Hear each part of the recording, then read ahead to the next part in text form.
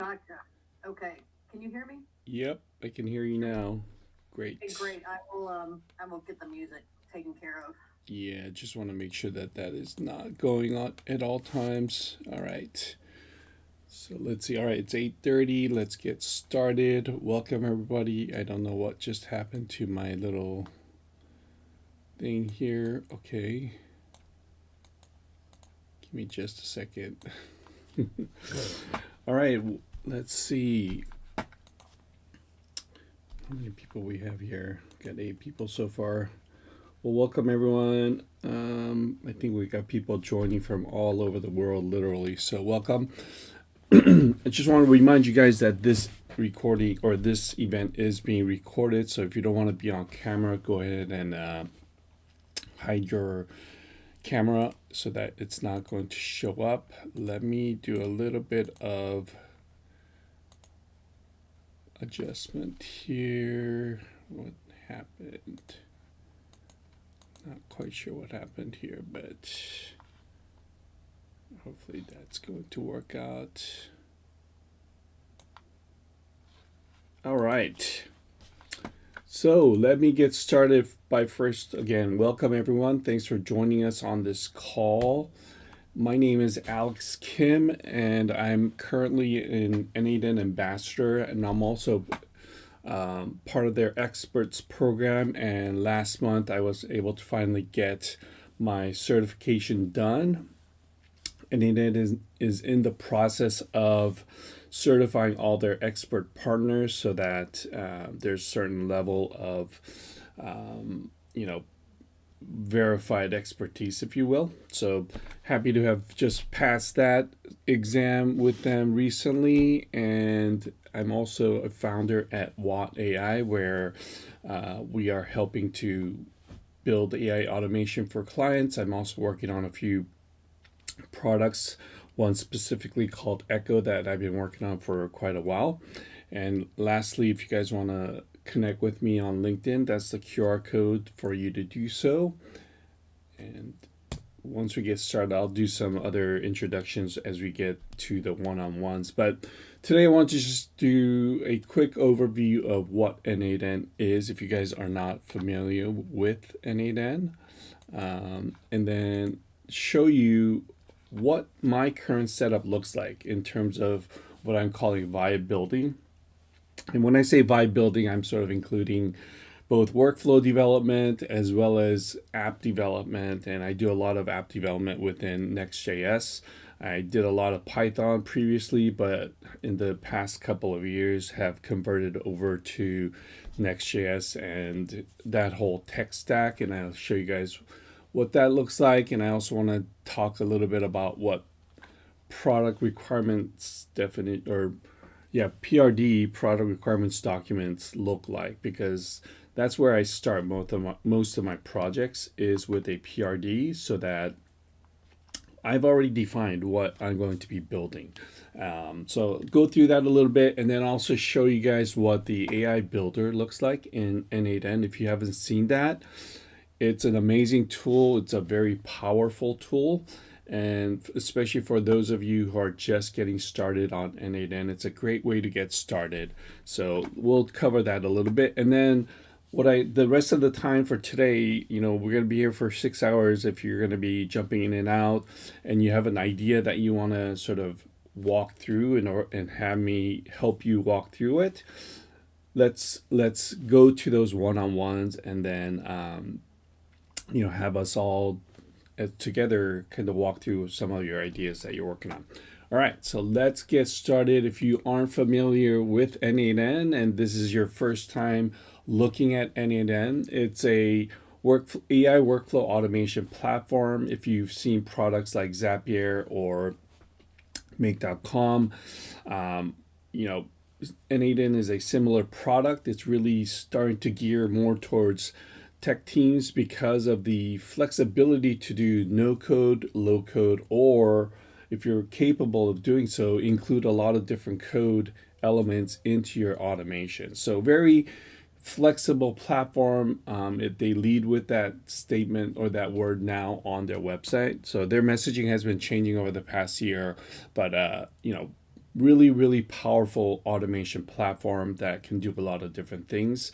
They've recently introduced the capability to turn this entire instance that you're working on into an MCP server if that's something you're familiar with and are comfortable doing. So that's n8n.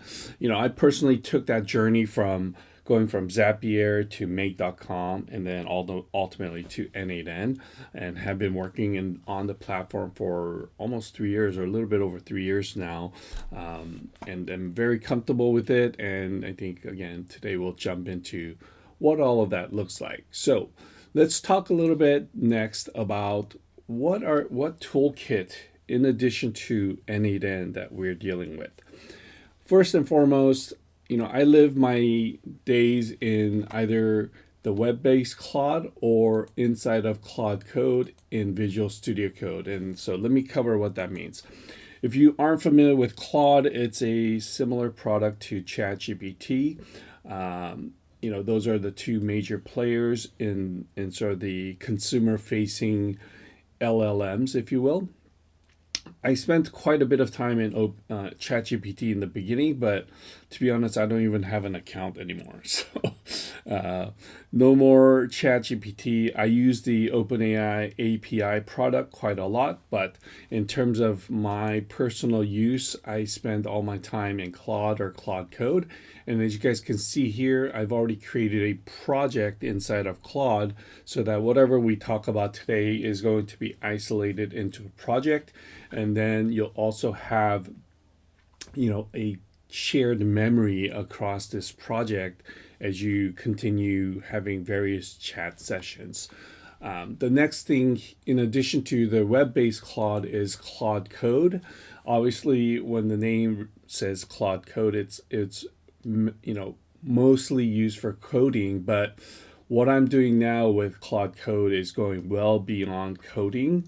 It's becoming sort of it's my kind of go-to place for anything sort of AI related that I'm doing. And you guys will see that as we go along for today. And you can see here, I've customized my Claude Code quite a bit. Just looking at the status line here, you guys can see that I have a lot of different information here. I've got, my GitHub information. I've got my agents and skills listed here. I've got my MCP servers that I've already connected listed here. You can see my token usage for Claude Code. So I'm obviously on the Claude Max account, which is $200 a month. But you guys can see here, just even in December, I went well over $360 in total token use, and today's January 4th, and I've already spent $230 in tokens. So in 4 days, I've already exceeded my $200 a month usage here. All right, so those are the two primary tools, and in addition to n8n, this is the cloud version of n8n. If you aren't familiar with, this is the first place you'll really get started in terms of n8n. You'll get a free 14-day account and help you get started without having to deal with any hosting or things like that, right? Where you can self-host n8n. That's one of the actually huge advantages that n8n has over any of the other platforms, is that if you wanted more security and control over the platform, you can definitely self-host it. I personally self-host a lot of my n8n instances on Hetzner, but for today I'm going to work with my cloud account because that's where I typically do all my tutorials. So this is the n8n interface. We'll jump into this a little bit later on, and then so we'll hopefully get some actual workflows built with you guys today. All right, so let's see, that's my sort of high level setup for me to build different products. I'll jump into a little bit about agents later on today, where I have a lot of really interesting agents already set up. Some are built by myself, some are using other platforms or scaffolding platforms that I'm using inside of Claude Code. So we'll jump into that, but let me take a break here and see from today's list of attendees, do you guys have an idea that you'd want to work on for today? General yes, no, maybe so. Anybody? Otherwise, I will keep going. Alex, feel free to jump in. Sorry, I'm trying to find the chat. I have created my first flow using your flow generator. Oh, really? Nice. Yes. Awesome. I'm very interested. I have not tested it yet. I have just got it all imported into n8n. Was this the AI builder in n8n or the n8n MCP? No, it was your Claude, the one you okay. the one you shared with us, Yep. the one in Claude. Yep. So I built a basic virtual assistant. Awesome. So I'll see how that's working. I'm most interested in making sure I've got your generator set up correctly in Claude, that everything's okay there. So that's what I'm working on at the moment. That is awesome. Okay. That's pretty, I think, a bit more advanced than what some people might be doing right now, but definitely something we want to jump into for today. What Alex is talking about is this GitHub repository, guys, where with the, if I jump in here real quick. So when you first try and start a workflow in n8n, and if you are on the cloud version of n8n, you're now going to see two options as you get started. One is just adding your first node, but the other one here is a button that says build with AI. And on the cloud account for n8n, you now have a AI builder that can help you build your workflow. So especially when you're getting started and you have an idea that you want to build, you can just come here and have the AI help you and guide you through the whole process. It's a really, really well-defined tool. It does a great job at building workflows. The only challenge with this is that it has a smaller context window. And if you aren't familiar with what that term means, is the sort of the scale of information it can handle as it's building these workflows. So it's a smaller context window versus if you were to use Claude Code, it has a much longer context window. It has a much better memory handling capability. So that's the one sort of limitation I think n8n is working on, increasing that context window. But outside of all that, it's an amazing tool for you to help you build workflows without having to really know anything about n8n. You just need to know what it is you want to build, and this is where the product requirements document comes in. I'm echoing somewhere. Let me see where.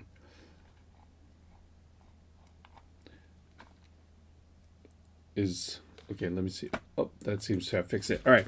So as I was saying, this is a really great tool for you to help you get started. And the most important thing, though, is going back to the product requirements document. If you haven't heard that term before, or PRD, it's really just a plan of what is it you want to build, why do you want to build it, and who do you want to build it for. That's really what it is, right? It's a high-level initial plan, well, more than high level, but it's an initial plan so that you can understand what, the who, and the why of what you want to build. And you can get very detailed with it, or you can start with something very simple. But then when you start bringing that PRD to the AI builders, whether it's inside of n8n or something else, it really will sort of expand upon that and start to build from there. All right, so so that's what a product requirements document is. So maybe again, let's take a moment to see if you guys have in the chat, maybe throw up an idea that you want to work with, and we can start actually building from there. Oh, why is that? So you guys want to someone want to throw up an idea? Otherwise, I have something that I want to be building on today.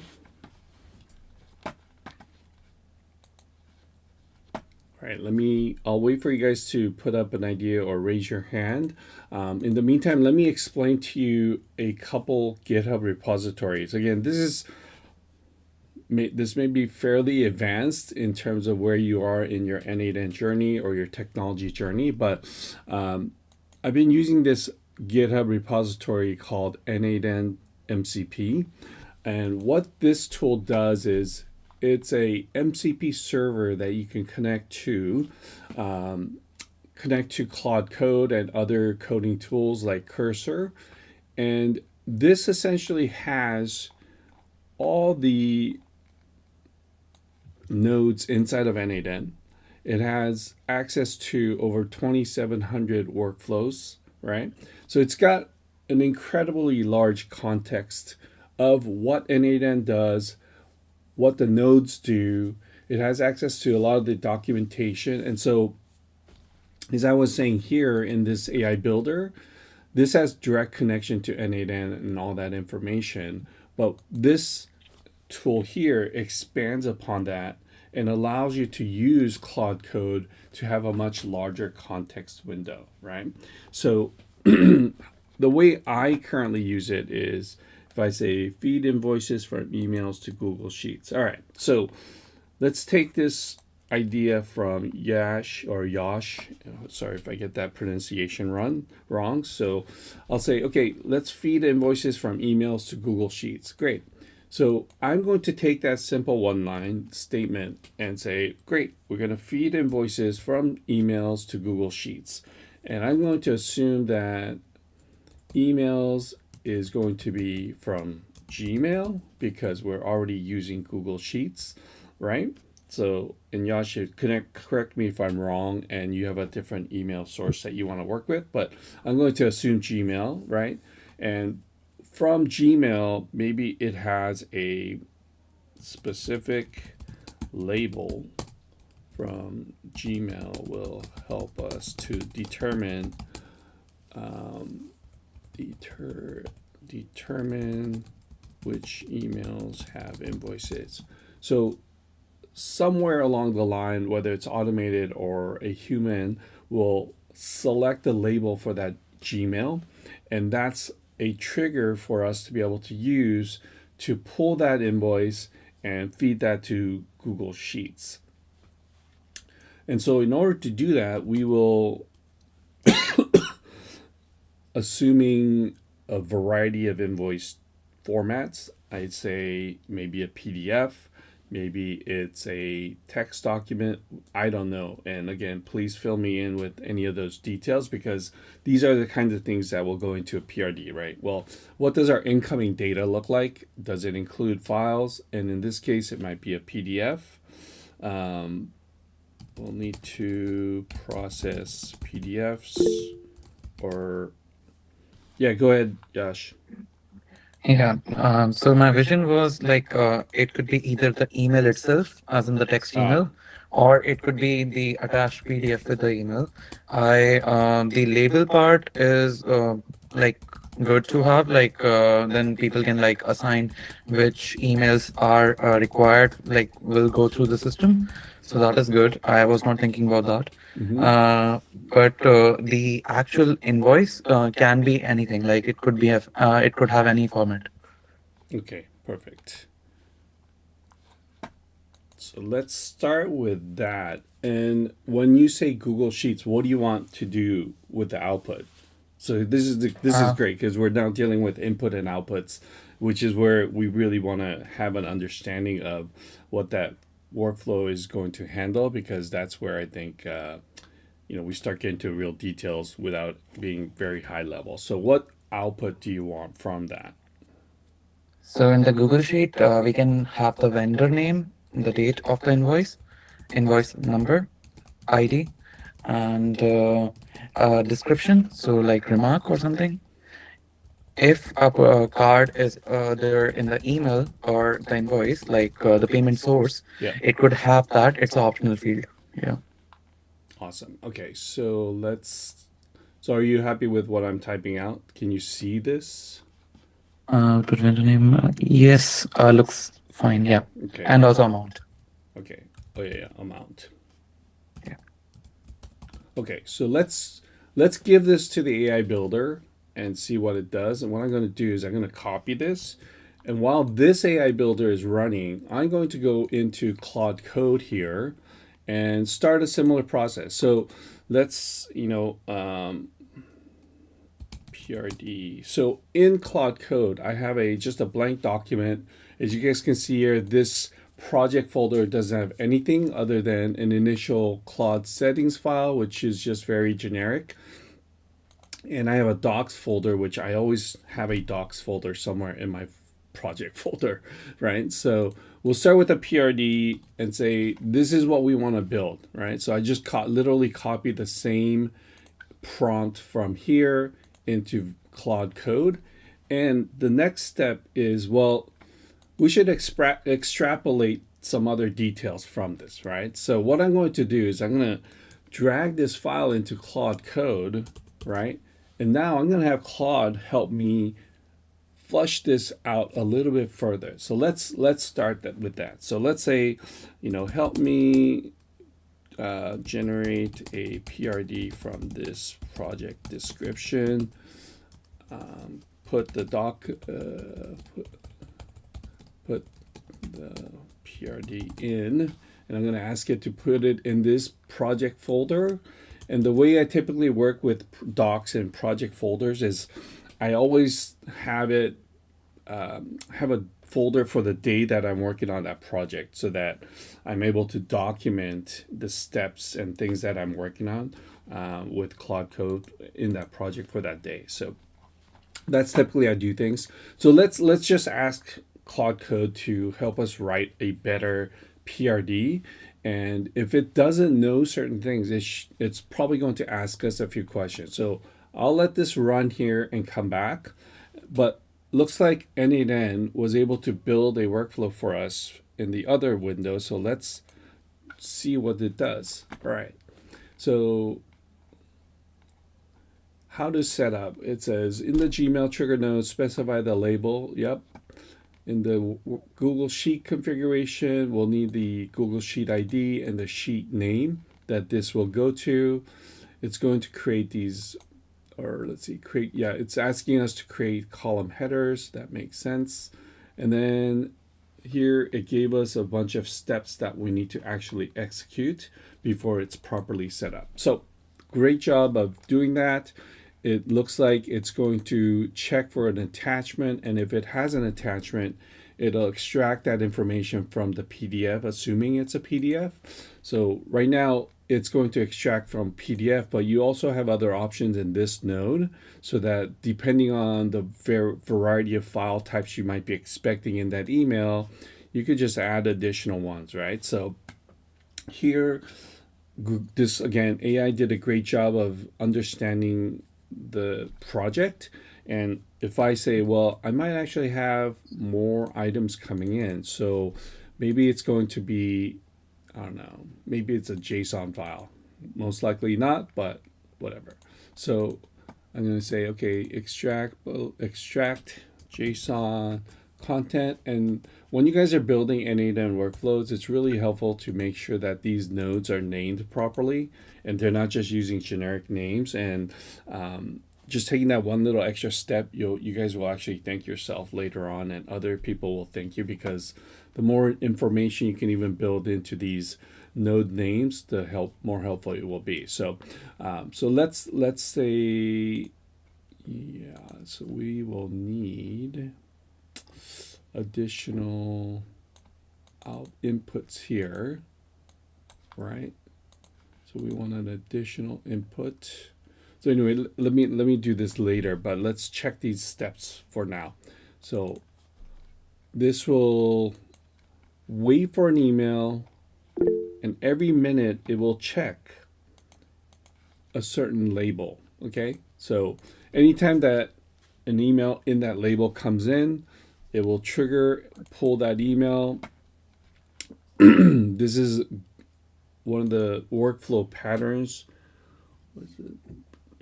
what is the best? I think just being very descriptive, right? So name the node based on the function that it's working on, and the, here in this case, what kind of content, right? Especially when you have a node that has variety of operations in here, you want to make sure that it's named properly, so that even just by looking at it, you know what it's going to be working on. So, all right. So when you are working on a workflow, and I'm glad the AI Builder did this, typically you have a trigger here, right? And in this case, this is a email trigger or Gmail trigger. And then the next node will be some sort of a set content node. And so if I go here and say, pull this edit fields or set node, you guys can see here, this is the same node. All right. So what's happening here is that as this trigger occurs, it is sending in some information. We are getting information from the outside, right? And then we're going to capture that information, right? So that we have it available. And then here, this is some sort of a settings node, right? It's going to define, in this case, the Google Sheet ID and the sheet name, right? And then also it's going to take in all the input from this node and basically say, this is information I have available for the rest of the workflow, right? So that's what's happening here. We're doing an if statement, right? It says, does the incoming information, is there an attachment, right? So we're looking for a binary file. And if it's empty, then it'll go and process the content of the email, right? And then it'll merge that information, and now we have an AI agent that was built for us to process that email. Okay, so if I open this up, we should have some sort of a system and user message. So the user message is coming in from the previous node. That's the email content, right? And what does that mean? We are either going to extract information from the PDF, or we're going to use the body of the email. We're going to merge all of that together into a single set of information. And here you can see this is a JavaScript expression, which you will be using all over the place in n8n. If you aren't familiar with what an expression is, don't get alarmed, because that's where Claude or ChatGPT will really help you figure that out. All right. So what this is saying is that, hey, the user message for this AI agent will be coming in from this text field from the previous node. So expect some information. And if we expand this, let's see what the system message looks like. It says, you're an invoice data extraction assistant. Yep. Your task is to identify and extract the vendor supplier name. This is amazing, right? So you guys didn't even have to write your own system prompt, because the AI builder helped you do that. So this is the user message, is the user prompt that you would typically write into Claude or ChatGPT. But this system message is telling the AI agent what it should be doing with that user message. And so typically when you have an AI agent, you're always going to have a pair of a user and system message so that they can coordinate together. All right. So then the next thing you need to do is pick the model that you want to use, right? So in this case, we're going to use OpenAI, and right now I would actually use a better model. We'll go to GPT-5 Mini, okay? And with the OpenAI node, if you aren't familiar, there's some additional capabilities, right? So now you can actually add web search to the OpenAI chat model node if that was part of the function that you needed for your AI agent. But in this case, we're not going to do that. This AI agent is just going to pull information out from the incoming email and help us to structure this so that it's prepared for the Google Sheet. Sorry. So what is the output parser? Okay. So when you're dealing with AI agents or AI in general, the outputs can be very, what's the word I'm looking for? It could, it can change from one execution to another, right? And so what you want to provide the AI agent here is you want to say, I require a specific output format when you give me a response from this execution. Okay. So in this case, right? So we now, once you turn that on, it'll provide you this last option for output parser. So when I open this, now we have a example JSON format, right? Where the output should not be straying from this format at all. It will always use this format. So we have a vendor name, invoice, number, date, description, amount, currency, and notes. And Yash, if you want to add more items here, you just add it to this JSON. Or if you aren't familiar with writing JSON format, you just say, hey, Claude, right? So I will copy this and come into Claude and say, help me add the following to this JSON. Vendor name, vendor URL, vendor phone. Okay, let's just use those two examples. So again, it's, if you aren't familiar with writing JSON, no problem, because this is where Claude and Claude Code come in. So great, now we have vendor URL and vendor phone, and let's use, so I will copy this and come back here and just overwrite all of this. So we can just put in a dummy URL here and a phone number format. I'm going to use dashes. So the better examples you can give the LLM, the more consistent outputs you will be getting from that LLM. So this is what the purpose of this structured output parser is telling the AI or the LLM, you must output it in this format. And that's what's happening. All right. So that means that when this AI agent is done, it's going to be structured in this format. And now hopefully you have a sheet ready with those columns, right? In this case, we need to add 2 more columns, but this is where the instructions are coming in from. And so once you have a sheet, it's ready to go, right? So Yash, like pretty quickly, we now have a, ready to go workflow. Alex, you're right. The other thing you guys should be looking at in terms of starting points in addition to the AI builder is the template section or the workflows section on n8n. So if I come in here and I search for Gmail, you can now see there are over 1,400 templates for you to use. Most of them are free. I would say 95% of them are free. And so if I come in here, let's say, let's use invoice. Let's see what we get. Yeah, perfect. So here we have, the same idea, Yash, that you probably had. And if I come in here and look at this, let's see what the actual workflow looks like. Yeah, pretty similar, right? So it's checking for has attachment.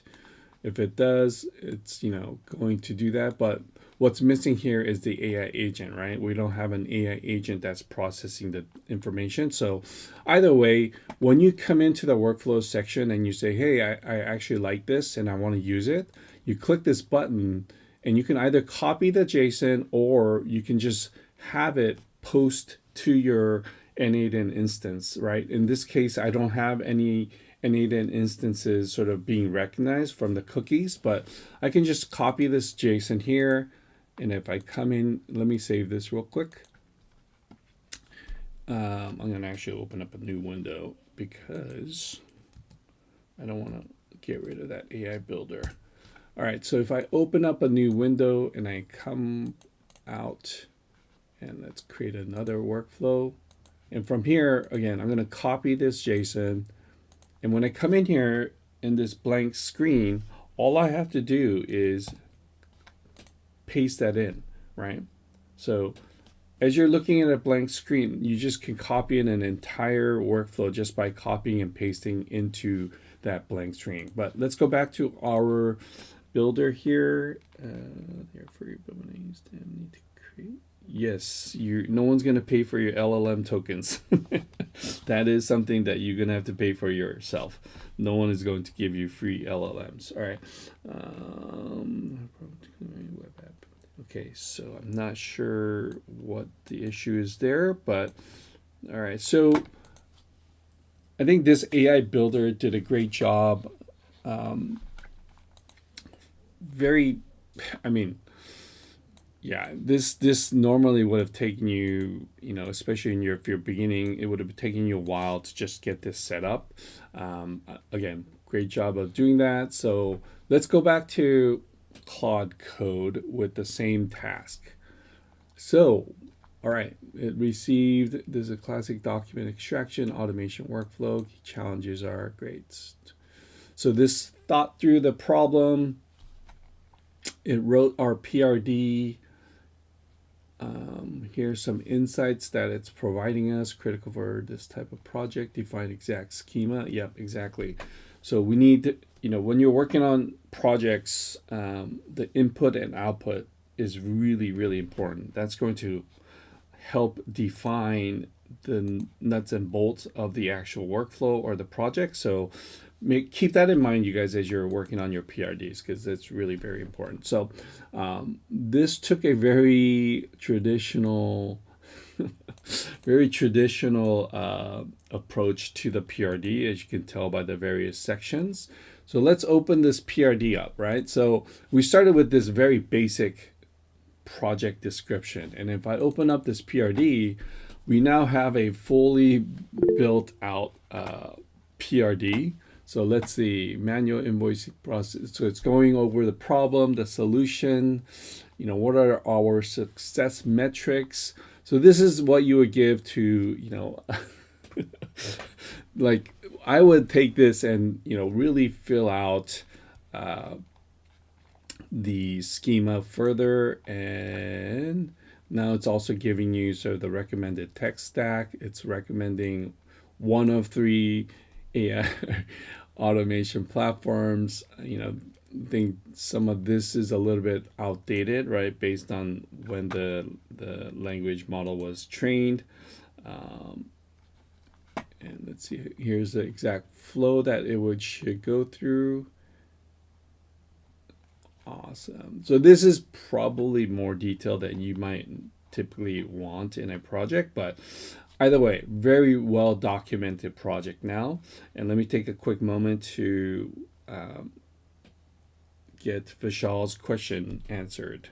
Or Vishal, go ahead. Hi, Mr. Alex. I believe I am audible. I just wanted to have a quick doubt on implementing a system like n8n into an organization's current ongoing working process, because I had tried few other alternatives. Now, what happened is, uh, in between, I'm not sure if they were stable or not, but they stopped their services in between, and this this really impacted my image in implementing new AI based models or new such software solutions into an traditional ongoing business. So is that a thing that you have a backup on, or is there a provision that we can have a local running of these projects or these solutions as a Yeah. backup? Any basically like any backup is available or not? Yeah, so you can definitely run n8n locally. I can talk about self-host in a little bit. Let's get through this PRD, and then I'll come back to your question, Vishal. Okay.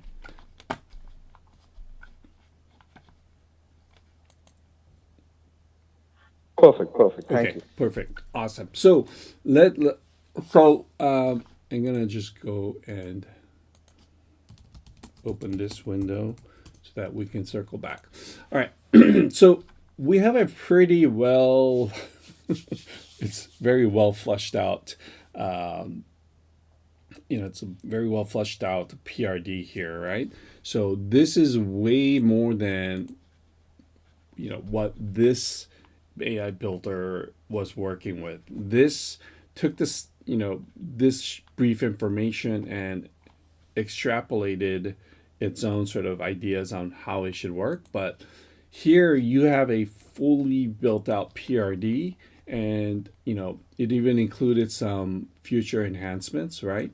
So the next step here is, okay, well, let's actually go through this, and does it cover all the things that I would want in this workflow? Okay, so I'm not going to touch the PRD, but the next step I would go through here is, well, can you actually build this for me? And so here, instead of using this AI builder, I'm going to show you guys how this AI builder called the n8n MCP performs inside of Claude Code. So I'm going to now trigger this agent, right? And here I have this n8n Workflow Architect agent. And before I do that, let me show you guys what this agent actually is. So if I go to this n8n Workflow Architect and I show you guys what this agent is doing, you can see here it has a very extensive, oh gosh, it's not allowing me to show you. Let me see if I can open an editor. Okay, so you can see here that this is a very well-established agent inside of Claude Code, and it's going to do a lot of different things. I'm not going to go through these in by detail, but this is kind of like every single step that you would need to go through in building an n8n workflow. Let me try to get to the end here so that I can get out of this. Not exactly sure where the end is. Come on. So I'm going to trigger this agent here for this PRD and see how it builds the workflow compared to the AI builder in n8n. So give me a second while I get through the bottom of this. Come on. I might actually have to just, you know what? I'm going to terminate this real quick and I'll come back. So open up Claude Code again.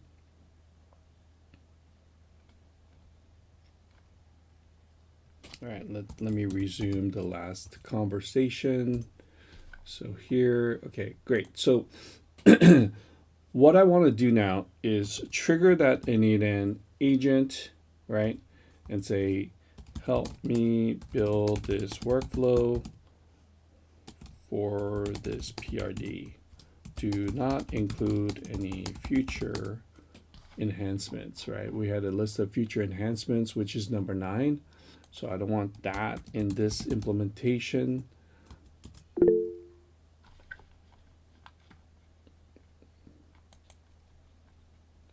All right, so let's go ahead and just do that. Ask me any clarifying questions before you get started. Okay. So here in this AI builder, guys, there really isn't a lot of back and forth before it actually creates the workflow itself. It's just going to get started based on the input, right? Initial input. And then once it's done, you can have some interaction with it. But here, because we're inside of Claude Code, we can have a little bit more interaction. So what you can see here is happening is it has triggered the agent, and now we have a sub workflow that is going through the PRD and running through its instruction set.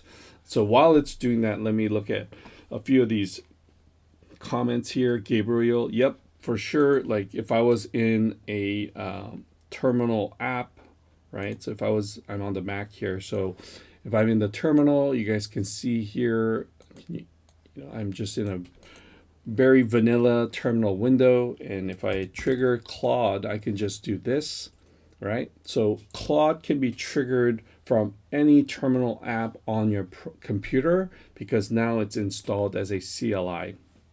right? Or a command level interface. I think that's what it stands for. But as you guys can tell, I live inside of Visual Studio Code. That's my place. That's where I like to work on things. Because I'm also building Next.js apps. This is where I work. It's my repository interface, etc. So this is where I live and breathe most of my days. And Rajesh, yes, I will try to zoom in. Is that better, guys? Does that help?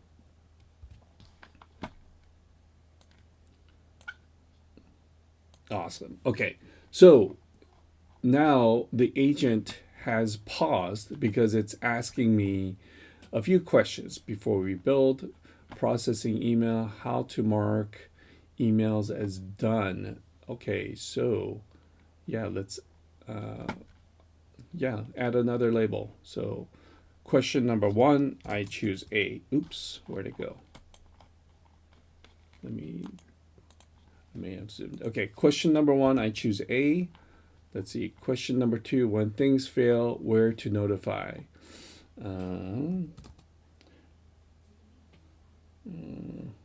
Yash, do you use Slack or Discord? I typically do Discord. Let's do Discord. Yeah. Okay, Discord. Number 2, which to use for parsing invoices? We will go with OpenAI. Number By the 4. way, quick question. Yeah.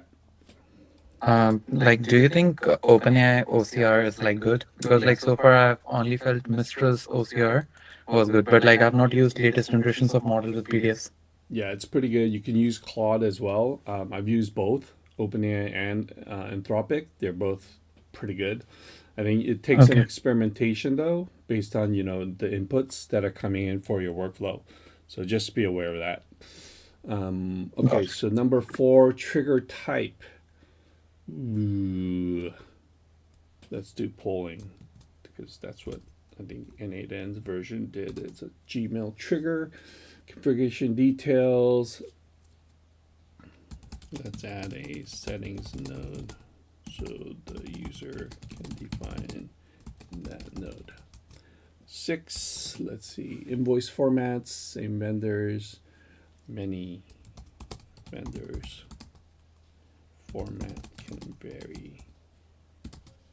Allow for more formats. Okay. So hopefully you guys can see how the difference here is being able to actually have Claude walk you through some questions before it starts to build, because these are great questions. These are things that you may or may not have thought about, but things that should be thought of as you're building, and also setting up for some of those future enhancements, right? Because in this case, we didn't modify any of the future enhancements, but if we did, we want to actually be ready and build the right foundation for enhancements, right? For improving upon this workflow, if that was the case, right? Most of the times it might be a simple workflow, but especially if you're inside of a business, whether it's your own business or you work for a company, typically when you start building these things, they're going to be part of a entire solution, not just a one workflow and be done, right? You're going to build a system that now starts to integrate and coordinate across various silos of data and different departments, etc. And yes, it is actually going to be available. I'm also currently live streaming on YouTube and TikTok, so if you guys want to join there as well, you're welcome to. I think the YouTube video will probably be there. These are my 2 YouTube and TikTok handles, so you guys can join there. But yeah, I will make this recording available because this is an official n8n event, so this will be available. All right, duplicate handling, check invoice number and sheet. We want create UUID for each entry in Google Sheets for unique values. Okay, so if you guys aren't familiar with a UUID is, it's a standard format of I forgot how many characters in that string, but it's a standard format to create unique items. So rather than just using a sheet number in Google Sheets, we'll actually create a specific number so that you can always track the data for that invoice, right, as it's entered. So typically, when, especially if you're using larger database and data sets, you're going to use a UUID for the unique value so that you can always track that information. All right, so low confidence that when OCR isn't sure. Okay, let's add a human in the loop. Human in the loop, HITL. A human in the loop is a pause in the workflow and notification via Discord and wait for approval. Okay, so what that's going to do is it's going to stop the workflow and say, hey, something is here that I am not familiar with or don't know what to do with. And it will pause it and wait for you to submit some sort of information, whether it's approval or disapproval, so that it can, either stop or continue with the steps. Actually, you know what? Let me do this.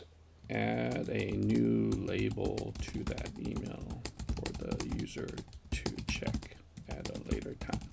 So let's not do the human in the loop. That might get too complicated for this step. All right, so I think those were the questions it asked. So we'll submit and let that run. Okay, and yeah, I think that's the right zoom level for you guys. If you guys want it larger, just let me know. Okay, so let's let this agent run and we'll see what comes back. And then we'll go back here and see, create credentials. Okay, so one of the things that you have to do in n8n is set up credentials. What are credentials, right? So here, if I open this up, you guys can see I already have a credential for Google Sheets set up. So it's going to use that to get access to Google Sheets, okay? But looks like here I don't have Gmail set up because it says credentials for Gmail trigger are not set. And typically you will know because it shows you this little red triangle as a notification, and you can see I have no Gmail credentials. So if I say create new credentials, it's typically pretty standard, but if you don't know how to set up that credential, the docs for n8n credentials is really, really well written. So if I just click on open docs, you can see here I have all kinds of setup or credential documentation. So you just need to go through this step by step. All right, I'm not going to spend too much time because it is, well, I won't say straightforward, but well documented enough so that you can actually get this set up. And I'm not going to set this up right now because we will not actually do this for this count. All right, so Yash, I think this is a great starting point for you to be able to take this item and then, start to actually process some invoices, right? So this is step number one, but let me go ahead and do this. I'll download this into my download that, and if I come back to I don't think I could upload a file here, so let me see. Go to my downloads, Gmail extraction. Give me just a second, guys. And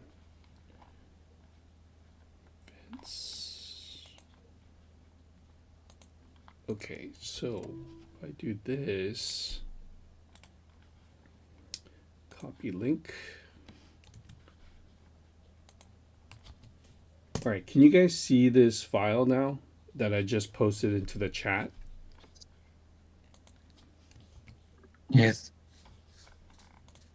Yes. Yeah, so that's the JSON from this workflow. So if you guys want to import that in, you're welcome to.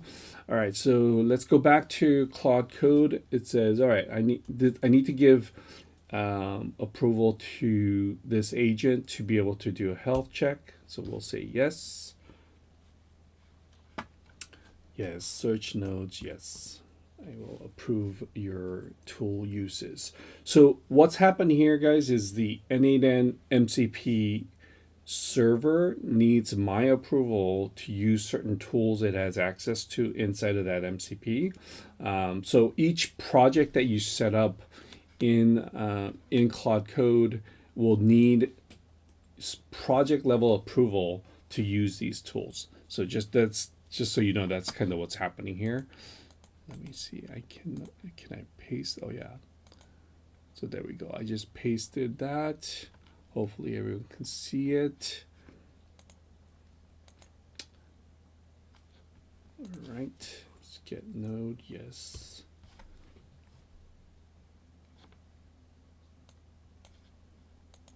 Yes. So I think what you're seeing here is probably what happened in the background here that you just weren't seeing. But obviously within Claude Code, you're going to see pretty much every step that it's taking, right? So there. Let's see. I'm quite interested to see what this comes back with. So let me go back up. I think someone had another project idea.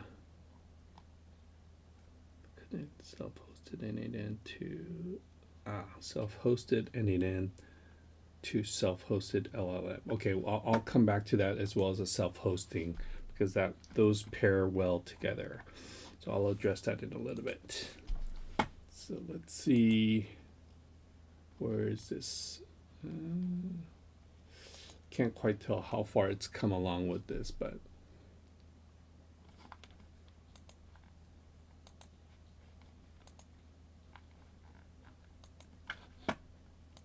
all right, so let's see. It has another question for me. Propose 18 nodes covering. Okay, final questions before building. Once you answer these are polling interval. Yeah, 5 minutes is good. This can also be changed once the workflows are actually built. Confidence threshold. Yeah, 70% is okay. It's okay for now. Discord, success on every invoice, or just both? I want all notifications to Discord. Yes, invoice summary, create new or use existing, create new. Okay. So let that run a little bit. And I think it should put it into this this document folder because it has memory for that document folder. So it should do that. Continue building. Yes, yes, yes. All right. Okay, while it's doing that, let me go back to the self-hosting question. As I was saying, n8n, one of the benefits of n8n is because it is a, what do they call it? It is a source available licensed software. You can actually download the entire code base and install it. But the way I personally self-host is through a platform called Coolify. So if I look up Coolify, what this does is it allows me to basically one-click install n8n plus other open source platforms, right? So if I go here on a self-hosted version of Coolify, which is something I also do, I can install this, and now from here, once I set up a server on Hetzner, or you can do Hostinger, etc. I think Hostinger even has a one-click install. Yeah, so I think this is something new that I saw, I think, in the past several months, is you can actually even one-click install n8n just straight from Hostinger. You don't even have to deal with Coolify. I have not used this before, guys, so just FYI, but I know that this product exists where if I pick my server and just click, install. Now you have a ready to go instance. This is self-hosted on a cloud VPS. If you have a requirement where it needs to be inside of your firewall, that's a different requirement, and that's where I think you might set up a server inside of your firewall somewhere, and then have the ability to do a Docker install of n8n, right? Yep. Okay, that's good to know. The Railway, I've seen Railway, but I have not used it. So, but here again, you can set up Coolify. There's some other platforms similar to Coolify where you can, one-click install. And if I showed you guys real quick what that looks like, wait, someone else had a comment. Okay, perfect. Oh, good. Hetzner. Yep. Right. So let me, for those of you who are not familiar with what Coolify looks like, so just a real quick, give me a second, guys. So this is the Coolify interface. If you guys can see my screen, you can see I'm in my Coolify environment, and I have, this Coolify instance running, right? So you can see the URL, etc. And whenever they have an update, I just come in here and pull the latest image and set that up, right? So let me shut this off. But the way I would install Coolify if I wanted a new instance is I'd go to Hetzner, set up a new server or whatever VPS service you're using, and I would add that server to the list of servers in Coolify, and I come into my project, and when I click on new, you guys can see here I have so many options. I could actually use this to be sort of a Vercel replacement if I want to host my own projects, right? Like Next.js apps or Python apps, right? I can do that, but I just need to search for n8n, and you can see here now I have 3 different options for n8n. I typically go with the Postgres version, so usually n8n installs with SQLite, which is a file-based database, versus setting up Postgres, which is sort of the next level up and next version of SQL database, right? If you have a requirement where you needed to set up additional queue mode or an advanced queue mode and have workers, what that means is, when you start to execute workflows in n8n, it's in order of execution. So there's a queue of executions, and by adding additional workers, you can sort of,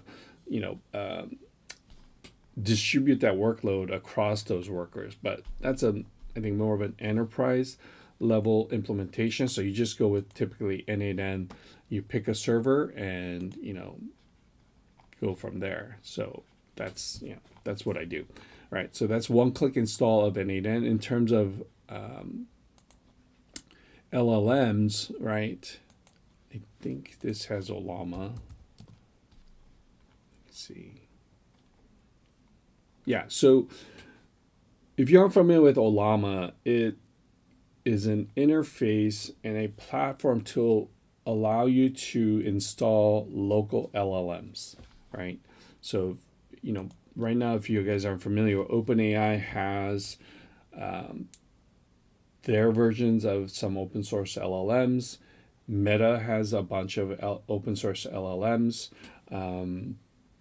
And there's a bunch of other flavors of open source LLMs. I think, OpenAI's open source LLM is close to their 3.5, I believe, is around the sort of the level of their open source. I can't remember. I don't use a lot of the open source tools at this time, so but I have played with them a bit. So I set up Olama locally and download some open source LLMs and interface with Olama directly. But if you wanted to interface with Olama on a local machine, whether it's your VPS or on your computer, you'd want a local version of n8n and Olama. And once you install Olama, you have a URL or an IP address for Olama to be able to enter that information into n8n. So hopefully, and Arn, that answered your questions regarding that. Yeah, thanks, Alex. This does indeed answer some of my questions. I did have two follow-up questions in chat that you just mentioned. Also, thanks for mentioning Coolify. What advantages does Coolify have over a Hetzner V server that is fully under my control? I would imagine that there might be GDPR issues if you run with a service where I don't know where it's hosted. Yes, so Coolify is I'm self-hosting Coolify, right? So if you're Okay, okay. if you're on Hetzner, for example, and you hosted your server in Helsinki, right? You're going to be okay in terms of GDPR because you're still in Europe, right? So I think Coolify is a interface to your servers as well as your software. Yeah. Okay, so it's just a tool for you to be able to control all these platforms that you need to deal with versus going in terminal level on the VPS and controlling them that way. Yeah. Basically, Coolify is self-hosted as well, and I could install it on my Hetzner V. That's how I use it. They do have a cloud version, but obviously I don't want that data on their cloud. So Exactly. That was my potential issue. Yeah. So mentioning this is cool. I'm going to check it out because I am running a JAMA model self-installed from this download place on the web, but it might be easier if I have a fixed package here that I can use. Yeah, I mean, look, in order for you to run Olama and some of the models, right, you have to have enough GPU power on these VPSs. So, for me personally, I run them on my local machine because my Mac has enough power to run some of these smaller open source models. But for you to have access to a VPS with enough power, it's actually going to be pretty expensive, to be honest.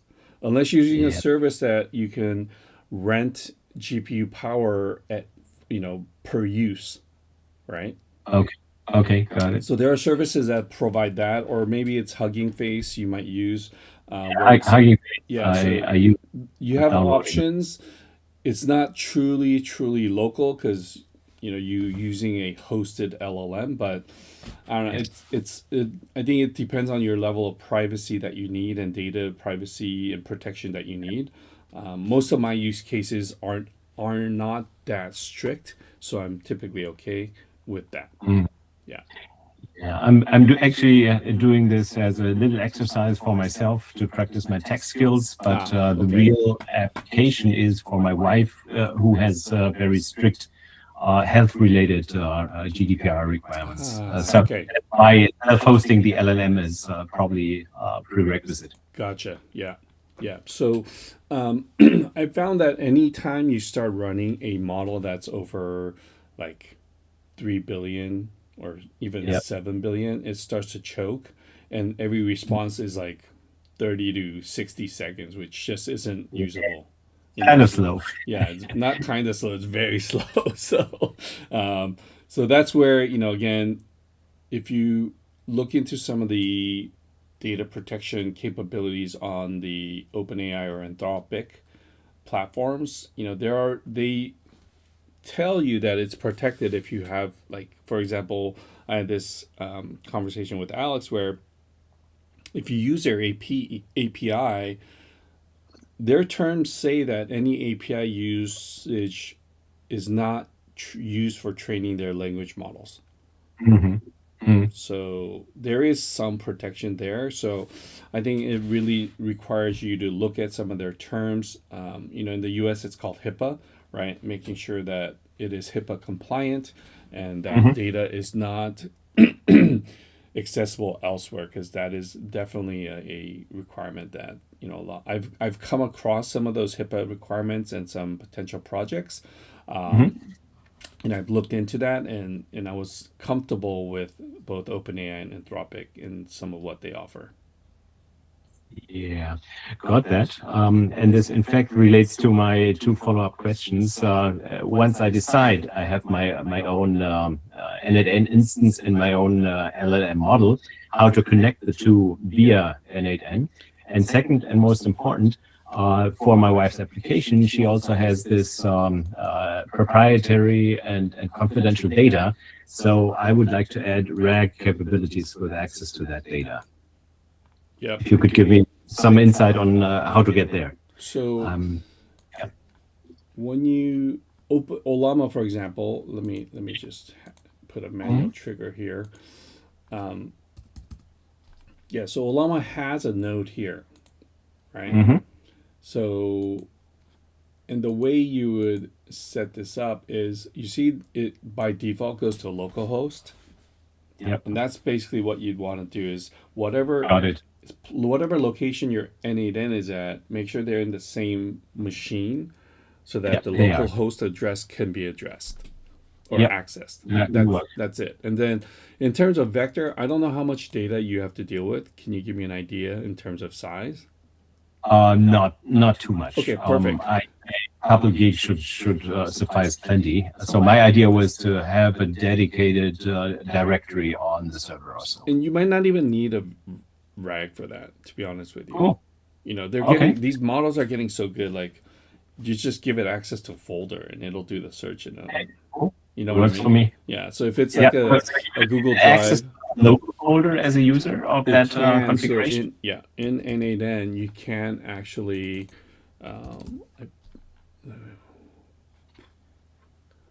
Let me search. I can't. Yeah. So I believe So you can read and write from disk. So Got it. Yeah. That's quite cool. Yeah. I love it. Okay. So hopefully that addresses your question. Plenty of ideas. So you can do a lot of stuff locally. Basically, that's what it comes down to. Perfect. Okay. And now the next decision will be, once I decide the LLM is simply too slow and I don't want to spend hundreds of dollars on running my own LLM, try to do it locally on a reasonably recent Mac. Okay. So a quick comment on Olama and my experience with that, guys, is that it's slow, right? And you have to be very, very specific and detailed with the instructions. Yeah. Like, it's great at doing like one thing from what I found. And I ran it for a certain output of content, and I ran it for weeks, and it did a great job, but it took forever to do that. Took a really, really long time. And I just literally ran it in the background for a long time. That's it. So was it Olama that was slow, or the model you were using? It's Olama is not the part that's slow. It's the model plus the machine that it's running on, right? And that's why I'm saying, Alex, where it uses, the larger the model, the more billions of whatever parameters it has to that model, the slower it's going to be. Okay, Soren, hopefully that helps you. Feel free to reach out if you have any more questions. Thank you so much, Alex. Okay, awesome. All right, Vishal, you had a question. Yeah, hi Alex. Thank you so much. The initial question that I had, it's been resolved by the clarification you just gave, and then Mr. Aaron, the question that he mentioned regarding the confidential data, that was my follow-up question. Yeah. So that is also clarified to an extent. I just wanted to know the flexibility or the ability of this particular platform to extract uh, text data from images. Is that key element that n8n is focusing on? Because that Yeah, might so be one of the main use case scenarios in my project. I think you have to look at n8n as a platform to do that, right? In order to, let's say, extract text from images, but that's not the actual tool that you're going to use, right? So here, if I wanted to go into OpenAI, I would analyze an image, right? So you're actually using OpenAI to analyze that image. It's not n8n that's analyzing the image, right? It's n8n that's going to process that function, right? Does that make sense? It's where the workflow is going to be set up, but the exact function of analyzing an image will be from some other node. In this case, OpenAI. I think Google or Gemini also has a image analysis, right? So analyze an image. So you've got a couple options. The third option that I've used before is Anthropic. If I go here, you can analyze an image here. So these are the three options in terms of analyzing that I've used before. There are other image analysis options inside of n8n that are available to you. You just come in here and just put analyze. Oops. Or let's put image. Right, so okay, maybe not. I thought we would get some sort of option for image. Looks like Olama has an image analysis as well. So you have a bunch of options in terms of image analysis, but you think of n8n as the platform to help you do that, but the actual capability comes from a specific node. One more follow-up question to this. Is it possible that we can refine these image analyzing parameters by setting up rules to strictly encode stating how to encode the image? Is that possible through n8n? Yeah, so that's where you're gonna really have to experiment with. So here, I would actually go to an AI agent versus versus a straight node here. And with this AI agent, I would actually give it, I would give it a very specific user message and system message combination, right? So if you have very specific requirements in analyzing that image, I would use this agent versus going straight into this, because you don't really have, a user and system message input for this. Does that make sense? Perfect. Yes. Yeah. Understood. Okay, cool. All right, so let's go to Nabil.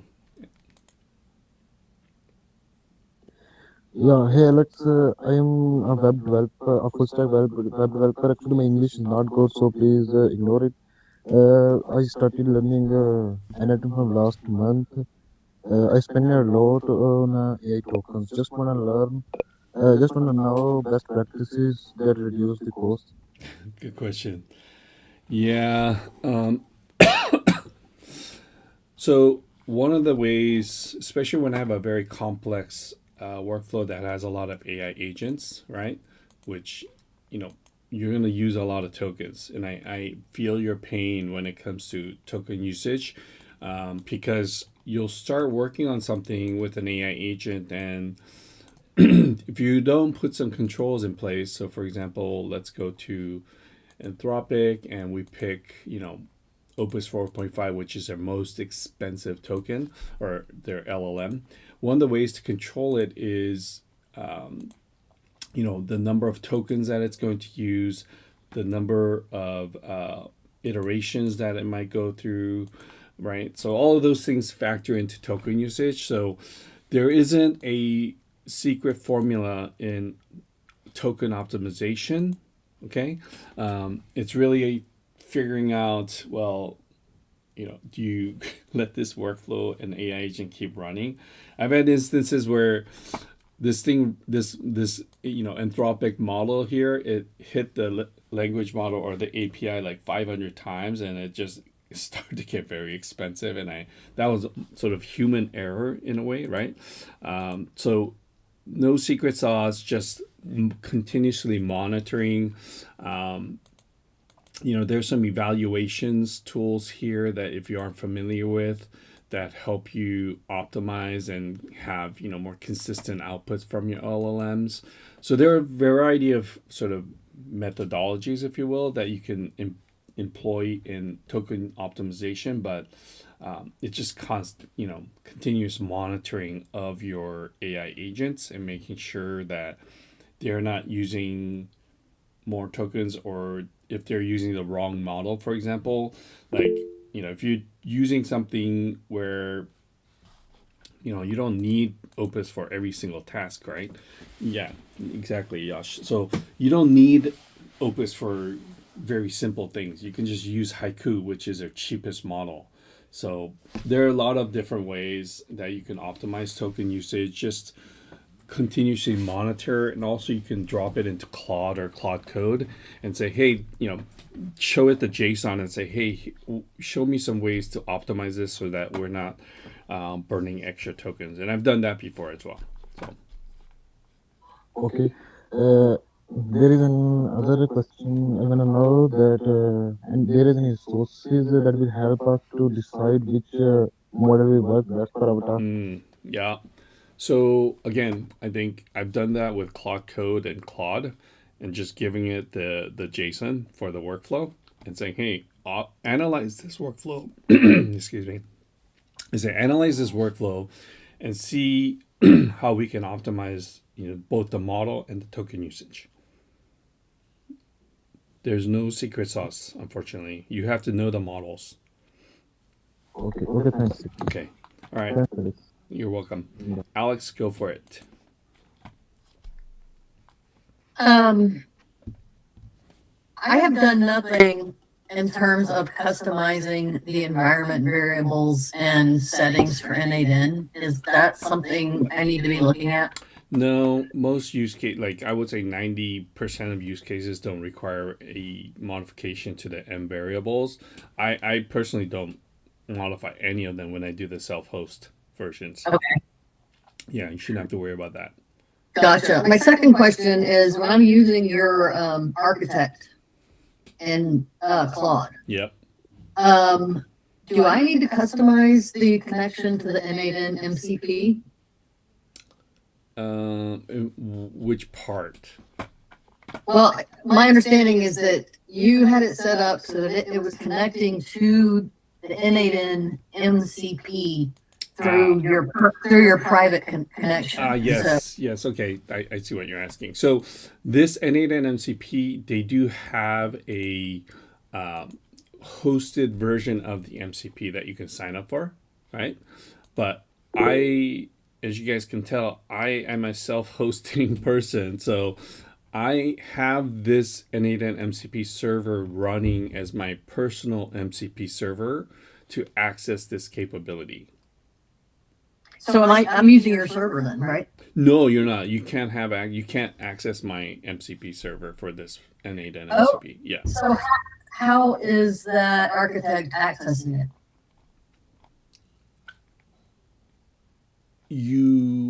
So when you set up, did you add the MCP into whatever Claude Code or whatever? No, I pulled in your file. Okay, so you're just inside of Claude Code. Yeah, I'm in Visual Studio. Yeah. Gotcha. Okay, so what's happening there is it's using just Claude, whatever model, Opus or Sonnet, whichever one you're on, and it's using the n8n instructions from that architect, but not actually accessing the n8n MCP server. No. Yeah. So Claude is actually pretty good without the n8n MCP server because it has the knowledge base, right? And every time I'm running these kinds of things, we're continuing to sort of make Claude more intelligent in a way, right? So what's happening with that? This agent that you're running in Claude Code, if you aren't connected to the n8n MCP server, it means it's just using Anthropic to process that. So how do I connect with that? Here, that's why I was showing you this here. This dashboard is to set. Yeah. Gotcha. So I set up an account and then You what? set up an account and then you have to add that MCP server to Claude Code. So you can see here my list of MCP servers. You see how n8n MCP Live is available as an MCP server. This is my version of this GitHub repository that I am self-hosting. Does that make Got it. sense? Yeah. Yeah. So set up an account and then I'll figure out how to do the MCP. Correct. Yeah, and it typically they give you the, whatever Cloud Code information, right? The how to add to Cloud Code or Cursor or whichever IDE you're using. Okay, gotcha. Yeah, maybe I'll ask you about the self-hosting sometime later. Yeah, you can just message me on School if you have more questions on it. Yeah, I'd be really curious about your Claude settings setup. This may not be the time and place, but I'd be curious. I mean, I can show you guys this system, this personal AI infrastructure system from Daniel Meisler. He is incredibly smart. Yeah, this guy set this up, and I've installed this inside of Claude, and it is a game changer. It is incredibly well done, and he just updated this to be more scalable and easier to install, and etc. He has a bunch of YouTube videos related to this Pi system. That's why you guys see. Can you drop that link in the chat? Yeah, absolutely. Great idea. Thanks, Alex. This is the Pi system. This is the n8n MCP server. All right, so definitely you guys will want to leverage that. Why isn't this allowing me to copy, paste? Yeah, this Pi infrastructure, guys, is really good. If you're using Cloud Code a lot or Cursor, highly recommend that you install Pi. That's why you guys can see here, my personal or my Pi version, I've named it Ren, and that's why you see here where even it, let me just take a quick moment to talk about this. Even inside of this new project for just this tutorials, call, you guys can see here, I don't have anything set up. There's no information here, right? So how did it know to use these MCP servers? How does it have access to these skills and agents? It's because Pi is the sort of the master repository for anything Cloud Code related. So regardless of what project I'm in, it's always going to use Pi, right? So now I have a single source for all the skills, agents, MCP servers that are going to be used within Cloud Code. So I don't have to replicate that information every single time. And also Pi has a sort of a memory optimization. You guys can see here, again, take some time to go through his videos and really understand what it is, but he calls it a scaffolding to basically handle tasks of any size, right? So here you guys can, sorry, I can't find the, but sorry, back to my comment here is that it's a single system for your entire use of Cloud Code, right? So you don't have to think about like, oh, I forgot to bring this MCP server or this agent over to this new project. No, it's a single place for all that data. It has, a memory and context optimization built in.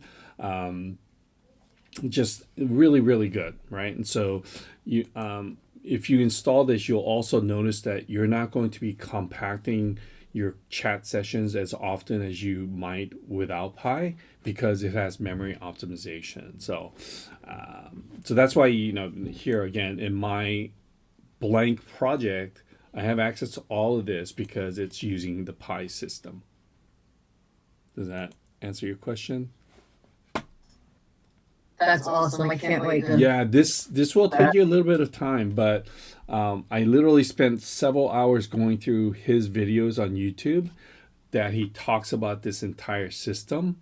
And with this December update, he has made it a lot easier to use. And once you install it, you might see some errors and things like that. But regardless of those errors, you just inside of Cloud Code, you show Claude those errors, and it'll help you fix them. And that's basically what I did. But I'm super happy that I came upon this. I think it was Heiko from the community who turned me on to this. It is a game changer, and it's a way where it has access to so many different capabilities, and you're not even thinking about it, right? And so it's become kind of my second brain platform in addition to all the other things that it can do.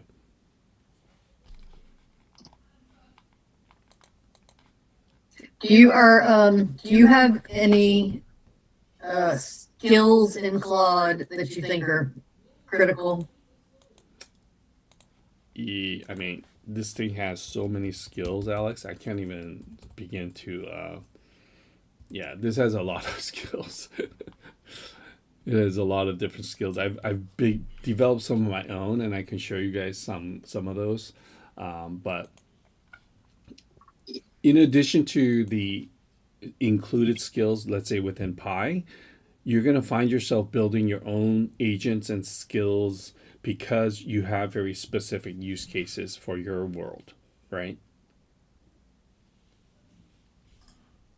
Does that make sense? Yeah. So, so take some time to explore this as well as this n8n MCP, because especially if you're going to do more n8n, it's going to change your life. Thank you much. Awesome. All right, Heba, go for it. Yeah, hello. Hi. Hello. Can you hear me? Yes. Okay, perfect. I do have a bit more of a complicated project, so I would really appreciate having the opportunity to ask multiple questions, if I may. Sure. The first one, when it comes to what is the best way in n8n to expose one webhook endpoint that routes multiple actions regarding generating, for example, regenerating, approving, etc. Yep. So before you go to your next question, let me address that, right? Because that is a workflow pattern that I use myself. So if I come in here and let me just remove these for now. So what you're asking is, well, if I have a webhook, which is one of the ways you can trigger a workflow, right? So I have a webhook, it's going to give you a custom webhook address, and you have a bunch of these methods, right? So depending on your use case, basically you can use this webhook trigger to create a CRUD interface for your workflow, if you understand what that means. So if I say allow multiple HTTP methods, okay, and I say, well, I want a get post, I want a delete, I want a patch, and I want a put. So typically we just use a post, right? But if your use case required it, you could actually use a single webhook address for multiple HTTP methods, okay?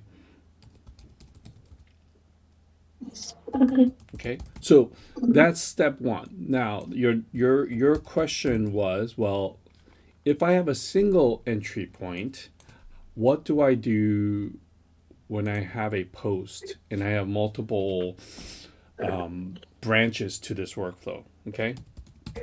Yes. So this is where your switch comes in. So you have, you have multiple routes, okay?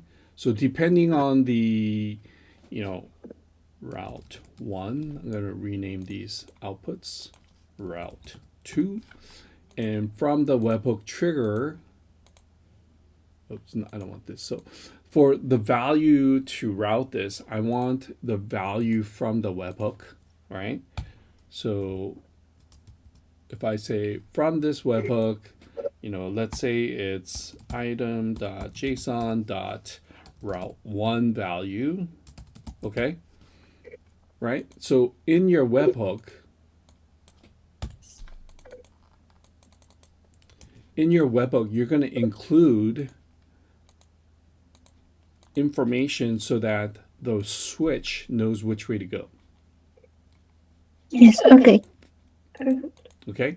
So I want this to be route 1. I want this to be route 2. So if I look at this, sorry, let me make this a single so that it's less confusing and make this a post. Okay, so I have a post webhook. It comes into this switch. I'm going to add a set node here so that we follow our settings workflow pattern. Right, so I want all the other fields. This is going to be route switch. And I can actually just set this right where I want it to, oh gosh, I keep doing that. I want this value to be an expression.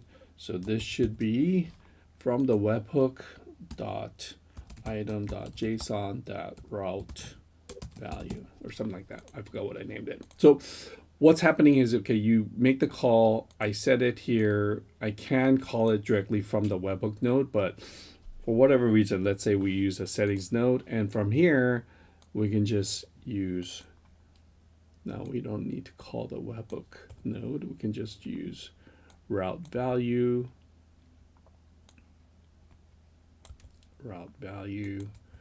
So depending on what that value is, it will now go to a branch in your workflow.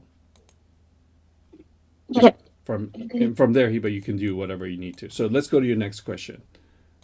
Okay, for the next question, when it comes to what are the best plays for a front-end app to pull or receive status updates from n8n? Yep, next question. Okay, so I'm going to assume you have an API endpoint, right? So your app now, once it's done, it's whatever thing in here in the middle, right? Once it's done, you might have another, whatever. There's two ways you can do this. You can respond to the webhook, or I typically just make sure that my app has an API endpoint to receive data back to my app from the n8n workflow. Does that make sense? Yes. Yeah, so you're going to have some sort of payload here. Let me just add another set node, right? So we'll name this workflow payload, okay? So you can have a bunch of data here, whatever that data is from this workflow, from this route 1, and you're going to send, right? So app API endpoint. So you're going to send data back to your app using an HTTP request with that data payload to whatever this URL is. Okay. Right. And so here in this body, it just might be, name is data payload, and it's coming in from, this previous node, and I'm just going to send the entire JSON, right? So, but you understand what I'm doing here, right? Yes. So whatever, here in this middle, we're going to have, let's say workflow nodes, right? So then we have some sort of an output, and then you're going to call your API endpoint on your app so that it can post the data payload or workflow payload to that app endpoint. Yep, got it. Okay, next question. What are the best patterns to retry or repair LLM's output if the structure is invalid? So, this is where I would actually use a code node. Great question. So here I would use a code node to validate the schema from this payload before it's sent to this endpoint. Okay. So, you're going to have a certain schema, right, that this API endpoint is expecting. Yes, Right? precisely. Yeah. So, and before it send it, I would actually use this code node to validate the payload from here before before it hits that HTTP node. Okay. Yep, I do believe that I got this point. Yes. Yeah. I think that would be the easiest way to do so. And again, obviously the details of this will depend on your payload and whatever workflow is in between this switch and the payload. But I think that's the way to do it, is make sure that you validate before you send over the data. Yep. Okay. Next question. Yeah. Do you recommend webhooks only or webhooks plus queue patterns for long tasks? Queue patterns? What do you mean by that? So it's like I'm waiting for a review to be approved, then the approval moves on to posting, for example, certain posts or something. So is it preferable to use different or queue webhooks? This is a tricky question on how to architect your workflow solution, because now you're really talking about a system, right? It's probably not just one workflow. It's a suite of workflows that are coordinating based on the function that workflow is addressing, right? So, you can now execute a sub workflow, right? Where maybe if you need a human in the loop, it's actually going to trigger this sub workflow, and you have another workflow that's just handling the human in the loop portion, right? And then going back to maybe this or another workflow once it receives that confirmation from the human in the loop. Does that make sense? So there's no one clear answer. I think it depends on your use case and the overall architecture of your solution, including your app. I have zero visibility into what your app looks like, but I think this is now a much larger architecture conversation, and thinking about optimizing both the data payloads, the workflow execution and the queuing of those, and the memory handling of that data within each of those workflows. Okay, yeah, got it. Moving on to one last question. When it comes to how should we handle the LLM failures so that the UI gets clean, human readable errors in that case? Yep. So this is where I think guardrails come in. You can, check for violations or check for, sanitization. So when you think about guardrails, it can occur both in front of and after the AI agent. So you clean the data going in and then clean the data or check for violations for the data coming out of that AI agent, right? So I think, again, this isn't a one answer, but it's a method in making sure that you have some of those guardrails in place. And I think that's what you're asking about. Yeah, precisely. Yeah. Thank you so much for So the input. it's I a really appreciate it. Yeah, for me, it's a combination of both the code node and the guardrails. With the guardrails, it's pretty darn good. Like, you can sanitize text, you can add all these guardrails. So, for example, personal information, I don't even have to think about it. I just select all, right? And here I'd say, well, I want you to check the incoming JSON, whatever it might be. Just make sure there's no PII in there, right? And I think, Arn, this is where you might actually be very interested in making sure that those guardrails are in place for whatever, LLM you end up using. Those AI agents are going to check before and after it processes the LLM execution. Yep, got it. Thank you. Any other questions? Nope, all good. Thank you so much. Great. All right, guys, let me take a moment to go back to, I think we've answered self-hosting, we've answered Coolify, we went and took some different paths in answering some of these questions, which are great questions. Let's go back to Claude Code and see what it ended up with, okay? So let's see, where did it create? Okay, Gmail.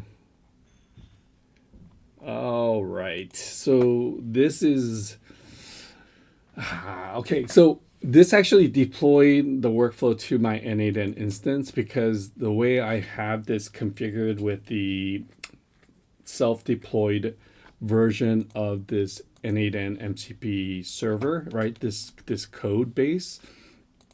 The way I've deployed it as a self-hosted version is I did give it access to my n8n. So this agent actually didn't give me the file. It actually just gave me it. It went and installed it. So let me open up that window and see what that looks like real quick, so I could show you guys inside of n8n directly and see what it did. You know, typically here, I'll put the JSON in. Let me give it this instruction while I open up my n8n instance.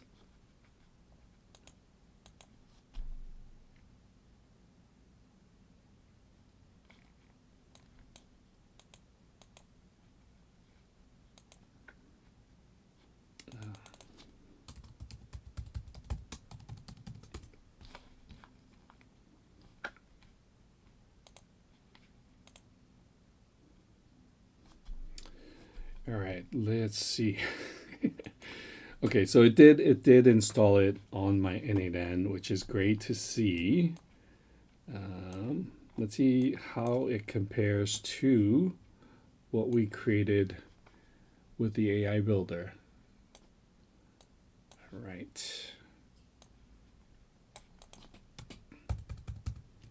So I am now in a self-hosted version of n8n. Let me just close this real quick. And we have the Gmail invoice to sheets. This looks a lot more complicated. I see a few errors already, right? Where you guys can see here, this added both a manual settings node as well as a Gmail trigger. So that is incorrect, right? Where we can't actually have that. So that is incorrect. Let's see, okay, check attachments is there. What type of resource? Here we have a switch. We just showed you what the switch looks like. So this now is routing based on whether this has a attachment or not, and is checking the multiple file formats, right? Where if you remember, I try to sort of start that process with this in terms of checking different file formats, but this AI agent actually already determined that for us, right? So it checks the file format, it extracts that, and uses a set node to get that information so it's available for future nodes in the workflow. This connector is incorrect, right? Where this should have 3 sources versus 2. So now we should connect it here. So it made an error there, which is not a major error. It uses the OpenAI node directly without an AI agent. So let's go look in here. See your invoice. Okay, what does this look like? Pretty simple. Here's the user message incoming. So we've got the incoming information from the previous nodes. It's telling it to extract this data. So you can see here, it's actually embedded the sample JSON for the output inside of the user message. Decided to use simplify. Okay, I will leave that. I think someone was asking about maximum or token controls. Here's where you can control some of that in terms of maximum number of tokens. So pretty good job actually putting in the system and user message. Hiba, here's a good example for you where it uses the code node to parse the response. Instead of using a output parser that I showed you guys in the AI agent, it decided to use a code node to do the parsing, and it's checking the confidence level. So setting it, okay. Here, let me go back to the settings node. So let me turn this off. This settings node should be right here after the Gmail trigger. So if I go back to this, we now should have access to the settings node, which it does. And if I open this up, so okay, it's got all the labels. We'll need to put the Google Sheet information in. confidence level is set at 70, which is what it was asking for as it was asking those clarifying questions, right? So if it's the right confidence level, it will now go to Google Sheets, add the label to that message, and send a Discord message. Okay, let's see, let's check the Discord message, what it's doing. All right, it's constructing the message from the previous nodes, which is good.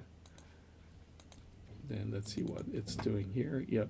So taking the Gmail trigger email ID, adding the label, and we won't have much here because we don't have an actual sheet created.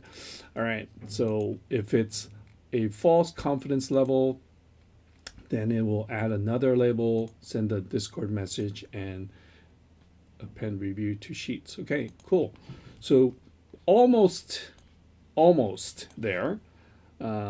The other part is that it did do more in terms of the functionality that we had requested, right? So it actually does handle more potential attachment formats for this email, and did a pretty good job of actually using the AI agent correctly with the parsing. So I don't know which version I like better.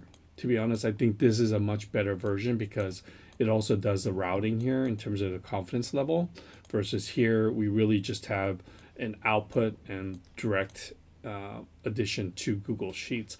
I'm sure we could run a few chat sessions here to continue to modify this, but this output here is based on the very detailed PRD that we went through here, and now we have the JSON here, right? So what I can do with this is I can just select all here, copy this, and go back to my tutorials page. And if I come into this blank screen and just paste this, here we go, we have this. Or now that we made some adjustments, let me just copy all of these nodes and bring this back into this interface so that we have it in one place. All right, cool. Is Yash still here? Let me see. Oh, he is here. So Yash, I think this is a pretty good set of versions or options for you in terms of that workflow that you had asked about. We have very different outputs from these two AI options that we've been working on. I'm actually pretty happy with both of them. So let me download this and make this available to you guys as well. Download. Josh, what do you think? I think it's a pretty good start. Yeah. I need to add some adjustments because I might be using like Telegram notifications instead of Discord. Also, we talked about the review by the man in the middle, like if there is a confidence level, like if it is less. So I might want to add that. So, but I think like I got a pretty good idea like how to do that. Yeah, I think it's for almost all the outputs from these AI agents. I don't think you want to just use it straight by itself, right? That's most of the times it's not going to be the case, where you do have to spend some time configuring it and updating it according to your specific use case. But as a starting point for that, I mean, it's pretty incredible. Yeah, for sure. Yeah. Thank you so much for like showing this workflow. You're welcome. All right. So let's see. So, all right, I'm just going back through some of the chat messages here. This is a backend the agent for block generation triggered by WordPress. Okay. So Hiba, I think you're asking about WordPress creation. This is where I've spent quite a lot of time building workflows, and I want to show you guys something. Where is it?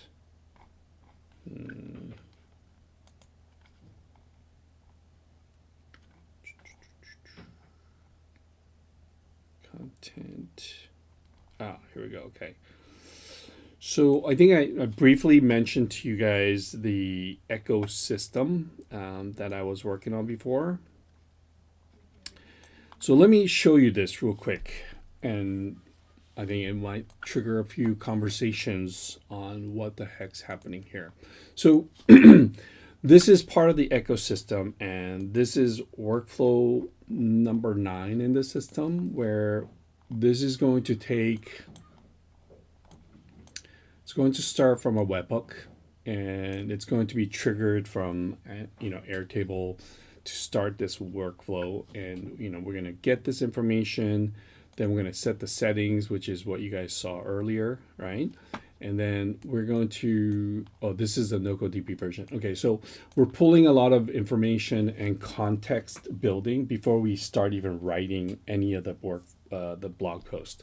So we're getting the audience profiles, we're getting the brand information, this, your messaging, your voice, your tagline, etc., etc. So again, this is all context building, and we're gonna get some information about what the blog post subject matter is. So we're gonna do some SERP and keyword research, and then we're gonna have a separate agent just to write the title, a separate agent to write the key takeaways, the introduction, the outline, the body, the actual writer, and conclusion. So a lot of stuff happening in this middle section. And then here we're going to have two other agents. It's going to put it all together, and then we have a final editor, and this is going to convert to Markdown, get some additional settings. We're going to create a Google Docs folder, put that article into a Google Doc and place it in there. Then we're going to create an image prompt based on that article. We're going to post this article on WordPress as a draft. I think this one right now is set to post, but then we're going to use a platform called Leonardo.ai to actually generate that featured image for the blog post. Download that image, upload it to Google Drive, update NocoDB, and then update the Google or the WordPress post with that image. And at the end of it all, you're going to have a single post that's posted onto WordPress as a draft with a featured image included. So Hiba, I think this is what you were asking about. Is that correct? Hopefully she's still here. Yeah, she's still here.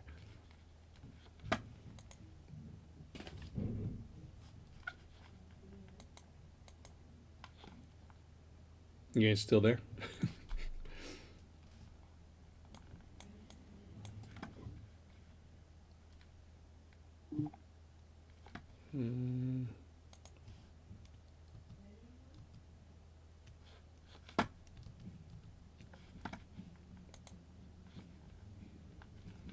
This is still working, right? Okay. So how much of this did you auto-generate? Oh, none of this is auto-generated. This is before I had access to the n8n MCP stuff.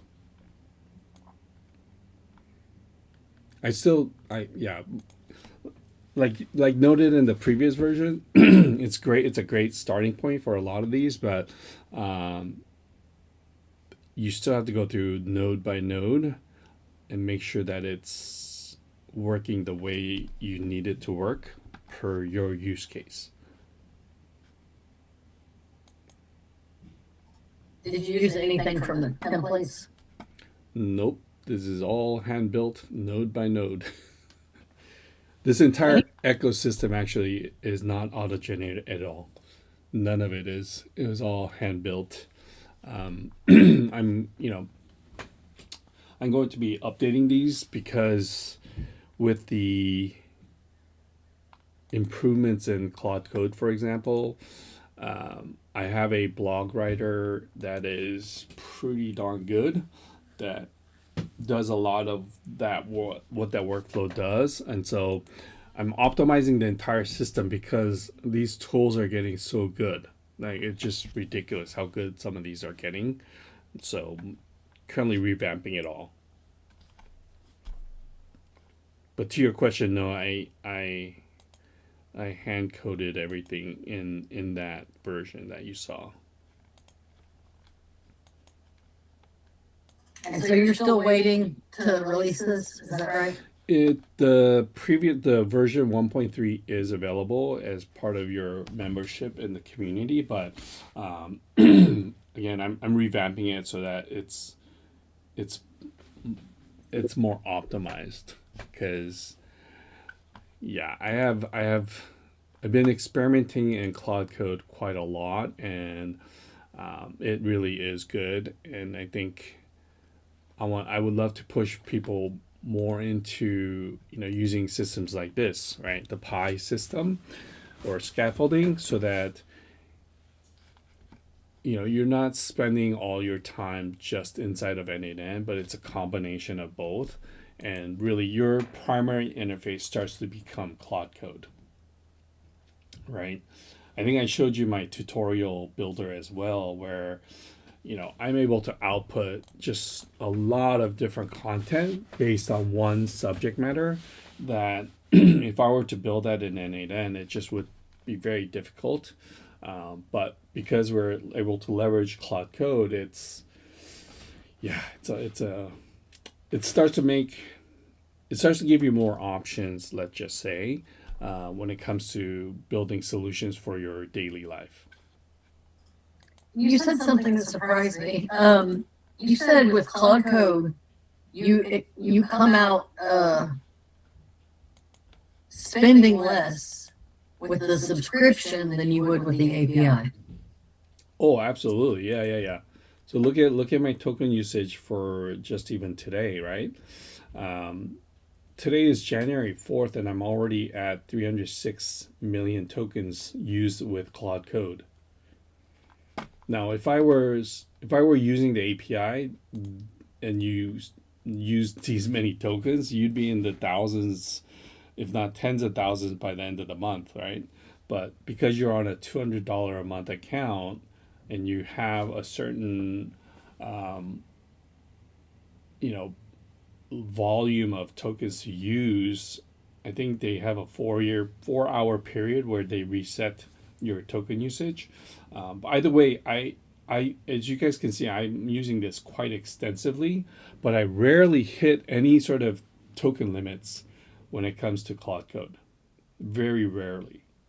In fact, I don't remember the last time I hit a token limit, and it dropped me down to Sonnet 4.5 because I used up my Opus 4.5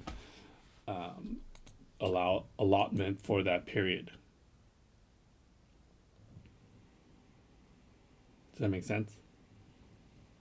Yes. Yeah. So even if you are on, like, I think they have $100 plan for Cloud Code. Even if you're on that, I think it'd still be very, very beneficial to you as a end user. There's no way they are making money on my $200 month amount. I'm overusing Cloud Code, but I think they expect that, and there are a couple power users like myself who are just. I don't think I could do a lot of what I do without Cloud Code at this point.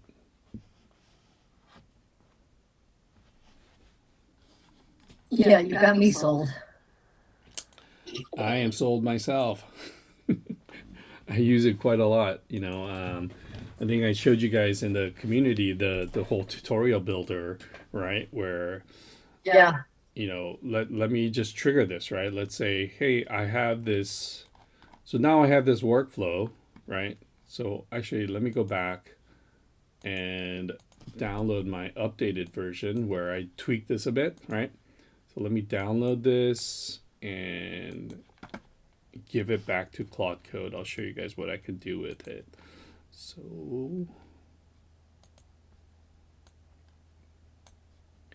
just give me 1 second.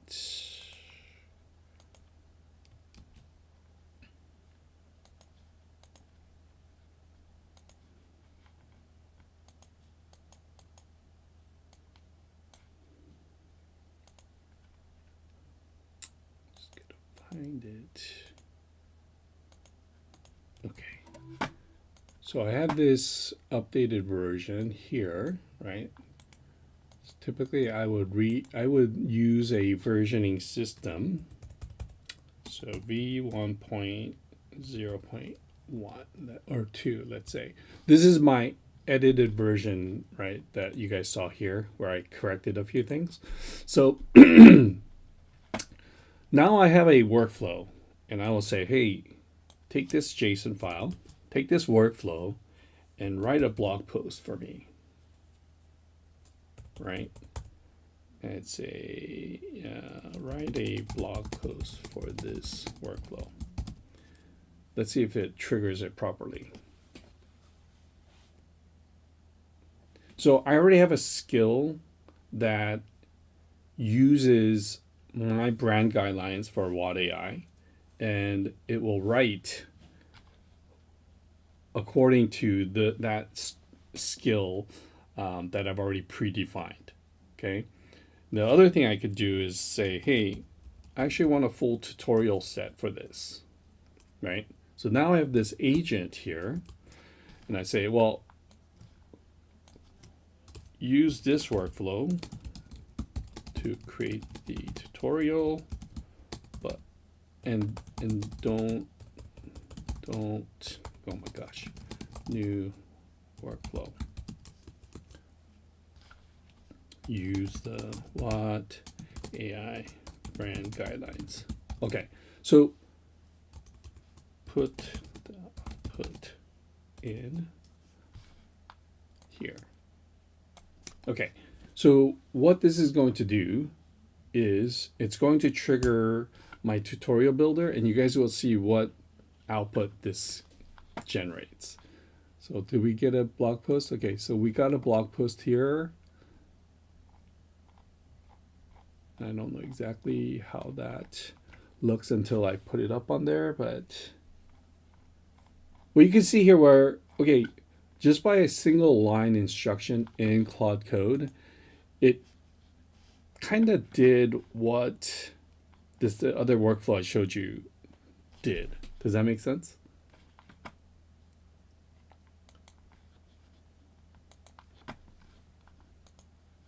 So this workflow here that you guys saw, I'm kind of doing a lot of that in Claude Code because some of the context that it's referencing in that workflow, for example, the NoCoDB or the Airtable data, I already have that as a single file, a markdown file inside of Claude Code.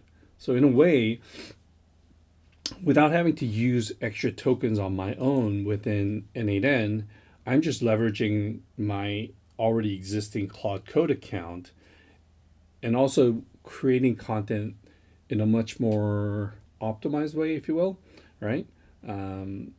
So that's kind of like where I'm now able to build capabilities in Claude Code that can replace sort of hard-coded and fixed workflows inside of n8n to do certain things.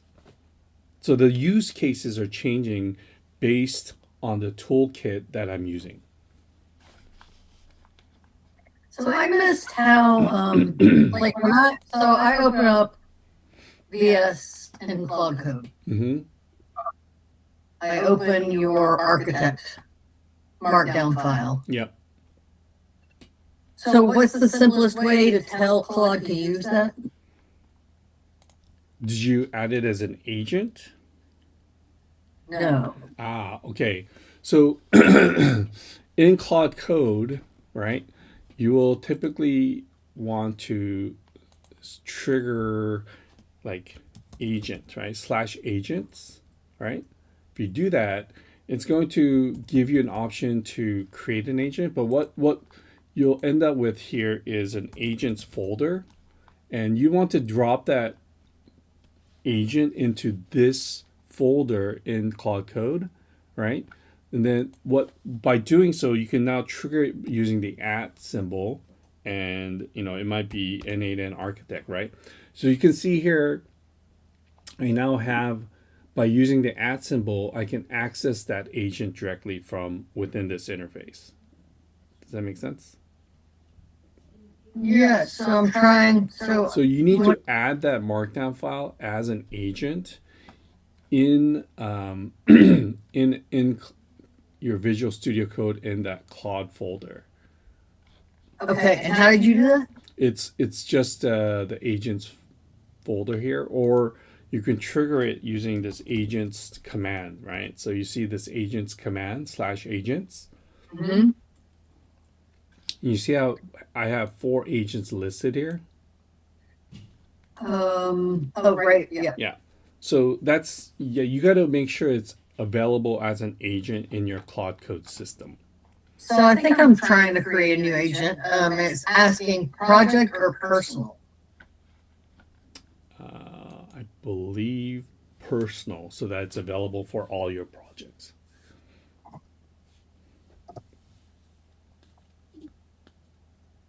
Manual configuration or generate with Claude. Okay, so come out of that interface real quick, and then you know what you're doing. All right, get out of that interface, and then reference the markdown file for that agent in the chat interface, and say, I want this to be added as an agent to be used for Claude Code, and it'll handle it for you. So I just drag it in there, like you've been doing? Yeah. So drag this file like this. You know, I think you have to press down Shift or something. So. Okay, gotcha.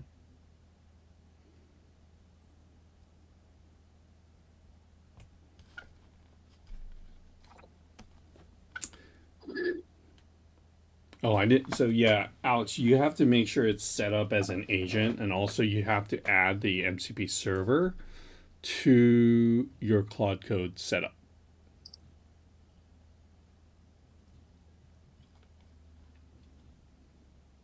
What MCP server?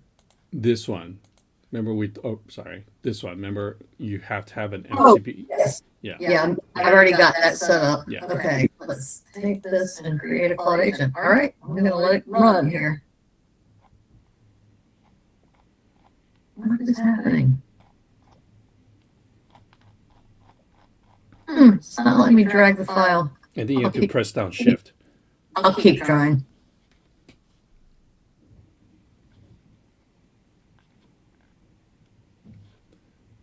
Okay, so yeah, Alex, you have to press down Shift in order to bring that file into the chat.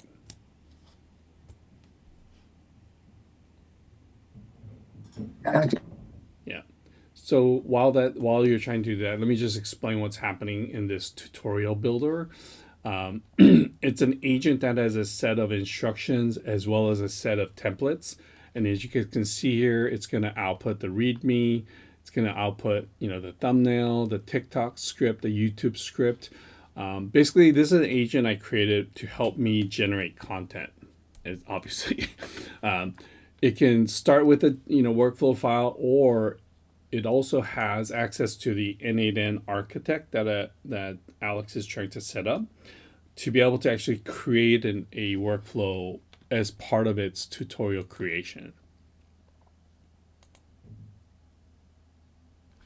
Right, so this takes a while to run as obviously it's trying to output like 12 or 10 different content files. So but especially when you start with a workflow that's already generated, it does a really, really good job of understanding exactly what's happening and going through this item by item, right? So this agent, along with the n8n architect agent, is available from the school community. There's a post that's available for free. The community is free as well.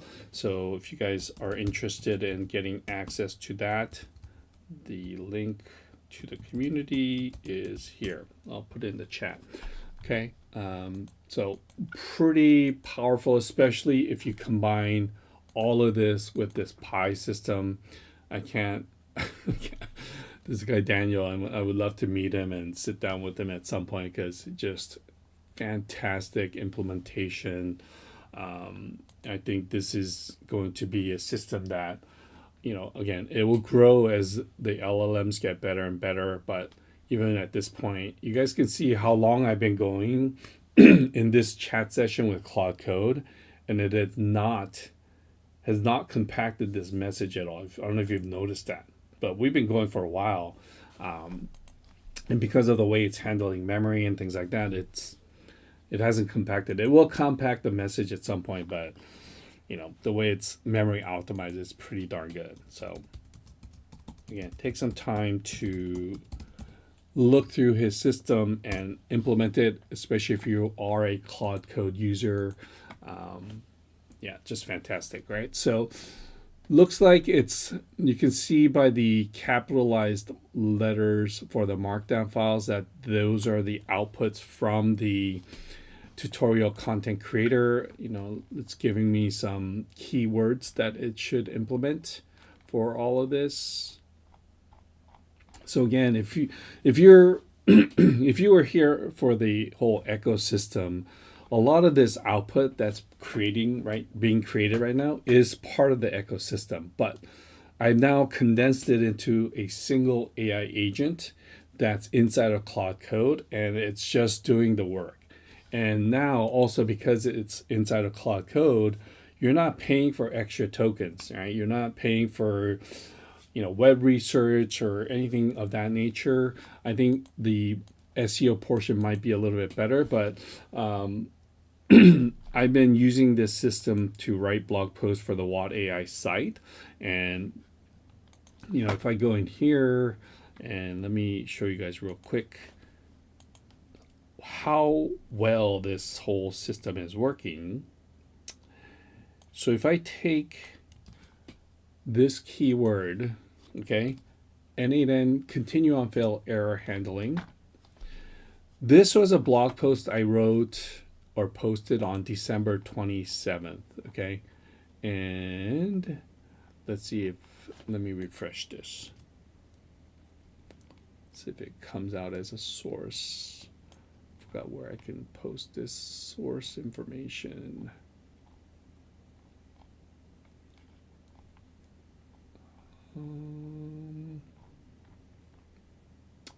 Where is it? This page isn't showing me this. Oh wait, is it this? All right, let me see if this is the right keyword. Okay, maybe this wasn't the right keyword. Let me try another one.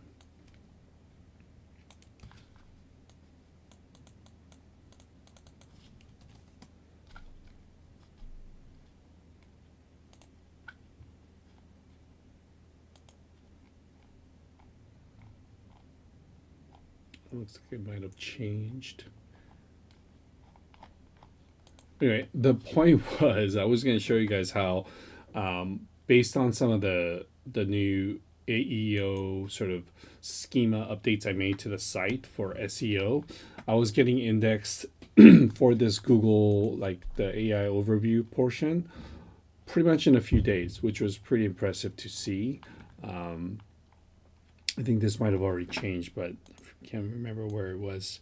Let me try to find it for you guys, because I thought it was pretty cool to see that even just in a few days, I was already indexed on the AI side of things, or the AEO side, and also showing up on, I think it was like position 6 for the actual SERP results. Yeah, so here we go. We got Watt AI showing up for this. It was written on December 27th.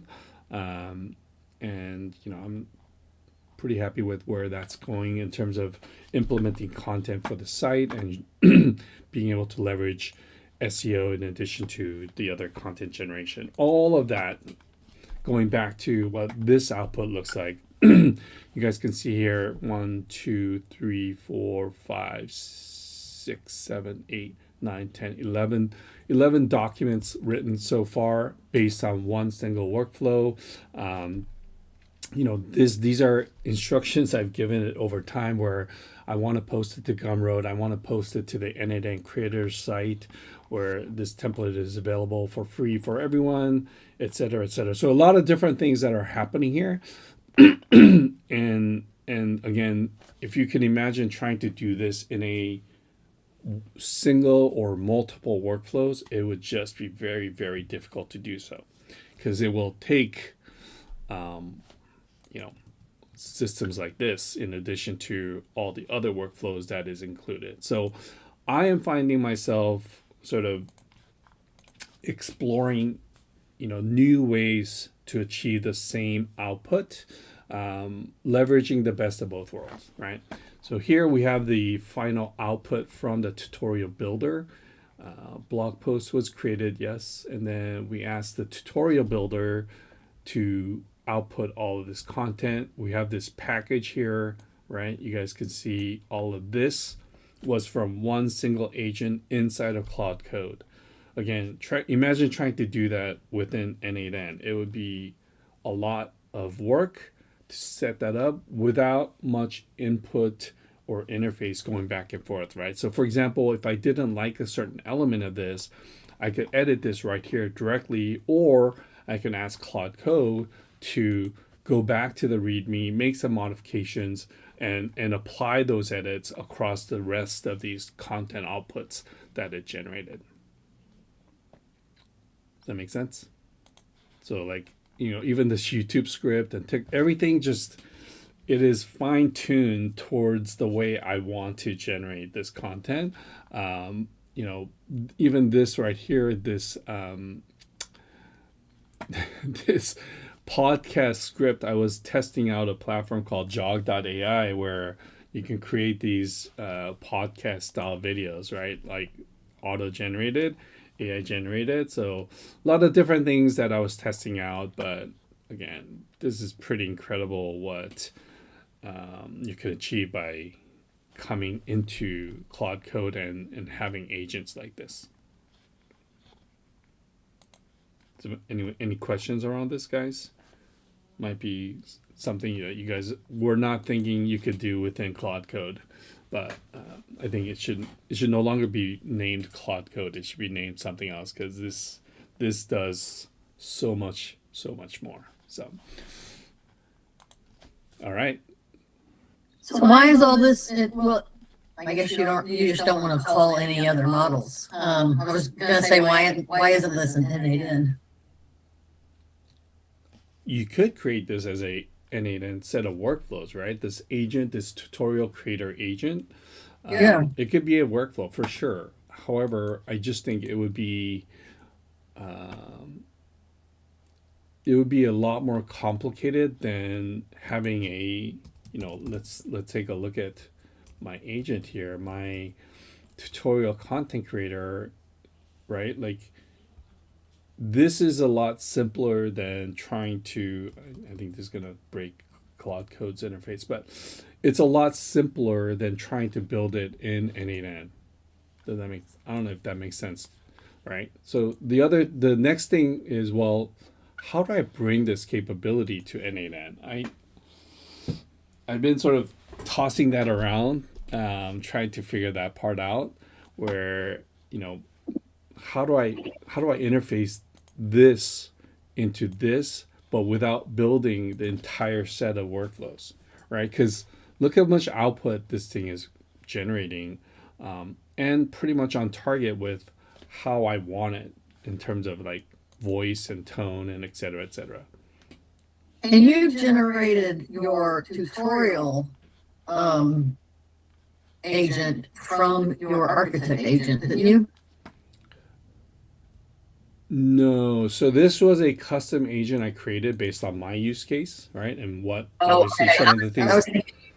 But the tutorial content creator actually calls the n8n architect agent. So it's an agent that calls another agent, waits for that output, and then from that output generates the rest of this content here that you see that it outputted, right? But in this example that I just showed you guys, I used a workflow that was already created, right, to create the tutorial content. Does that make sense? But I could use this tutorial content creator agent to actually build my workflow for me. I just did it in reverse order, right?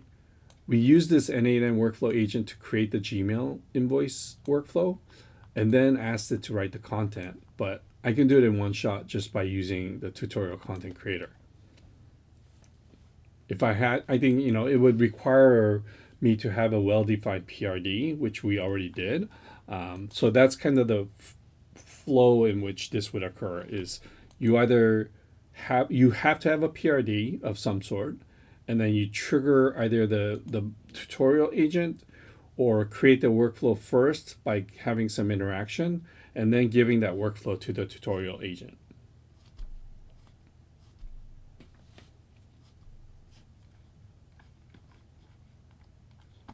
Does that make sense? Yeah, it's impressive. I'm impressed with this whole system myself. I'm like, this is mind blowing at what it can do. It's really, really good. Like, look at all this output. I mean, trying to do this manually, you guys, this is just, it saves me so much time, and I just can't imagine, doing all this work manually and how much time it would take.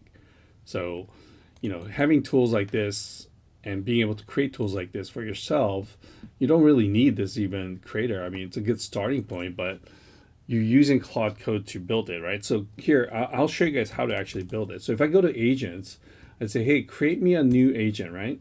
And I want this available to, actually, let's go personal, right? Oops, back. So I want it to be available and generate with Claude Code. And you just describe what you want it to do. That's it. You just want to describe it and it'll do the rest of the work, create that agent for you. And you can also say you have access to these tools. And once that agent is created, you can go back and forth and interact with Claude Code to fine tune that agent, which is exactly what I did to create this tutorial content agent. So would you first create a PRD over in the chat? For the agent, no, because I knew exactly what I wanted to build in terms of the tutorial content generator. And then actually, to be honest, I kept adding to it. So for example, this n8n creators post, that was an addition to the tutorial agent because I wanted to actually create more content, right? So yeah, you can just keep improving it in your use case, right? So I think even for, if you give it access to certain tools, it could do a lot more. But this, because you're inside of Claude Code, you're now just limited to the MCP servers that it has access to, and the default web fetch and things like that. And it's going to automatically make use of those as needed. You'd have to ask it to call certain tools and certain MCP servers. You have to be specific about that. But there is some intelligence in using different skills and agents that it has access to. Okay, got it. Yeah. Okay. So close these. What was this? Yep. So this one, these two guys recommend spending some time learning these two platforms if you're going to keep building n8n workflows. And then obviously we spent some time here with the AI agent as well. And then I'm now ready for the next idea if you guys are ready with something.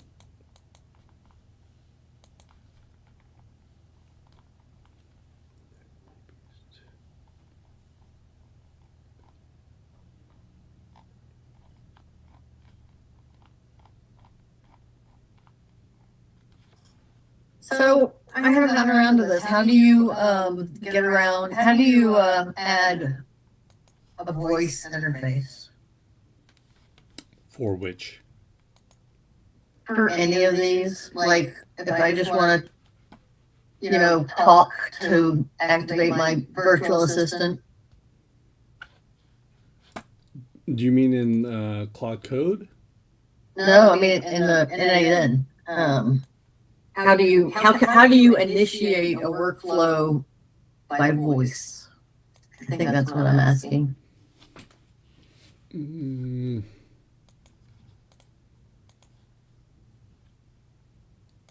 You mean like a 11 Labs or something? I don't know.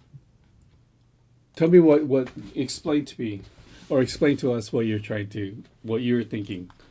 I want to be able to say virtual assistant, go sort my email now. Ah, okay. So that is And there's already, the workflow already exists. I'm just asking them to yeah, I mean, run it. here in Claude Code, you can, depending on what system you're on, you can say, you know, you can initiate dictation, right, for your computer, right? But inside of a workflow, I think you now have to have some sort of like 11 Labs or VAPI or some other capability. Okay. Let me open that up. 11 Labs. To be honest, this is an area where I have not spent a whole lot of time in terms of like voice capabilities, because yeah, I just haven't spent a lot of time there. Most of my time is like data and data migration, data integration, content creation. I've done a lot of video and image stuff. To be honest, that's, I think, one area that I haven't spent too much time in terms of voice. Did a little bit of that, but I think what you're asking, Alex, is where if I have a web interface of some sort, right, that has a voice agent that you can click on a button and say, by speaking to that agent, you're inputting some data so that the voice agent and the AI agent behind that can process that for you and return some sort of response, right? Or some sort of action. That's what you're asking? Yeah, I'll look into 11 Labs. Yeah, so if I go to the template section and just type in voice, yeah, so you've got a bunch of examples here. Again, people are going to use VAPI, 11 Labs. I think retail is another one. Those are the three I've come across quite a lot. So let's see what this one does. It's using 11 Labs and what? Yeah, Rapid API and 11 Labs. Okay.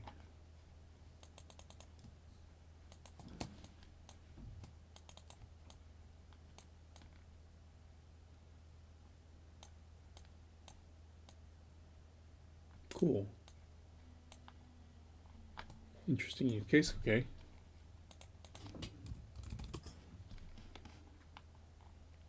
And just a side note on voice agents, guys, this is where token usage goes up pretty quickly as you're processing voice. So just be aware of that. Automated call scheduling with voice agent. Yeah, so this one's using VAPI.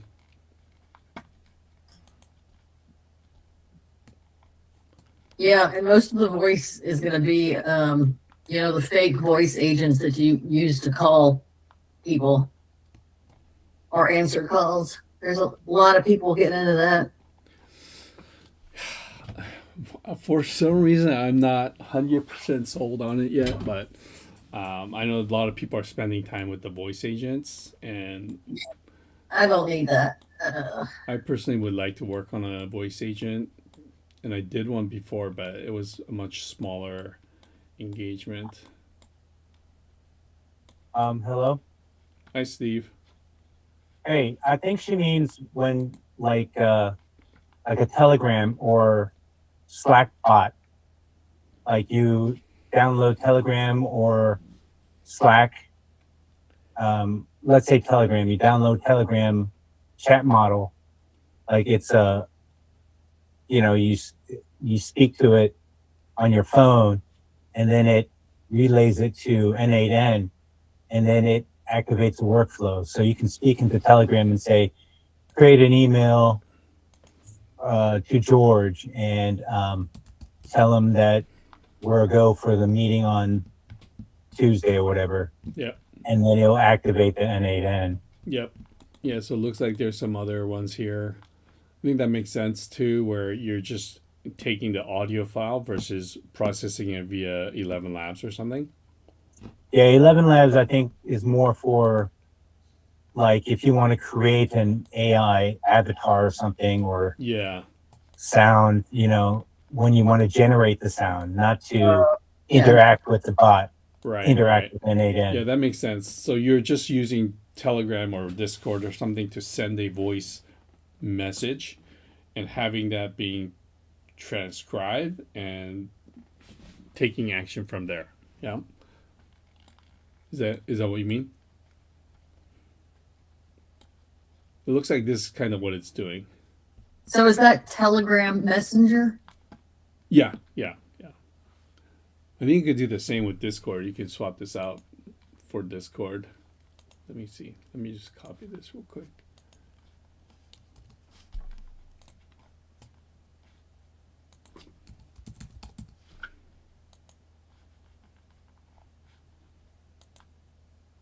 Maybe not. There's no trigger. Get a message. Yeah, there's no trigger here.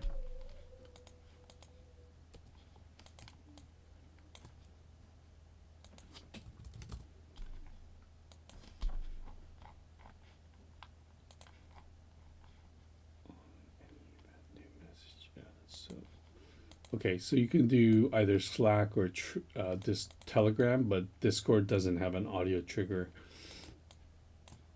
So these are triggering on new messages, basically, right?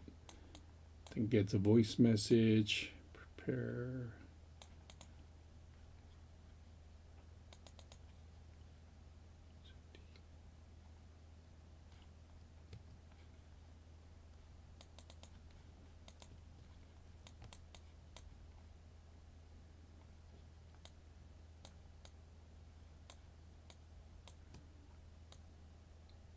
Deep RAM.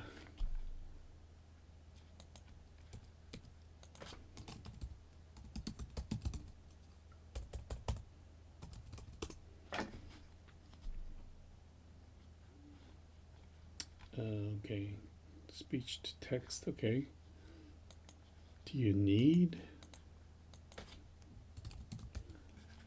Oops.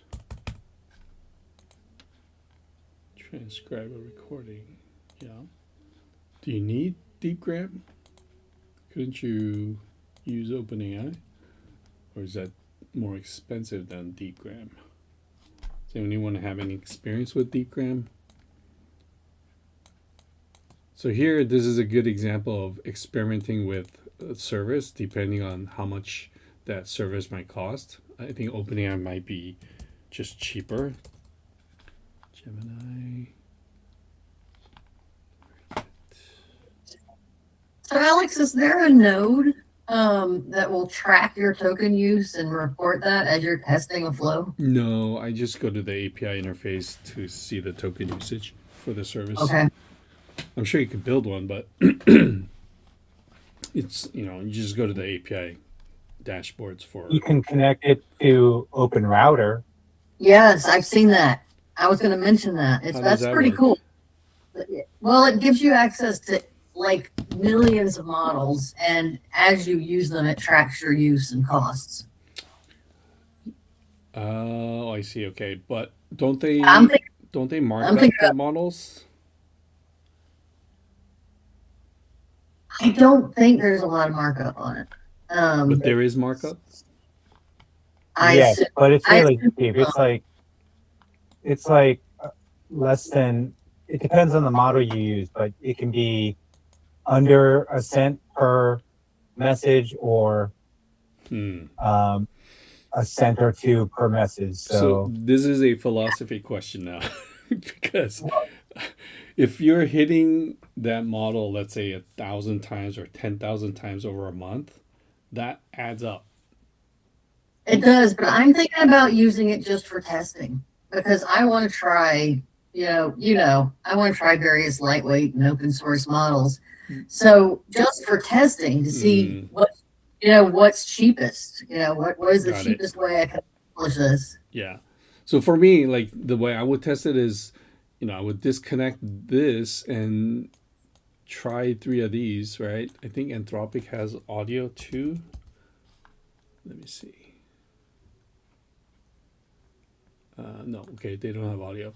But maybe Open Router. Where is Open Router? Do they not have a regular node? Right there. Open router chat model Oh, right the there. chat model. Yep. Thank you.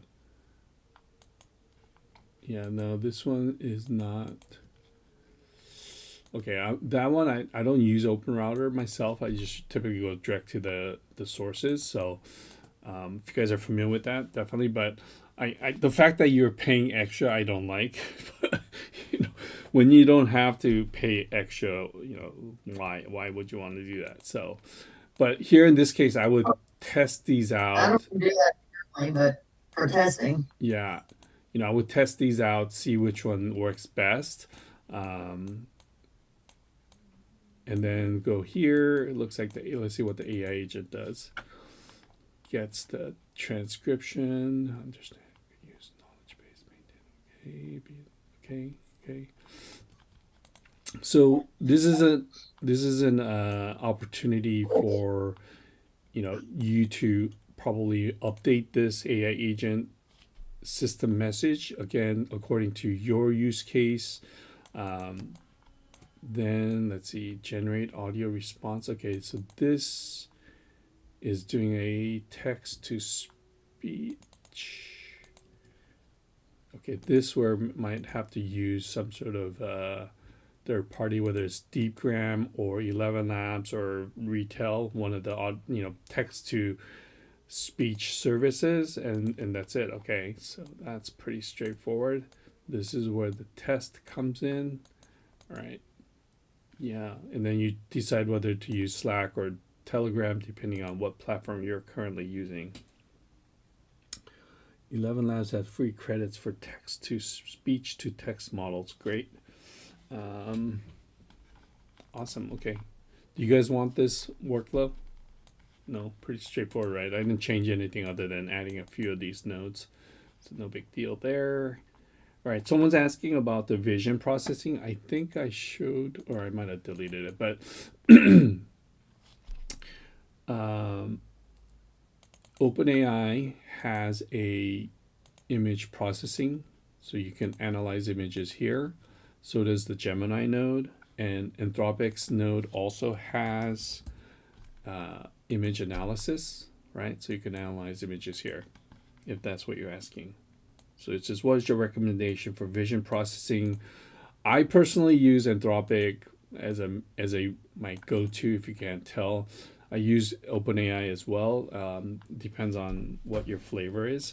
Also, keep in mind that when you're using these accounts directly for OpenAI, Gemini, and Anthropic, if you have newer accounts, there are going to be usage limitations, right? So you might hit their API limits sooner than later. So for me, I believe OpenAI and Anthropic, I'm on higher tiers, so I don't reach those API limits as much. But as you build up sort of usage, credits on these platforms, then those will start to increase as well.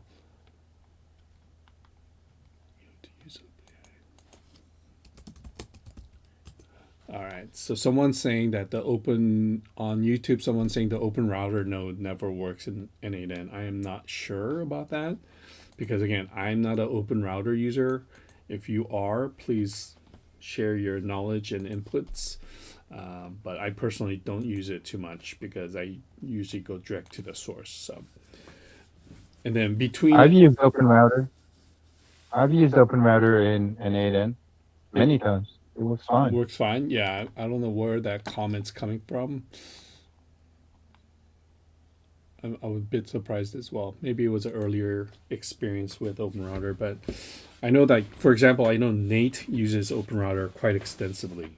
If you guys don't know who Nate Herc is, one, I'd be very surprised if you don't know who he is, but I have seen some of his content that he's using Open Router. But again, me personally, I usually use between Anthropic and OpenAI one of their sources. I believe I have Gemini set up, but Gemini's API usage and their whole billing system is very complicated, so I tend to stay away from that. Adds a little bit too much complexity that you don't really need in your life. All right, cool. Anything else, guys? Before let's see if there's any other ideas that you guys want to try and create for today. We got through the Gmail piece, which was. Do you ever work with Granite? What is Granite? IBM models? I do not. Are you familiar with them? Are they pretty good? Not at all. They're open source. Ah, I've just been introduced to them. Yeah, so I'm just curious about using them. yeah, I do not use those.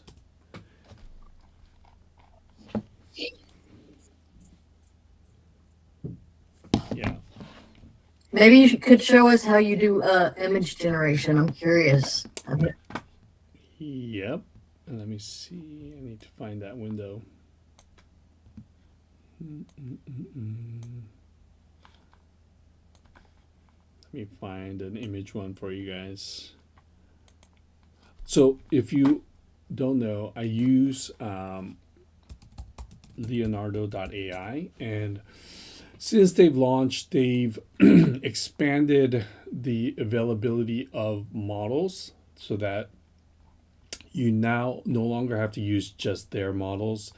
You know, they have Nano Banana and VO3, all of those models available to you in a single API call. Part of the reason I start to use them is because of the fact that they have such a robust API that when it came to building workflows in n8n, it just worked really well, right? Where, especially in the earlier days, some of these like Midjourney, for example, never API, right? Never an API access, so you couldn't leverage their tools. But Leonardo, when they first started, just had a very robust API available, and that's kind of why I was using them. So I still use them to today. There's definitely a markup to using their service for the third-party APIs. But again, the ease of use and the API access for those tools makes it a lot more convenient in some of these use cases. So I'm trying to find my image generator, or one of them. Let me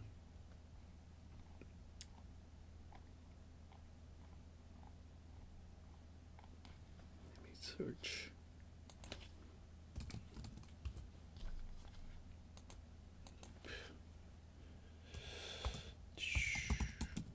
Give me a second, guys. I have to look for them. Across like 4 or 5 different n8n instances, like I have so many different workflows. I have to find some of these. Let me see.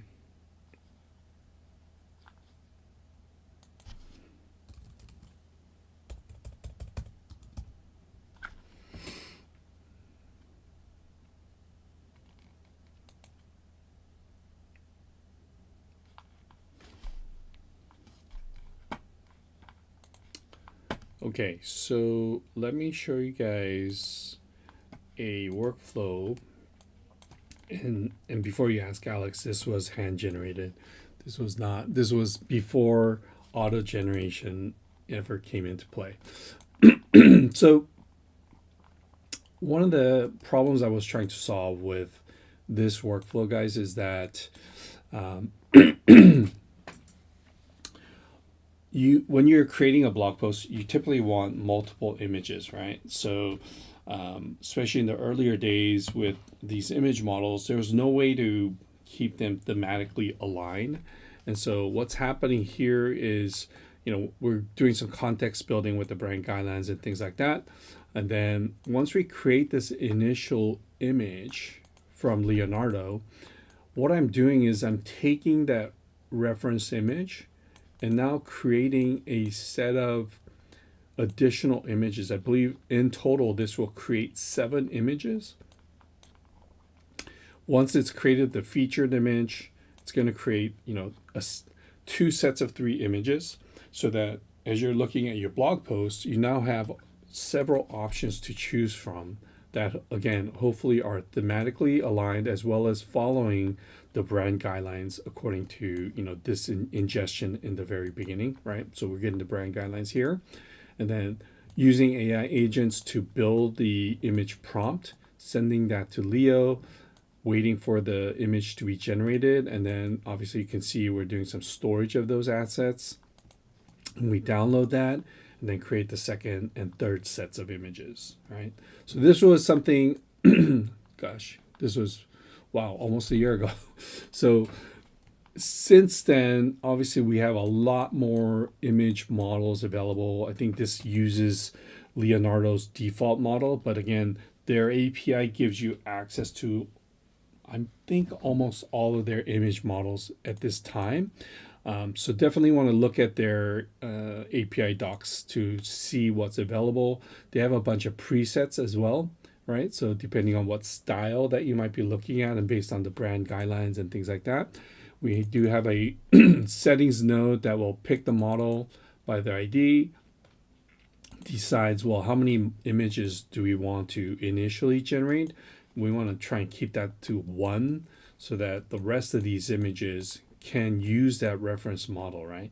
So I think because of the newer models, they are so much better at using reference images. This probably needs a refresh. And this is where I think, Alex, I might take this workflow and bring it into my generator and say, hey, we need to update this so that it's going to do a better job of, one, using better models and also referencing the initial image that's generated. And you would do that by downloading and pasting in the JSON, right? That's correct. Yep. So if I go back to here, yeah, I would definitely just bring in the JSON file here, you know, create a new folder, obviously, and then see if we can do some magic around it. In fact, why don't we try that now?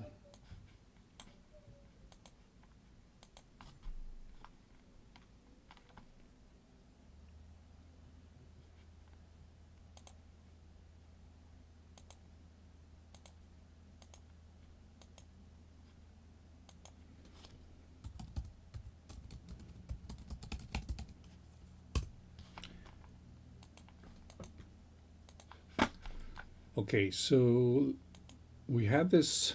Let me clear this memory here. Okay, we're gonna clear the memory, close these docs. Okay, so we have this workflow, which is what you guys just saw, right? So we'll say, we'll call the n8n agent, help me optimize this workflow and to use the newer models. Okay, so before we do that, I need to do this. Nardo API docs.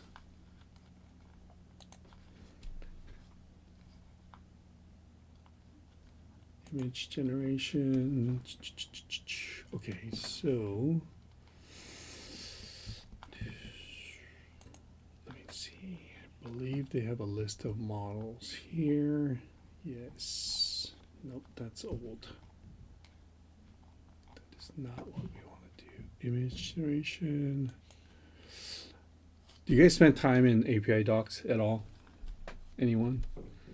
Because especially Not yet. yeah, especially when you're trying to build n8n workflows, you know, this all kind of comes back to the data input and output. The better you understand the data structure for these APIs that you're working with, the better your workflows are going to be. So that, you know, for example, the output parser, and, you know, whether it's in the AI agent or the code node version of a parser, again, the better you understand these data schemas for input and output, the better your results are going to be. So let me give it this. Here are docs for Leonardo. Nope. Other models available. Okay. And then in Claude Code, guys, right now you see there's sort of nothing below this token usage information. What I'm going to do is I'm going to turn Claude Code into plan mode. And you can see here on my computer, it's a shift tab to change the modes inside of Claude Code. And I'm going to go to plan mode. And what that means is it's going to look at all this information that I'm about to give it and do some thinking before it starts to execute anything. And by doing that, it's also going to give me an opportunity to interact with it because it typically will ask me some questions, right? So let me go ahead and keep it in plan mode. Ask me clarifying questions. So I typically add that in as well. So let's see. Let's start that process. And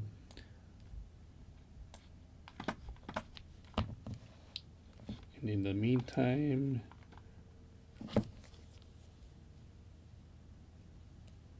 give me 1 second.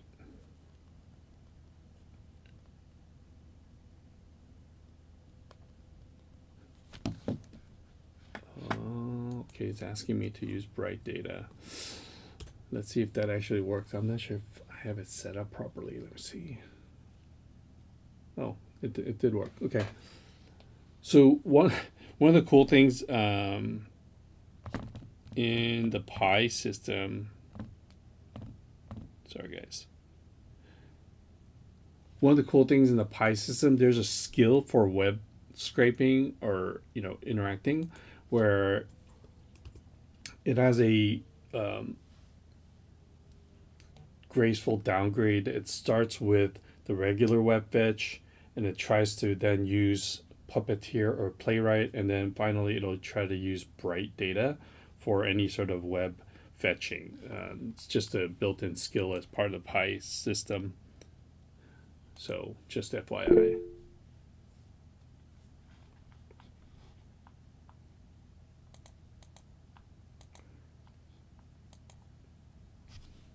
Yes, absolutely, Gabriel. I forgot to show you guys earlier that part. All right, so now, okay, so it's done the web scraping. You can see that it identified I'm using Phoenix 1.1, which is way, that is really early set of models there.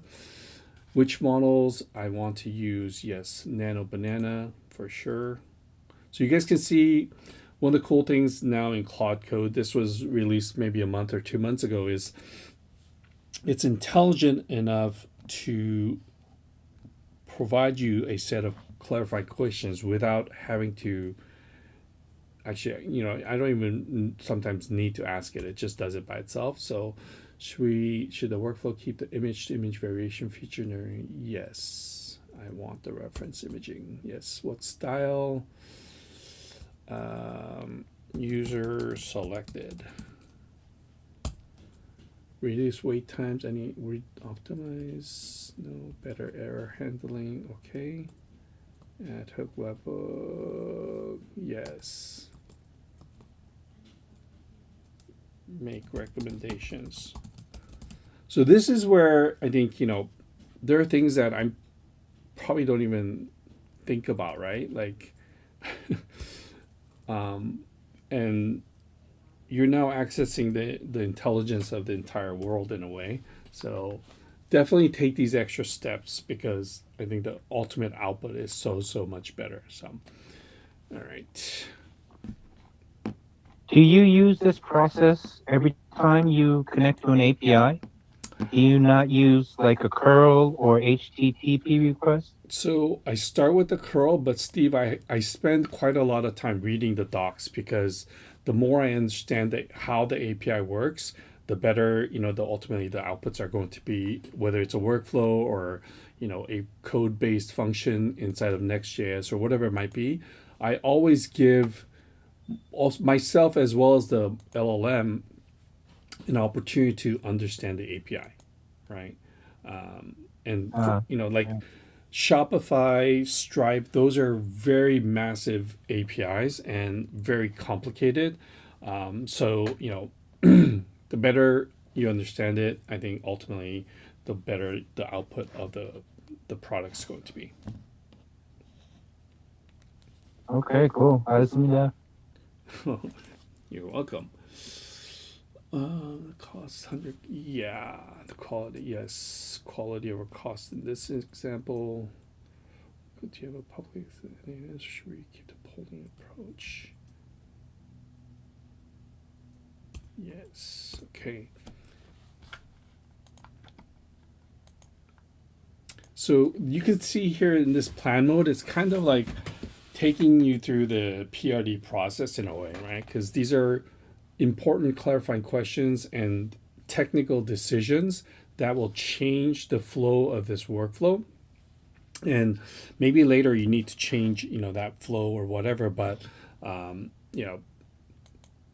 if you have not experienced Claude Code before, and this is your first time sort of seeing how this process works, it's going to change how you work on either n8n or other, tasks. But also it's going to educate you as you go along that process, right? There are things you're going to learn during this process. You're like, oh, I really didn't think about that, or I didn't know about this. And that happens to me almost every day because this thing is just way too smart. So, all right, let's see what it came back with. Okay. Generating webhook URL include. Okay. So it's going to add a webhook and the payload. Remember we talked about that with Hiba's questions. Using a webhook. Yep. Okay. So it updated all the payloads you guys can see here based on the API docs, right? So this is great. It's going to update all that information for me. I don't have to hand write that, which is awesome. Create backup. Okay, now the planning part is done, as you guys can see. And so now Claude Code is asking me, hey, do you want me to just build and you auto accept all the edits? Typically that's my answer, unless you really want to take the every single step and understand what changes Claude Code is making. I'm at a point where I'm like, yeah, go man, like don't ask me every single time you have to make a decision. Just build it and then let's take a look at the final output, and that's what we'll select here. So now this is it's going to update this this workflow that we looked at here, which was again almost a year old. So this step, guys, I think will happen more and more because we do have a lot of workflows that are from earlier versions, right? We're this one is a year old, but even workflows that are just even 6 months old, anything that was using n8n version 1.xx, we're now in n8n version 2.xx, I think 2.1 or 2.2 almost. So there are breaking changes from V1 to V2 of n8n. So just going through your existing portfolio of workflows and updating them to newer versions of those nodes, right? Or introducing an AI agent where you might not have thought of doing so in the previous version. That whole process, I think there's if you're in the services side of things, that's a whole nother stream of services you could offer to your existing and potential new clients, just to say, hey, let's just go through your portfolio workflows and just automate the updating of them without changing the functional or fundamental process of those workflows, but at least just even updating them so that they'll work in version 2.0, So that's a whole other process that you guys can think about doing.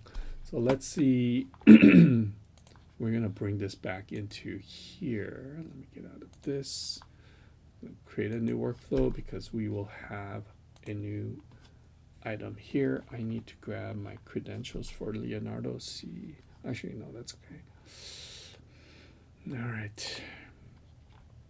Maybe I bring it into my other n8n.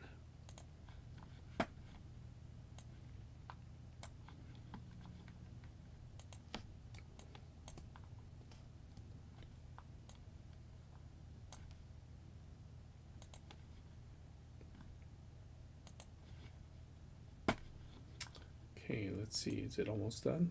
No. So one of the things it's Cloud Code is really good at, you guys, is actually adding in error handling, right? So that if you look at certain nodes, for example, this AI agent here, if you look at the settings, for example, this retry and error fail, pretty much all the sort of processing nodes I have in my workflows have this turned on, right? So that if it failed, instead of actually just stopping the workflow on the first failure, I will give it a retry factor, typically 5, and I do a 3-second wait on those retries. So if something, especially for AI agents, you kind of want to set this up because you do not want it to just stop on the first failure. You do want to keep, making a few attempts. Do keep in mind that now means you've increased your token usage, right? Because it will keep trying based on the number of attempts you've identified here.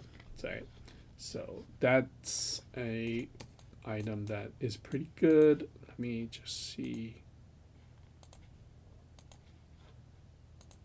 Okay, let's see how far this gets before we 2.0. Okay, doesn't rename it properly.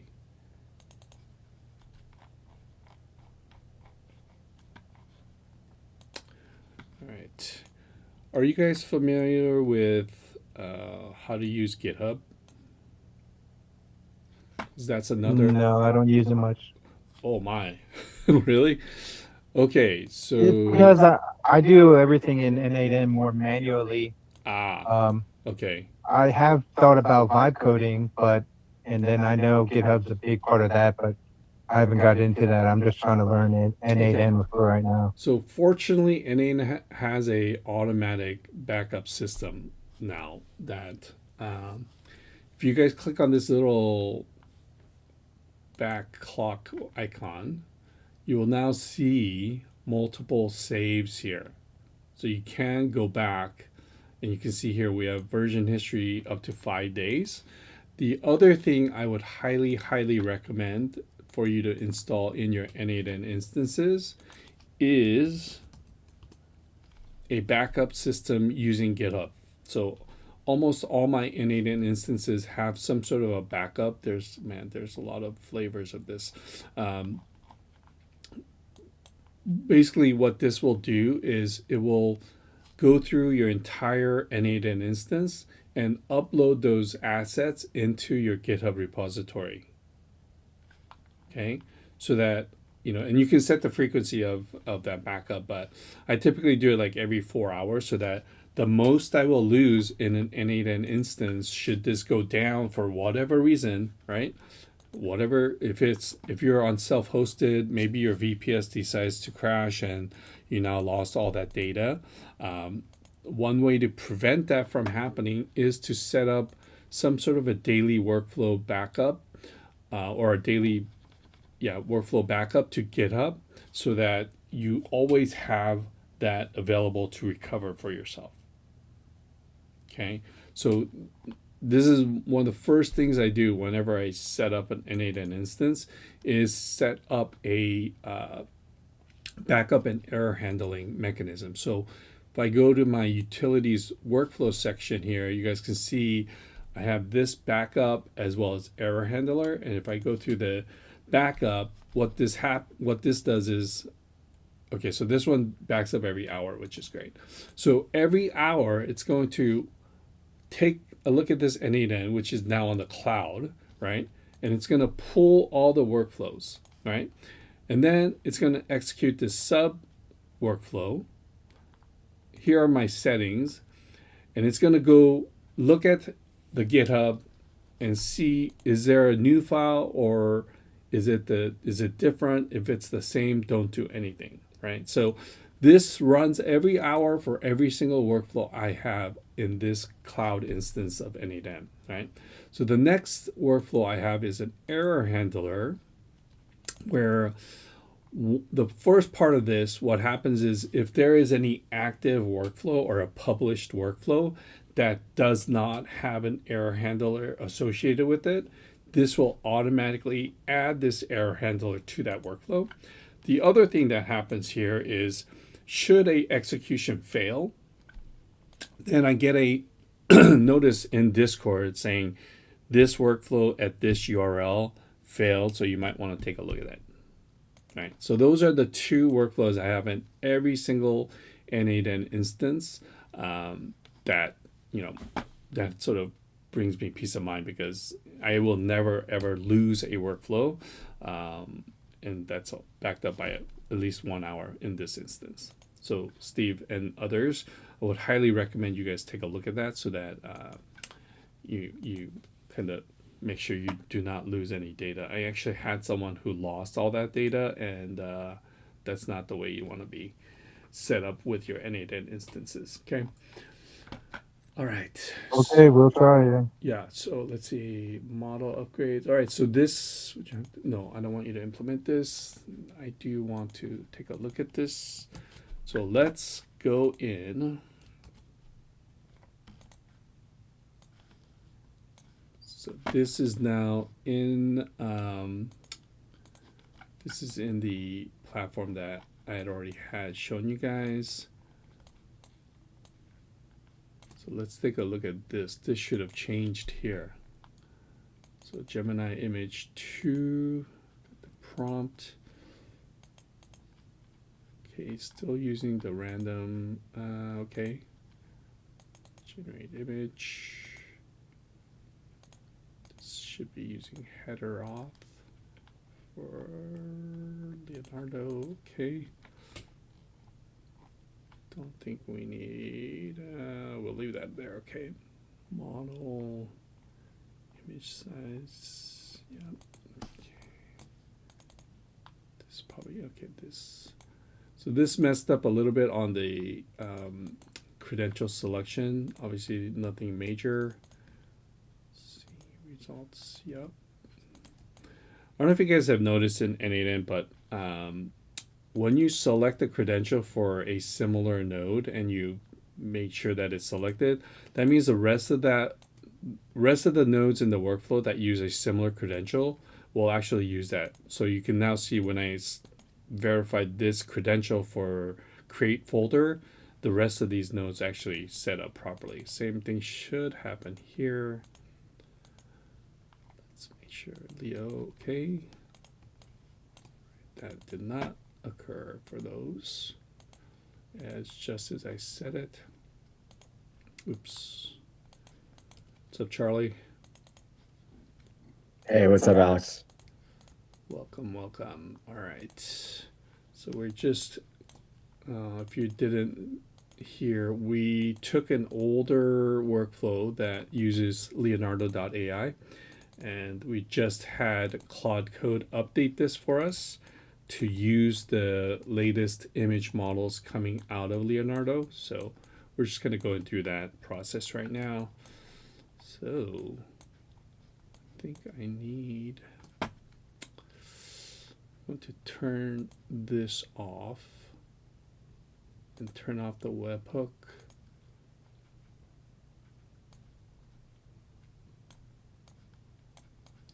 It's not going to let me see what the test is.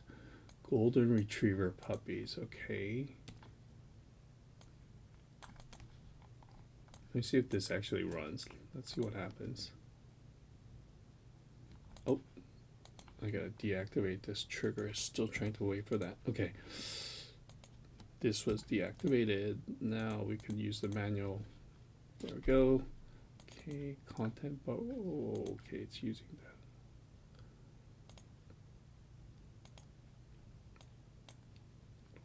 To aggregate.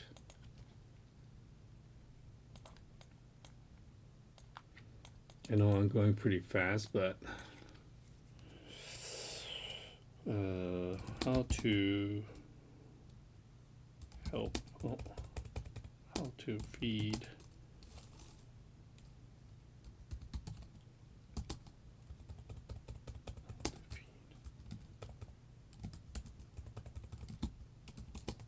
okay, just leave it like that. All right, try that again.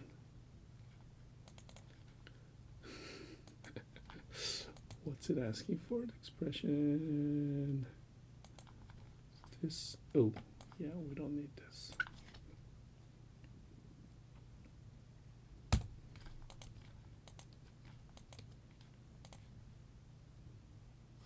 So I just removed the. Oh my! This is trying to use. Whoa. You guys see how, because this original workflow is a year old, where like, you know, we don't even, this node here doesn't even show the newest models, even though it's the same Anthropic node, and just because this is an older version of that same node.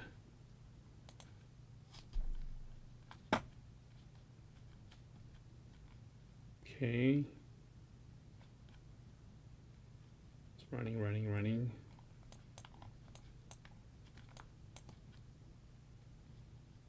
Probably didn't need to hit.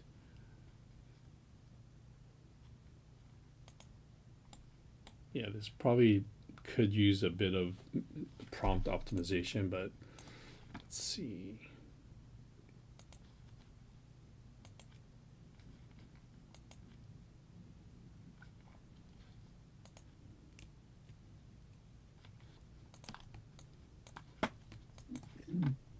So what's the for? What's a what? The wait for? So because I'm not hitting, I didn't set this up to respond back to a webhook, right? I'm giving this API or the Leonardo platform, I'm forcing a wait so that I can wait for the image to generate, and then I can get the image ID, knowing that the wait time is sufficient to have actually generated an image. Does that make sense? Yes. So I'm manually forcing the wait, basically. So is the wait set for a particular amount of time, or is it set to? Yeah, it's set to 60 seconds. Yeah. Okay. Okay, so this, what happened? Generation ID. This was a wrong. They changed their payload. Okay. All right. All right, so here is a good example of saving token costs, right?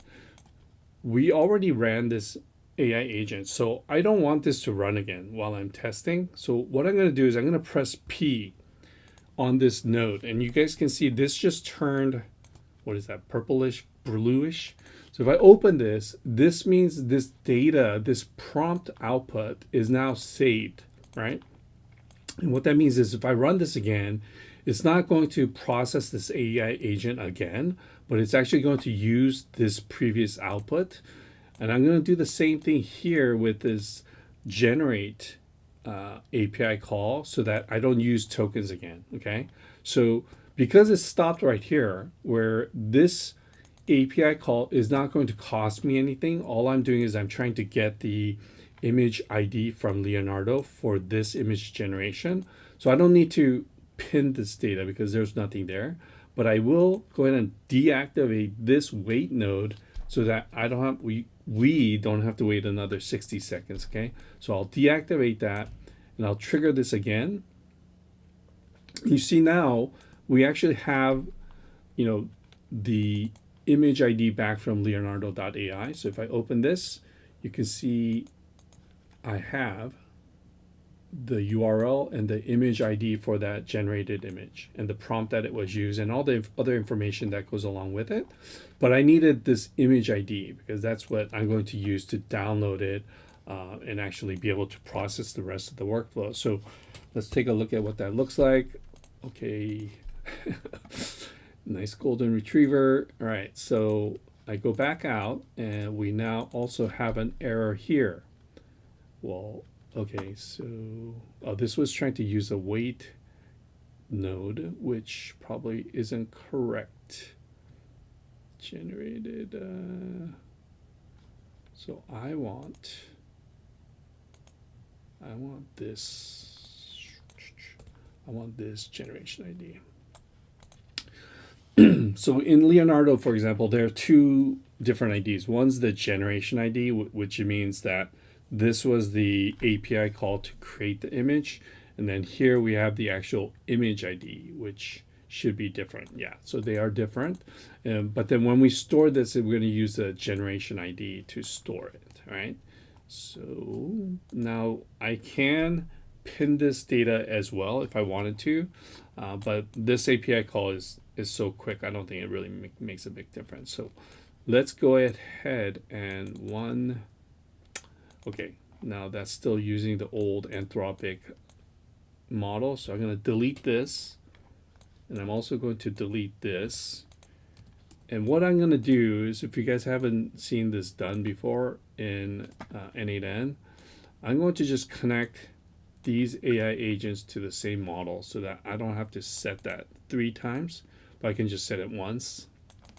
And now that same model will be used for all 3 agents, right? So if I need to change the model, I could do so here without having to update them every single time. So let's see, let's make sure body generation. Okay, I think that's right. All right, so let me save this and process this again. So this is part of the process of going through workflow building. If you guys haven't gone through this process before, where there are going to be errors, and you definitely want to make sure that you are not reprocessing, certain nodes, that especially if they're going to cost you tokens and things like that, because you're still trying to figure out how things work inside of this workflow. So whatever reason, we're trying to create, oh, it didn't, okay, so it didn't, I guess I don't have this folder in here. Let's just go ahead and create it in the root. All right, so that worked. Now this breaks. Why does this break? I know why, okay. This brand guidelines. That means this will also have the brand guidelines. Let's get rid of that for now. Okay, that should continue to process. Oh, I should have pinned this because now it probably just created 2 separate folders, but that's okay. I can just delete that later.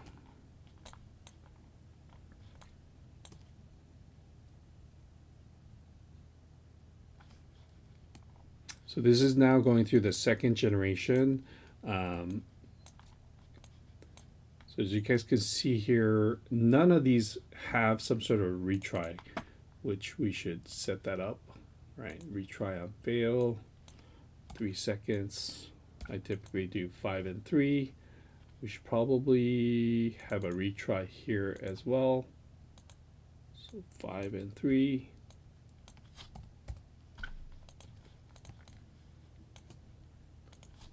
Let's pin this.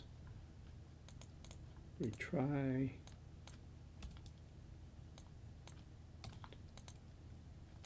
So as you guys build more and more of these types of things will just start becoming more routine, but by default you should definitely have retries turned on.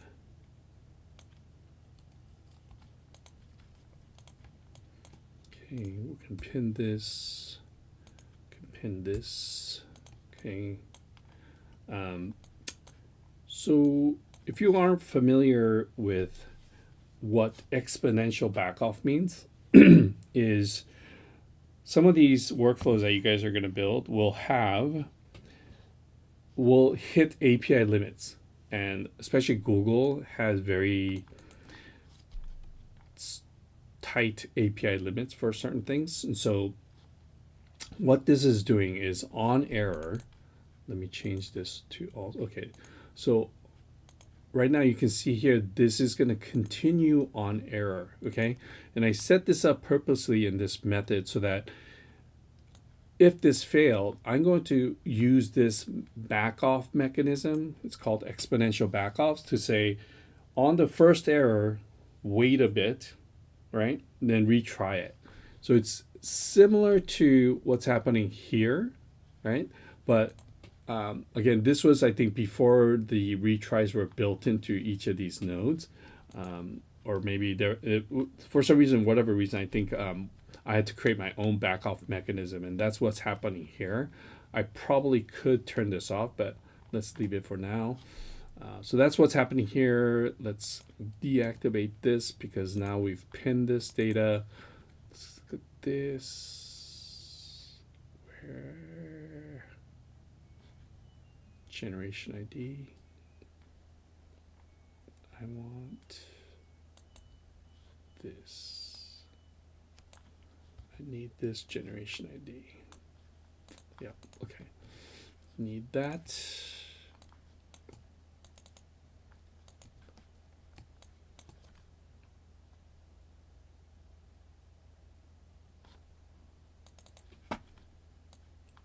It's gonna error on this next one too.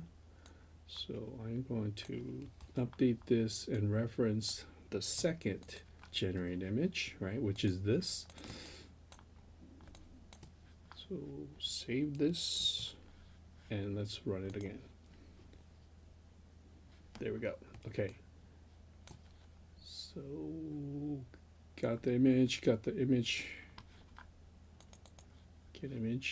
So we have the next image here. Right. Image URL. Oh, I guess these are set to generate just one. Huh. Probably want some modifications to that.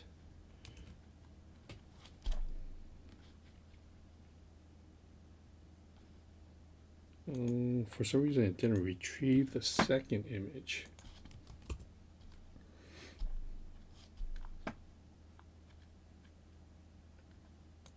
So we have 1, 2, and 3, which I don't know, I think they might be a little stylistically different, but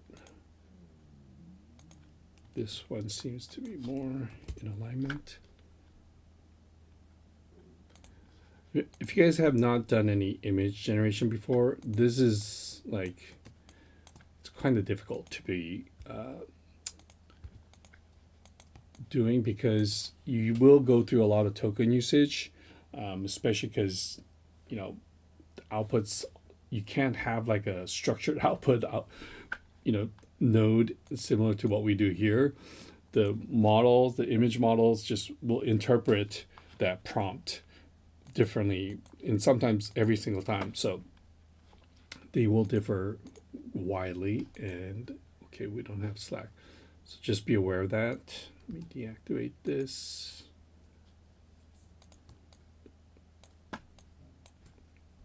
Okay, so now we should have, it looks like 5 total images. I was wrong about the 3.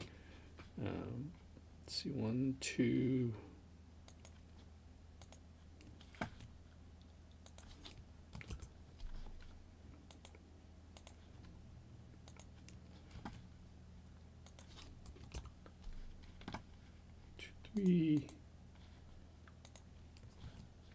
These last are more consistently aligned.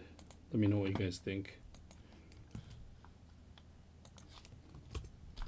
And right now, I don't know how many tokens I've just used creating these, but all right, so let's go back here. The Slack didn't work because that's no longer connected properly, but we did get a full execution. We've got the first image, we save that. I'm going to pin this so it doesn't keep and pin this so it doesn't download it again. All right. Okay, pin and pin. Okay, so we have the executions done, and we started with this, and we went to here, here, which I think this is more aligned, right? So these are more aligned, but then the rest start to, I think, be a lot more similar in different. Oh, these two, I guess, are the same.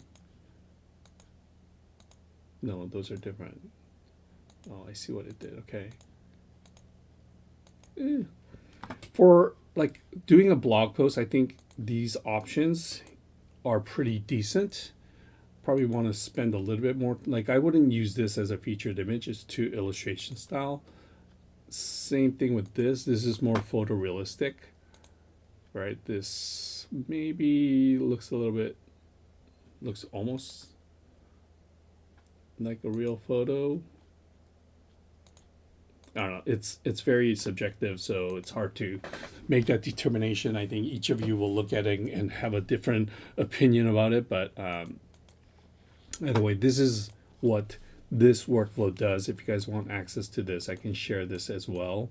But just keep in mind, Leo does cost a little bit more because they are going to mark up the third-party APIs for the convenience of being able to access them in a single API. So, all right. Do you use KAI at all? KIE? Aggregator? Like OpenRouter for image and video model? Is it KIE? Yeah. Yeah, I think I looked at this before. A lot of workflows integrate this. It's like OpenRouter. You can select different text to image, text to video, image to video, and video to video models. But you know, you import the curl, set it up, and then you gotta set up that first HTTP request node with the curl, you know, with your credentials and everything, and then you gotta set up another HTTP node to retrieve the videos after, you know, a certain amount of wait time, you know, 5 minutes or so. This is pretty cheap. Yeah, it's the cheapest one so far. It's the cheapest one for like Nano Banana. Yeah, interesting. We'll definitely have to look at this. A lot of YouTube videos are on it. You Awesome. know, a lot of people have workflows with it. You know, Okay. Well, thanks but for it's mostly for content creation. Yeah. thanks for sharing that. I'll post this here.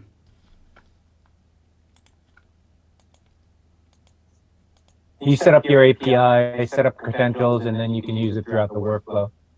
But it depends on what you, like you have to set up each model. So if you're using, let's say, Sora 2, you have to set up one HTTP request to create the video, and then a wait node, and then another HTTP request to retrieve the video. Yeah. Well, And that that's what I'm includes, you doing know, here too, on right? and stuff, yeah. Steve, I'm doing that Basically here. the same thing. Yeah, exactly. You're just gonna But- swap out these calls to Kai's service.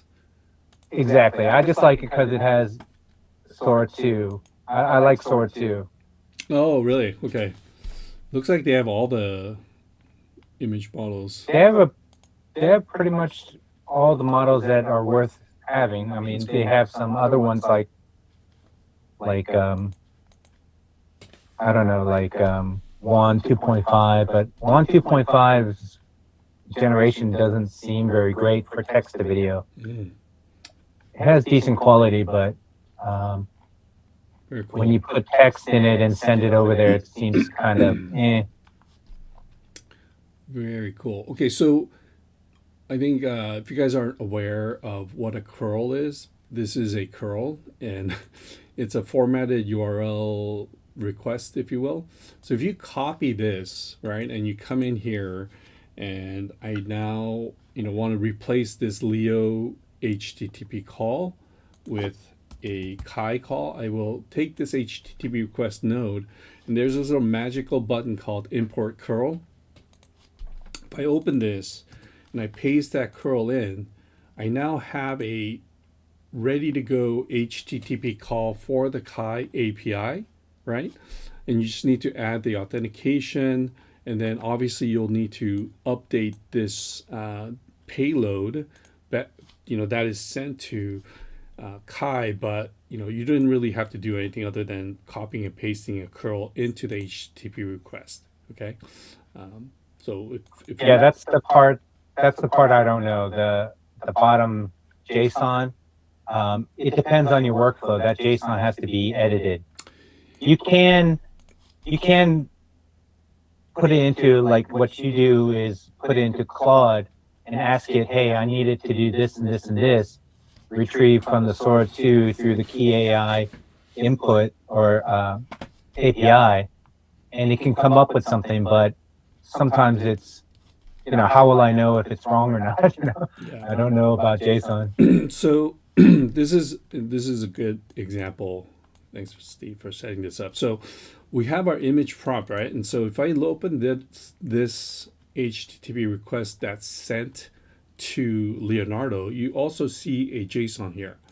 The difference is that I'm constructing this data payload from information that is generated from the previous nodes, right? So you can see here, we have the preset, we have the settings from this node. So all of this is constructed from something else, right? And so even this image prompt was pulled in from this AI agent, and using a set node, it's placed in that. So what I would basically do is I would take this expression right here. If I copy this, right, and I take this node and connect it here, now this is a Kai image generation. And if I look at this node here, this payload that's being sent to Kai, and I say, hey, I actually want to build this from the prompt that I just copied. And I say here, paste this in, okay? Right now, nothing is happening because this is a fixed JSON or fixed field. But if I turn this expression, it now will pull in that prompt from the previous node, right? So I think that's, I know JSON looks a little bit scary and you don't really know what's going on here, but it just, it's a format, a structured data format like XML, right? But now we're primarily using JSON. And here it looks like Kai's API call allows for a callback, right? So you might not even need a wait note, to be honest with you. So if I say, put a webhook inside of this, if I put a webhook here, right, a new webhook, and I say Kai response, I believe it should be a I think it's a get. Either way. So what happens here is if I take this URL and I add this to this payload, what's going to happen is when Kai generates the image, it's going to actually call back to this webhook URL and let me know when that image is finished generating. So you don't need this wait node. And so what I would do with this is have it continue on pretty much like here, like this, right? Does that make sense? If you wanted to use this webhook. Yeah.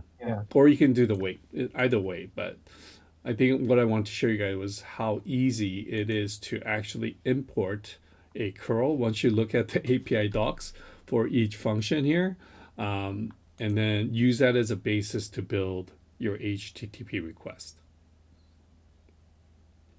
Does that make sense? Yeah. Cool, definitely.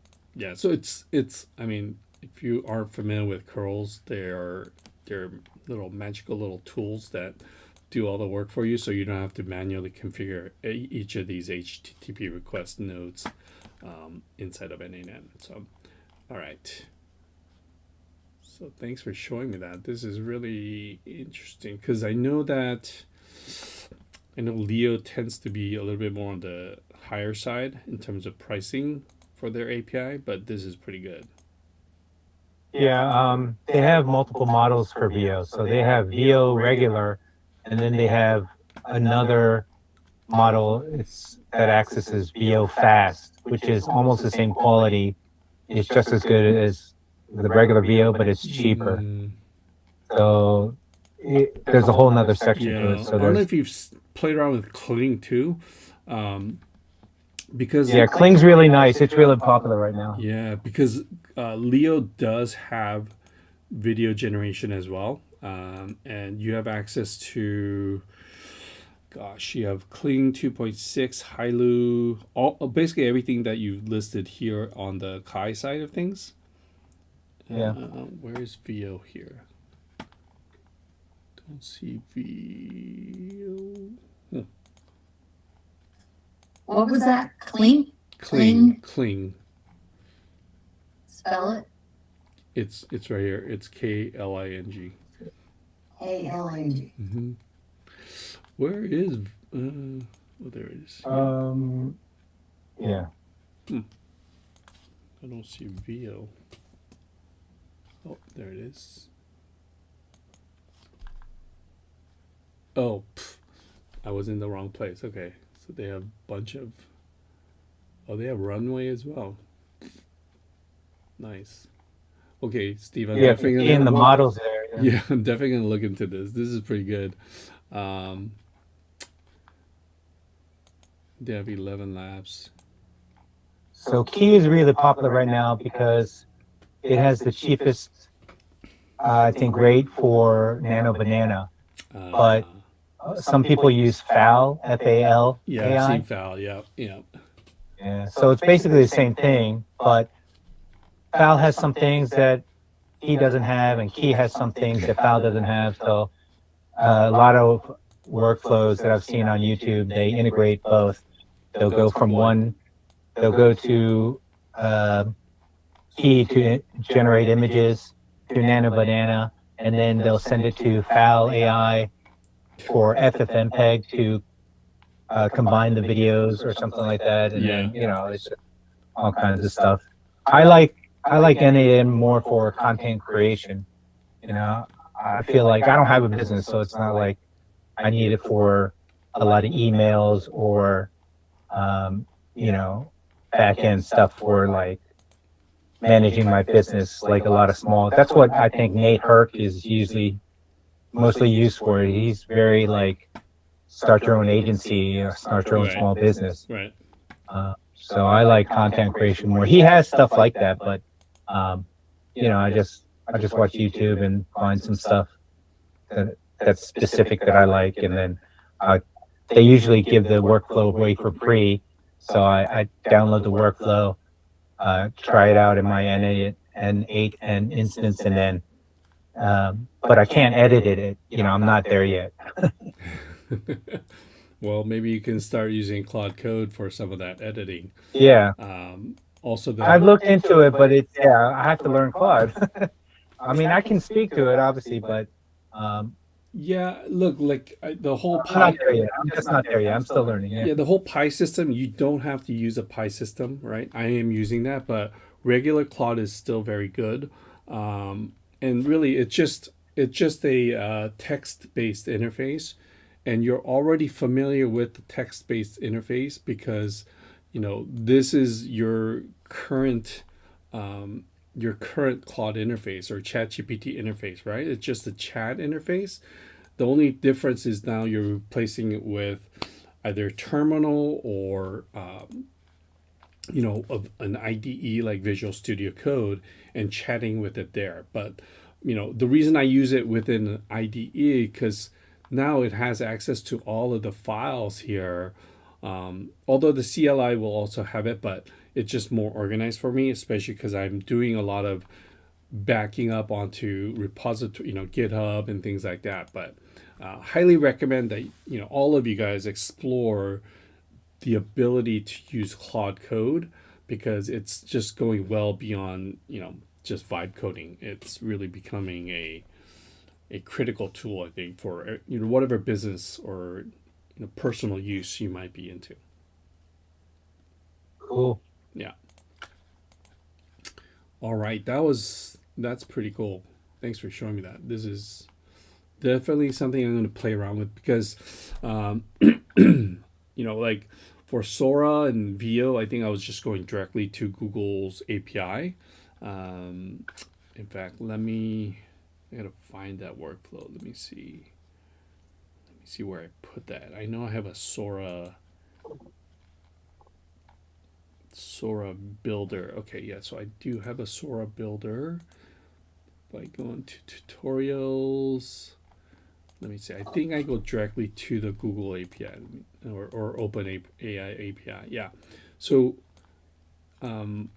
instead of if you guys haven't noticed by now, like I like to go direct to the API, especially if there's a third party like Kai or Val or Leonardo upcharging based, for the convenience of using them. Here, I go directly to the OpenAI endpoint and make the same call, right? So there is no markup here. Same process, as you guys can tell. We have some sort of, setting, context building, and then, I believe in this case, we're downloading a reference image and using that to create the video prompt and calling OpenAI directly and getting the video from here, right? So, and then in this case, it does create a TikTok post using the Metricool MCP server. If you guys aren't familiar with Metricool, it is one of the best social media management platforms I've found. And again, you can tell one of my criteria for picking services is making sure that they have a robust API. And this Metricool service, not only do they have a robust API, but their MCP service or MCP server now makes the API calls obsolete.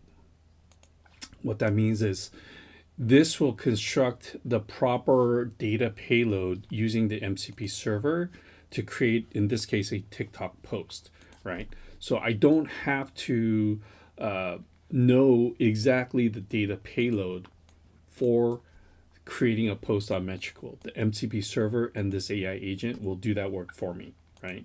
Where when we're making direct HTTP calls to APIs, we need to know the exact data payload, right? That's why I was looking at docs and understanding what's happening. But this is where MCP servers really, really, really make your life easier. And just you can post directly. And so you guys can see these are all the channels that they can handle. I think there's some advertising capabilities as well. There's a lot of analytics and other really cool tools. And this is a platform I am building all of my tools around. So if I go back here, I think I showed you guys this output from the tutorial content generator. If I look at the social media posts, right, you can see all these tweets and LinkedIn posts and things like that. And then what I would do is I take this social media post and call my Metricool agent, right? Or I think it's under, is it under skills? Let me see.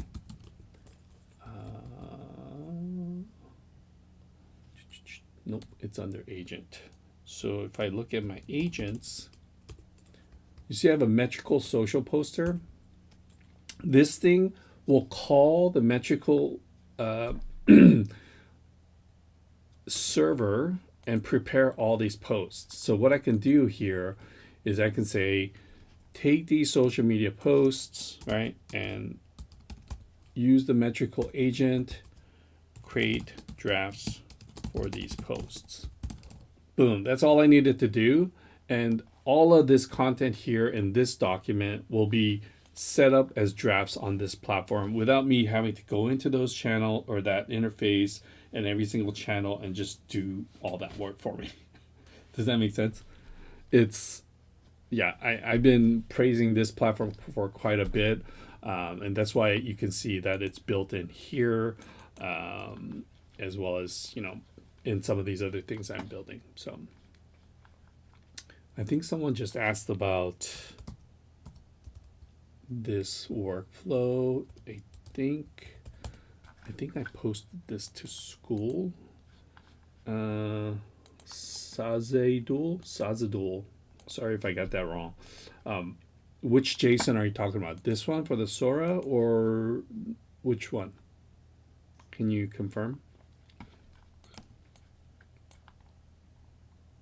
I'm asking about the image generation. This one? Yes. The Sora, or no, sorry, yeah, let me get to the right window. The Leonardo image generation. This, you're asking And about? Sazadul says both. Okay. Yes, so let me see. You might need to rework this a little bit, but okay, let me save this. I will download this as well as the other one and post it to the chat. Give me a second.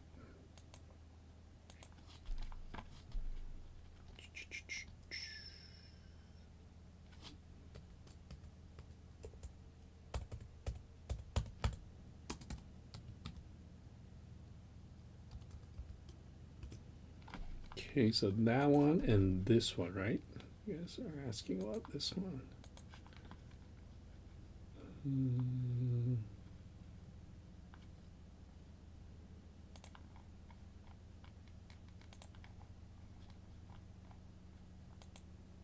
Oops.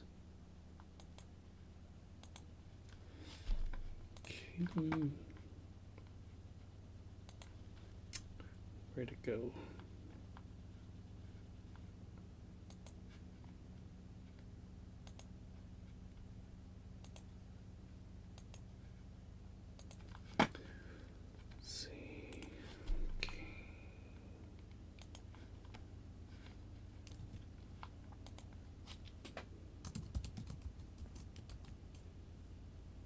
Okay, that's the Sora. And was it? What's this one? Sora and where did I just put that one?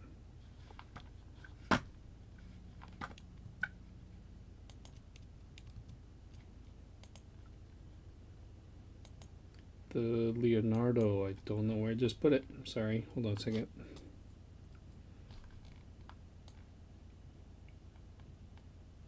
Yeah. I see why that's not there.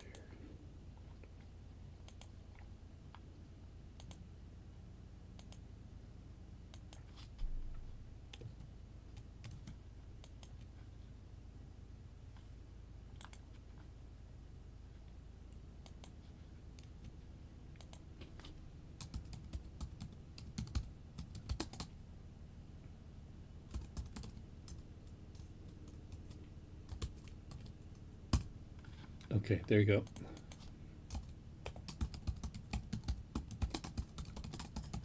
Yay! So is this n8n creators site open to anyone? Or is that a gate? Which one? You're saying you post to n8n creators. Oh yeah. This is my creators page. I think I have. It might not be on this one. So can anyone join that? Well, yeah, this is just available. It's open. This is all open. I think I have like a few that are paid, but pretty much all of them are open. Gotcha. Okay. Yep. Image generator, Sora. Video generator.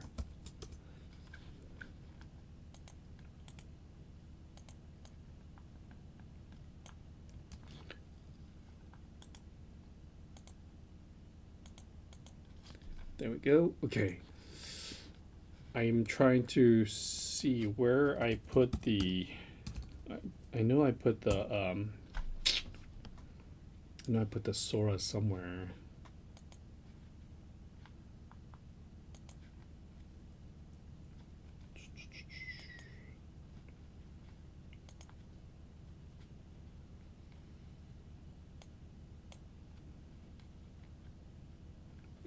Okay, maybe not. I thought I did, but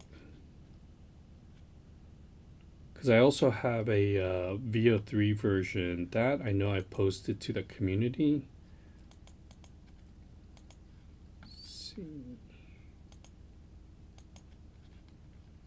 And that all the n8n templates, you guys, for the school community, they are available for all members, and the community itself is free to join, so you guys don't have to have a paid account on the school community to access the n8n templates that I published there. All right, I guess from today's call I should post the Sora and Leonardo image workflows there so you guys have access to. Okay, let's see.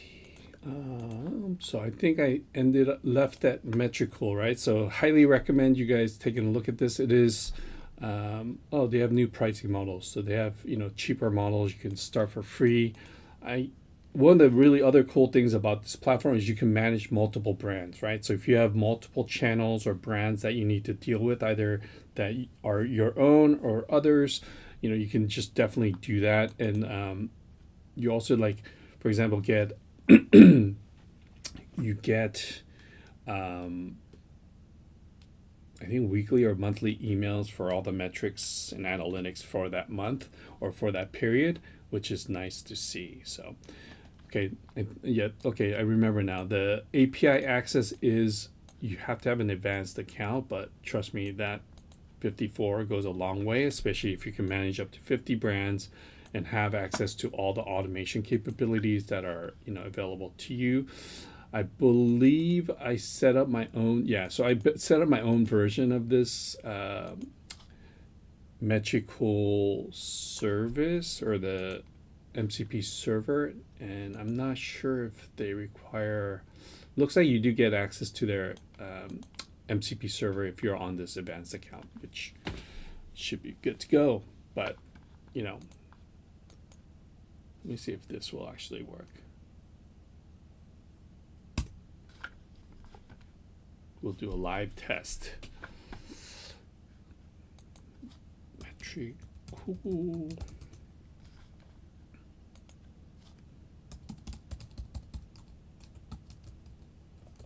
And if the MCP server is not running properly, then we will also know, because you guys can see here, you know, this MCP server is active and available. So if it's not going to work, we will know very quickly.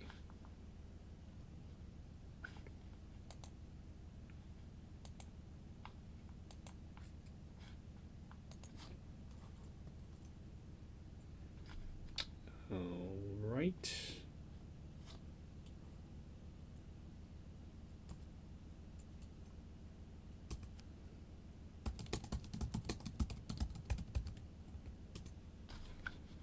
Oh, we finally got our compact.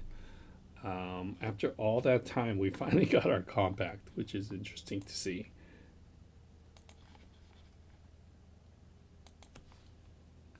So basically, when Claude Code starts to compact, it means it sort of used its allotted memory for that chat session, and it has to compact that session to date and pull the relevant information to continue on with the chat. Okay. All right, it's 12:30. All right, guys, I'm going to take a quick pause here. I will be right back. Give me about 10 minutes or 5 minutes, less than 5 minutes. All right, quick bio break. I'll be right back.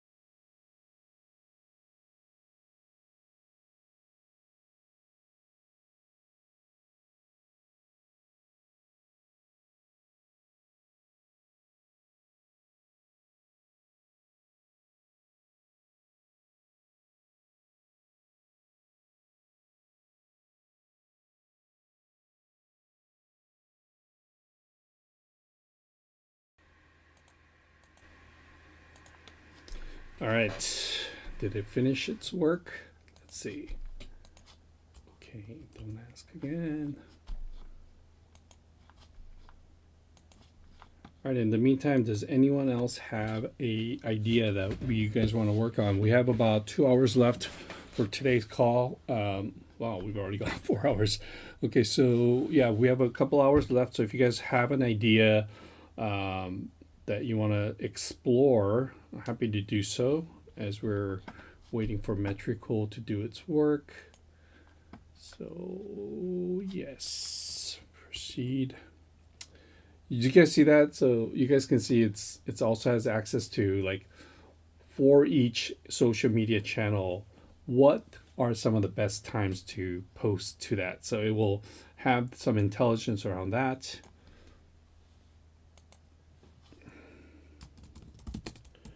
Thank you for joining, Rajesh. Hopefully see you next time. And then, okay, so pretty good job. All right, we'll continue to let that work. And then I will check Metricool to see what it actually did.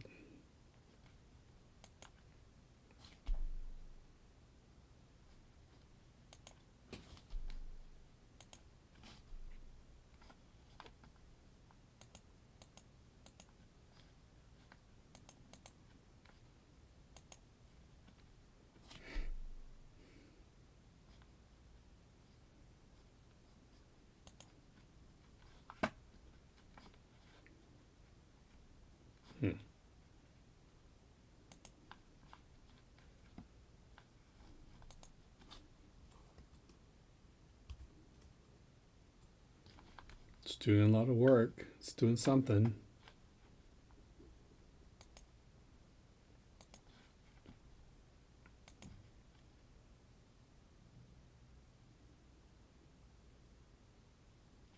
Okay, cool. Let me show you guys. So you can see this is the planning interface for Metricool.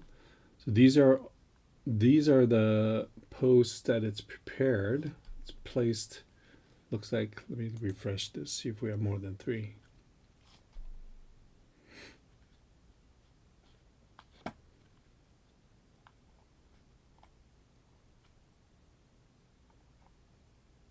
Nice. Okay, so let's take a look at these. I don't think I want the Instagram, but let's take a look at the Twitter or X post.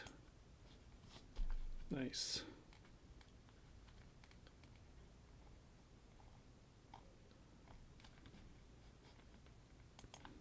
Let's take a look at this. I think this probably requires a little bit of editing, but overall pretty good job. Didn't have to specify the payload using an API call. It just used the MCP server to prepare all of these. I know that it can also prepare, any of your other channels that you might have connected to this, whether it's YouTube or also TikTok. I think the reason it didn't create those because it didn't have the media available. Same thing with, we have at least one error on Instagram because there's no image or video available. So, but the text content is there. I probably, seeing this result, I will probably want to update the Metricool agent to include YouTube and TikTok because it did not have, I didn't give it access to these 2 scripts, right? So I would probably want to update that agent to say, hey, based on this script, include these posts for TikTok and YouTube as well, right? So, but pretty good job on first shot in uploading to Metricool via the MCP server.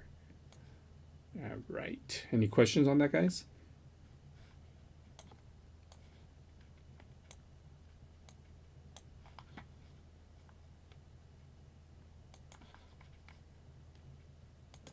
Let me just take a quick look. Okay. All right. If not, let me see.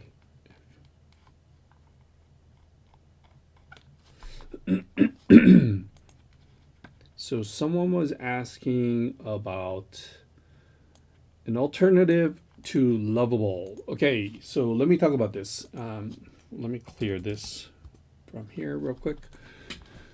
So I started this whole like the vibe coding side of things when these AI tools start to come into play. Obviously, I started with Visual Studio Code, where in Visual Studio Code, if you click on this little chat toggle, you do have an agent built in here, and you have access to all of these models right off the bat. Whoa, 5.2 is already available. Okay. And you can see in Visual Studio Code, you could actually interact with an agent for free. You've got 4.1, 4.0, 5 mini, Grok, and Raptor all available to you for free. So if I clicked on 5 mini and I want to interact with an agent like I would with Claude Code, this will not cost me anything because this is a free model available within Visual Studio Code using Copilot, right? The Copilot is built into Visual Studio Code. If you want to try some of these other models, here are the associated costs with that, right? So I've used this Copilot agent. I've used Cursor and its capabilities. I tried Windsurf for a day and I never went back to that because it sucked, right? So I've used a lot of these different tools. I've also used Lovable, and now I'm blanking on the other service I was trying out for a little bit. It's another, it was Bolt. So Bolt, Lovable, Cursor, Microsoft Visual Studio Code. I've tried Codex. I've tried, what's the other CLI? I'm blanking. But anyways, I've tried a lot of these, and ultimately, the one that won out is Claude Code, especially at its current iteration and its current capabilities. It just so much more refined, and I personally like the Opus model best across all of these models, right? Whether it's GPT-5 or any of these other models, I've tried those as well. And when it comes to the things I'm doing on a personal level with coding and content generation and things like that, I just like the outputs best. And because Claude Code also integrates really, really well into Visual Studio Code, which is the platform I use, that's just my go-to. And another reason I moved away from Lovable and even Cursor was that they were much more expensive than using Claude Code. I think Copilot is going to be relatively cost efficient for you if you aren't able to or don't want to spend, for me, the $200 a month to access Claude Code Max. You guys can have an agent running for free, right? GPT-5 Mini is pretty good. I haven't tried Raptor or Grok Code, but these are available for you to run vibe coding sessions or content generation sessions. So these are all available to you. Try them out, right? And for me, I moved away from like the web-based ones pretty quickly, Lovable and Bolt, because even at a higher token account for those services, you're still using a lot of tokens. And that's part of the way things are structured and things like that. Also, you're kind of locked into their prompting framework, if you will, right? Versus here in Claude Code and Copilot, and anything really at a CLI level where you're inside of an IDE or a terminal interface, you're just going to have a lot more freedom to work the way you want to work, right? So that's sort of my insights and opinions on some of these other coding tools or vibe tools, if you will. But I personally I love working with Claude Code. It's becoming a go-to tool for a lot of the things I am doing, as I've shown you guys today. Content, n8n workflows, actual apps that I'm building out. I'm building out, a few different apps at this time, and they just, if you can level up to the next stage of like being able to use both n8n and Next.js or Python, it really, really is the next stage for your journey. Definitely learn n8n. I'm not saying anything about not learning it, but it's about how to use both tools in a more effective manner, right? I think Heba was sort of on where she was talking about webhooks and interacting with apps where, I don't know if you guys are aware of this tool, F on F dot Vercel. Shoot, I forgot. I'll show you guys this real quick. But there was a demo I did where I was combining both the workflow and a Next.js app together and showing how that might work. All right. I do want to show you guys real quick if I can find it.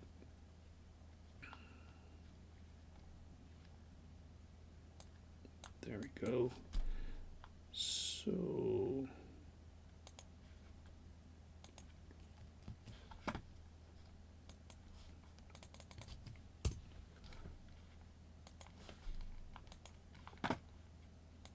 So this was a workflow I built, or an app I built for a group out in USC where they wanted to build a simple goal tracking app.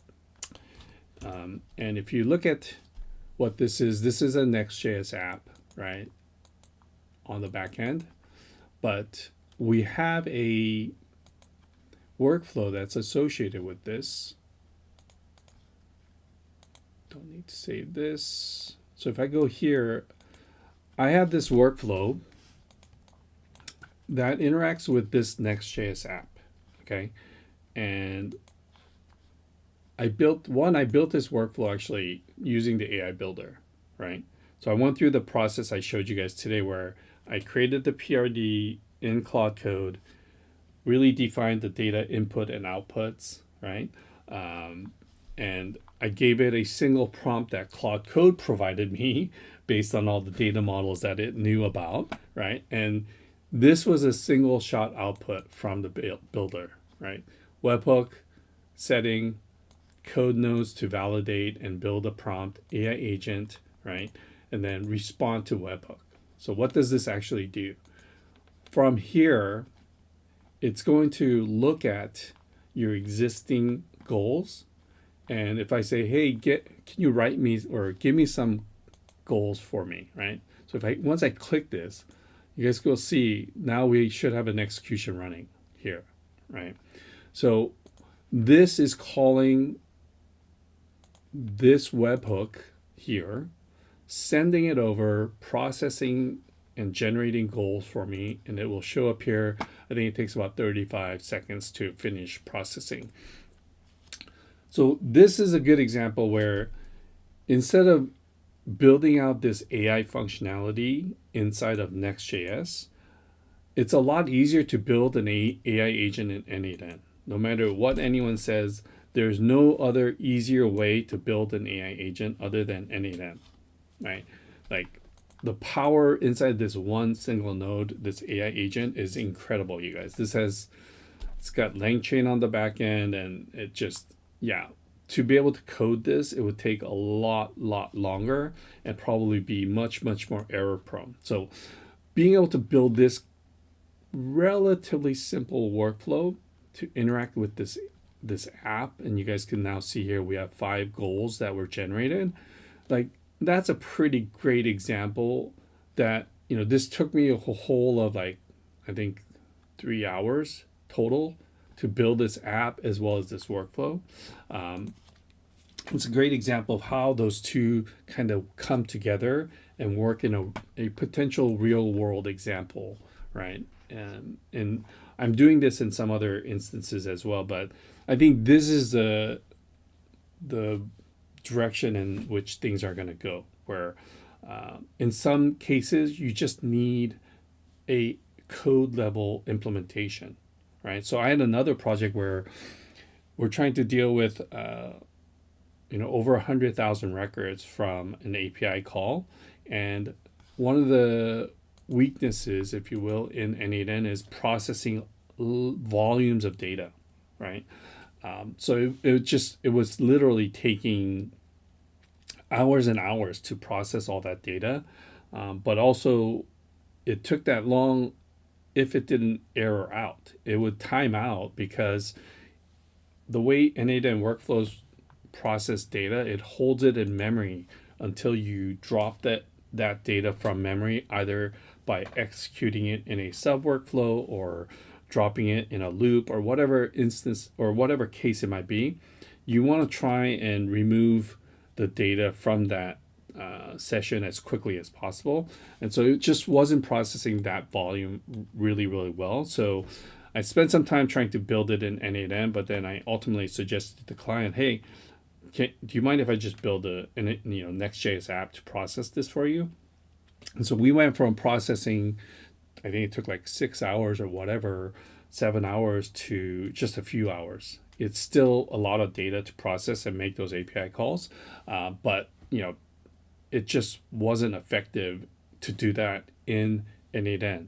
But I am using n8n for that project by triggering the synchronization using n8n and not a cron job on a server somewhere.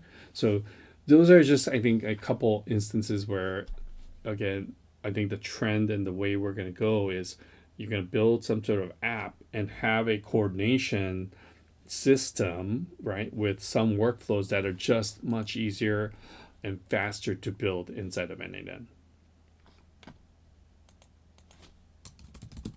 If that makes sense. All right. So yeah, let me know if you guys have any questions about this. But this was a fun little project. Again, I think I had 3 sessions with them, and after the first 2 sessions, which again totaled about 3 hours, we were able to create this as well as this workflow that's going to interact together. And this app has Supabase for authentication, storage, as well as the database for the actual goals, right?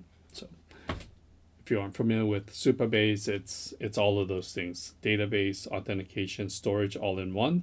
I personally have moved away from that and use a different tech stack, which I've shared with the group before. But yeah, this is just a quick example for you guys to see that. Let me go ahead and take a quick pause here, see if anyone has any ideas that you guys want to explore.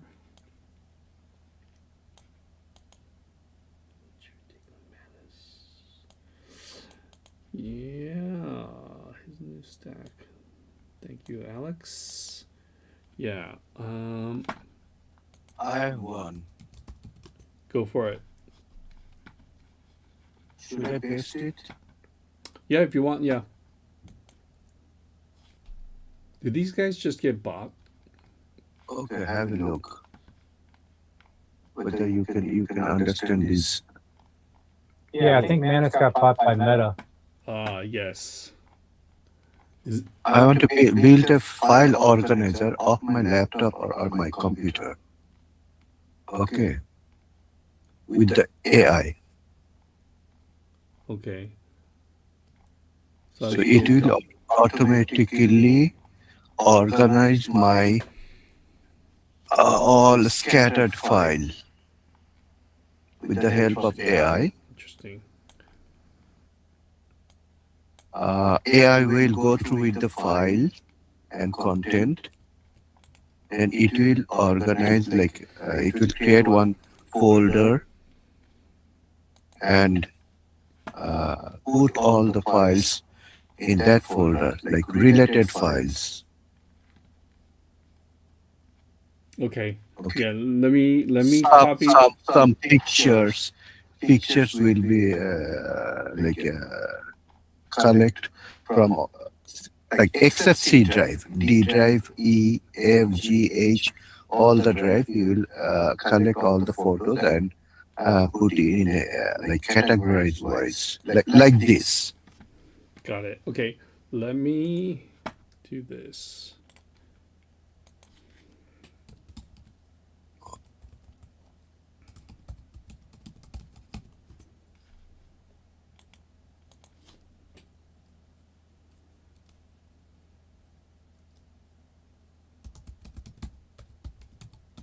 Did you understand? Yeah. What my point? Yeah, I do. I understand what your point is. Okay. So Sajdo, Sajidul Karim. Sajdo. Okay. Give me just a second. Let me just go back to this Manus thing real quick. So is this like it's almost like a Claude Code, but it's kind of expanding upon. It's basically doing everything, right? If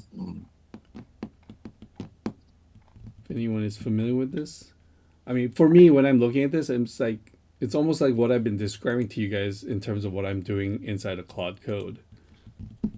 Why? Yeah, in fact, it might be based on Claude Code. I came across this last May. Actually, this is my question. I was wondering if you had any knowledge or insight about Manus. The observation of the other listener is correct. They just got bought for an unknown amount by Meta. Yeah. No, I think actually $500 million.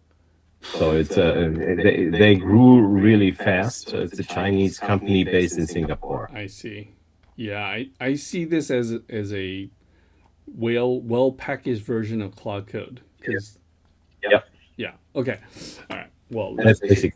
yeah, we'll move on because I'm basically replicating systems like this, and I've heard of other second brain platforms, which I think maybe on a consumer level it's a nice interface to it, but if they just took a little bit extra step and for a lot cheaper, you would have access to a much broader set of tools, and we'll call it, and that's within JSON. Basically, my instinct too. I stopped using it because it became excessively expensive. Yeah, that's part of the problem. Yep. Okay, so Sajdo, let's go back to your input here. Drive camera. Yeah, okay. So, are you trying to? So you want to create a SaaS for this? This. So, okay. I mean, before even the technical questions begin, my first question would be, well, how are you going to get people to trust you to access all their files? I don't know. Just, I thought this is for myself. Okay. So, Claude has. Okay, let me just do this. Okay, I took your pasted information here. Let me clear this memory again. So, I know what you're trying to do. I see it here, but if I go, okay, Claude. Let's go to plan mode. Okay. Analyze this initial PRD and help me think through how to execute. Consider the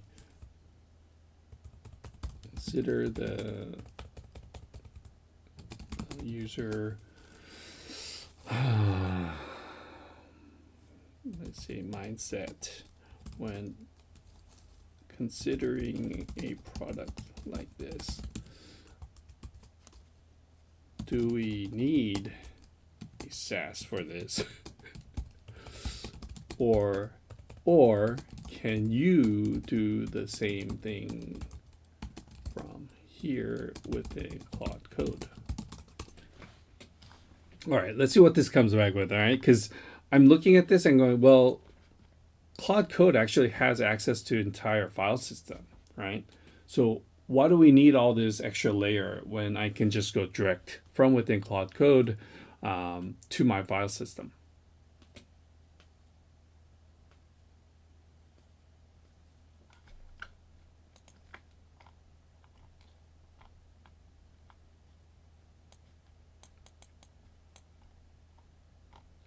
Yeah, so when I look at an idea like this, well, let's take a step back and not even consider the technology considerations, but first thing that pops out to me is, well, how is someone going to trust my service, right? That is hosted on a cloud server, AWS, Google, whatever it is, and upload data about my files and my information, then process it and bring that back and control my file system. Is I think you're asking it to yeah, so you're asking it to access the actual hard drives and things like that. So first thing that pops out to me is just pure security, right? In terms of yeah, like, but outside of all that, let's see what Claude Code does. So let's see what it comes back with. Building a SaaS around that may not need cloud infrastructure. Okay, can we build this? Should the architecture match the problem? Yep. Let's see files. Okay.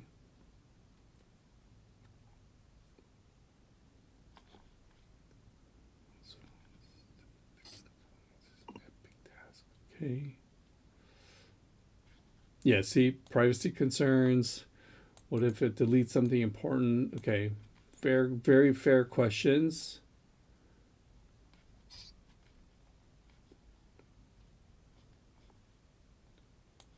Yeah, you see this right here? What Claude Code can do right now.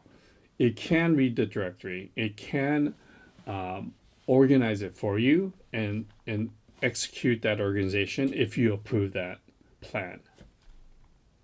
Okay. You get it? Yeah. Okay, let's do this. Demonstrate. Oops, my typing. Demonstrate in this folder. And I will let's pick this folder, today's folder, and see what it does.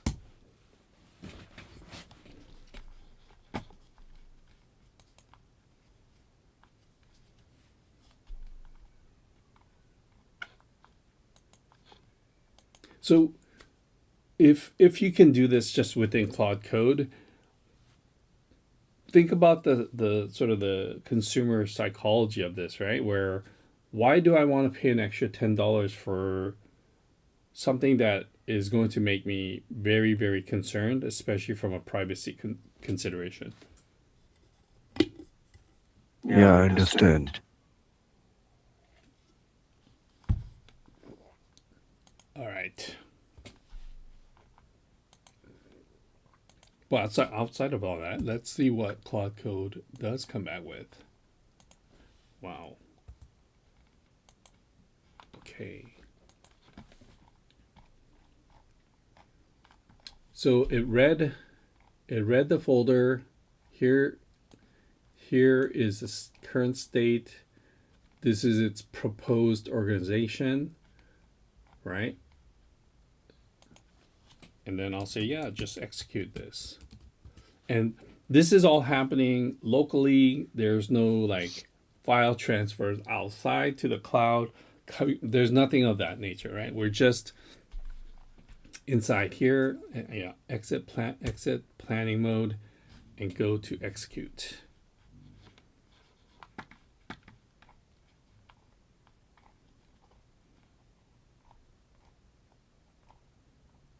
You know what would be, to me, a more useful organization tool is if somehow you can tap into stream or gosh, what's the streaming service? Oh my god. Someone help me here. Starts with a S. What's the platform Joe Rogan is on? Or I don't know if he's still on there, but anyone?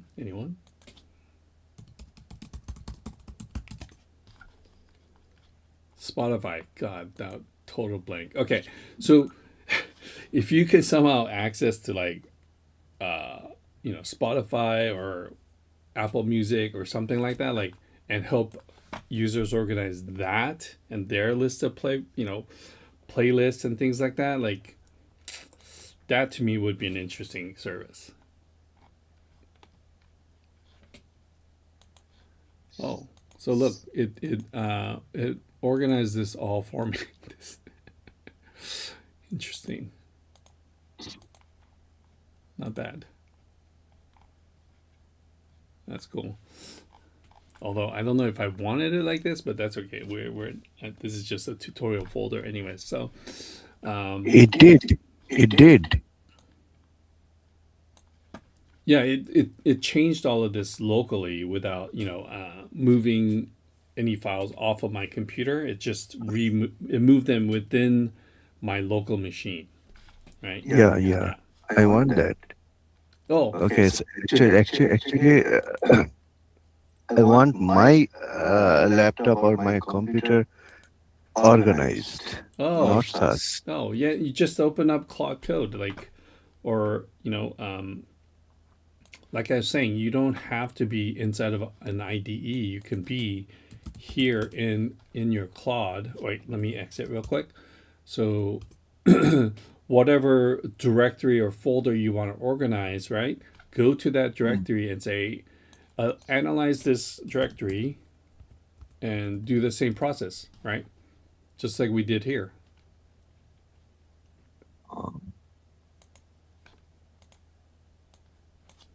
Install Claude Code. Very easy to get this installed, you guys. Depending on whatever machine you are on, these instructions are very clear. You do need to make sure you have a Claude AI account because they're tied together, right? So just follow these instructions, and I would highly recommend trying this out, right? Because it does have access to your local file directory. If you aren't comfortable with that, if you install the desktop version of Claude, you can give it access to your local file directory as well if you aren't comfortable going the Claude Code route. Okay. Yeah. Okay. Okay. Hope that helps. So what will be the prompt? Just ask it. I have very little knowledge about Claude. You don't have to have Claude knowledge coding. about Claude. You just need to know what you want to do. Okay. You just type what you normally would type. Just don't feel like you So need. what I pasted you in the what information I gave you? Yeah. Can I give it to him? Yeah, Huh? for sure, for sure. Claude? Yeah. But I don't think you Oh. need even all that. You just maybe you paste that and say, hey, I want you to analyze this folder and help me organize it. That's it. Okay. I mean, there's no like secret sauce in working with it. It's natural language. Whatever way you want to talk or whatever language you use, just give it the correct instructions. That's really it. Okay. No secret sauce there.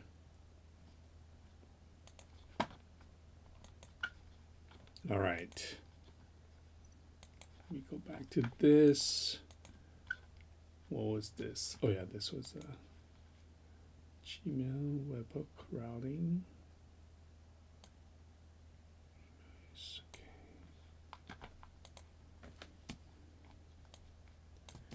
Okay, so let me go back to. I do want to show you guys something that you should be aware of when you're working on workflows.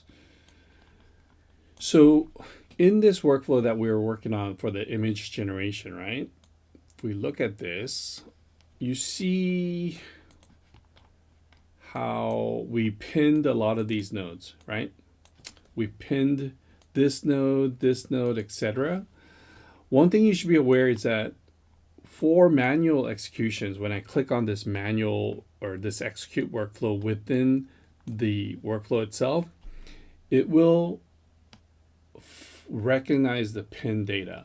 However, if we had this webhook turned on and this was called by some other trigger that runs this workflow as a regular executions, it will ignore your pinned nodes. Okay, so when I have this and something outside triggers it, the pinned nodes are only recognized when you manually execute a workflow inside of n8n. So that's something very, very helpful to understand because, you know, in the early days when I didn't know that, I would go in and unpin all the data and lose all the test data that I was setting up, right?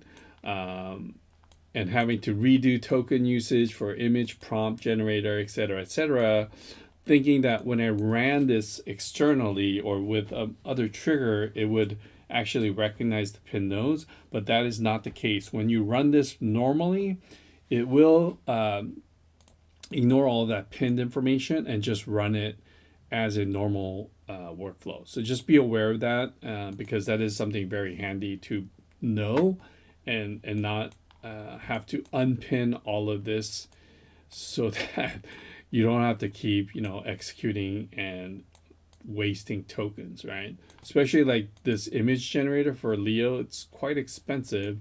And if I'm testing, you know, 30, 40 times, that just starts to add up quite a lot. And I don't want that to be the case. So just be aware of that. n8n using Alpine. Okay, Docker.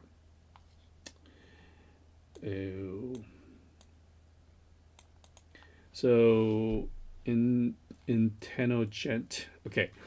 I guess you joined us after the whole self-hosting conversation, but I use Coolify to self-host all my n8n, and this allows you to self-host Coolify or use their cloud version. And once you have a cloud VPS somewhere, again, I use Hetzner, you have Hostinger, you have other options available to you in terms of the VPS. But once you have a server set up in Coolify, you can one-click install n8n and not even have to deal with all the Docker stuff. It just handles all that for you without having to become like a DevOps expert to manage your servers or, you know, your installations. It's all there in a web interface for you that you control because you're also self-hosting Coolify. Does that make sense? Yeah, I am on a Ubuntu, I think 24 maybe now, 22 or 24, I forgot. But Coolify handles all the Docker setup, you know, Nix packs, et cetera, all of that stuff. It's a magical little tool that you will thank yourself for setting up. And I believe this channel here on YouTube called Syntax. So if I go to YouTube, they have a fantastic video on how to set up Coolify. So Syntax Coolify. So excuse my typing. So there's a couple videos. I believe this was the video I watched called Coolify Crash Course. Hostinger, I believe, has a one-click install of Coolify. Yep. So they have a one-click install of Coolify as well. So you can get that set up as well as the one-click install of n8n. So, you know, the last thing you want to do is deal with all these DevOps issues, right? You want to make your life as easy as possible, and you know, be able to have that freedom. So the cloud version of n8n, as I was showing people, is it has, I believe, depending on the member or the account level you're at, I think you get like 10,000 executions per month on the cloud version. The hosted version, obviously with self-hosted versions, there is no limitation. You can run as many executions as you want. I tend to put my n8n instances on a little bit beefier VPS so that I have more memory and processing to run those executions. Most cases, unless you're like running, if you're actually using 10,000 executions a month, you should actually be at the next level or next level up, because that means you're, you know, super power user. I believe most people will run maybe a couple hundred a month. If you are sort of the next level up from that, maybe it's a couple thousand a month, but most people are well within the 10,000 per month limit. So you should be okay. And I recommend starting with the hosted version, especially because you get a 14-day free trial to start. And if you do need the control and the privacy and things like that, definitely go to the self-host.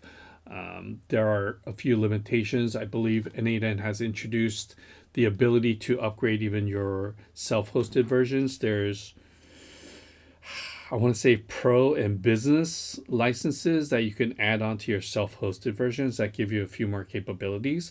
That's a relatively new thing. I think that came out late in 2025.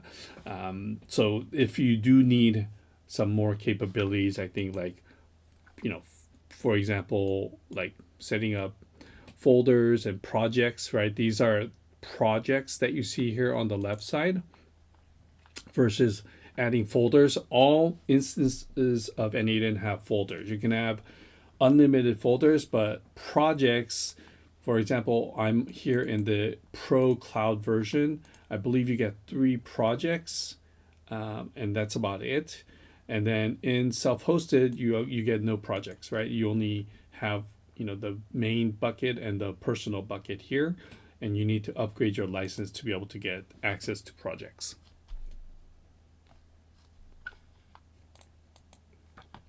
Any other questions on that? Okay, cool. And then you guys can always check the community forums and things like that to get more information regarding licensing. There's also the enterprise licensing, which gives you access to a lot of other, like SSO and single sign-on, external secrets. All of these are enterprise level capabilities. I don't know if you guys also know you can turn any n8n instance into an n8n MCP server. Are you guys aware of that? So regardless of what instance you're on, if I come into settings and go into this instance level MCP, you can now turn, if it's enabled, you now have converted your instance into an MCP server, right? So you can see, it will use OAuth to access this. And what you want to do is whatever workflow you want to access, you just turn it on inside of the workflow. So if I, go in here, for example, and wrong screen. Let me go here. So if I go in here and I go into settings, I can give this access to the MCP, right? So when you access this via the MCP, you can now have it interact and trigger that workflow from the MCP server. So that opens up a whole new set of capabilities that add, some interesting complexity in how you structure your n8n workflows and your system and how that is handled, right? So is that when let's say you create a website that says remove background, and then the user will use the website, input an image and type what they want, and then it goes to an n8n workflow, removes the background, and then spits out an image back to the website, right? Like that? So for that use case, Steve, I would actually use a webhook to just call it directly, right? But the MCP server for this is inside of, let's say, Claude Code or Cursor. Just as how I added all these MCP servers, right? I might have a n8n cloud MCP server, and what that means is it's now going to be able to access any published workflow inside of this n8n instance. So from here, just like I call the metrical MCP server to access all those tools, you can think about, like, now this workflow, if it was accessible, becomes a tool inside of Claude Code or Cursor to be able to trigger that and execute that workflow without me calling a webhook address. Does that make sense? Okay. Yeah. Yeah. So it's a different use and triggering mechanism, but now your AI agent has access to that. What's also interesting is that you can call like you can have multiple n8n instances call each other in a way too, right? Via this mechanism, I believe. It just becomes a really like interesting way in interacting with workflows that is it's new, right? You no longer have to use a webhook address. You just access the entire n8n instance and just make sure that those workflows have been published and are accessible.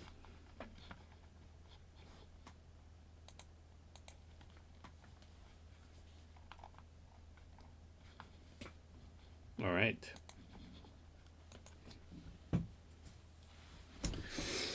Okay, so let's see.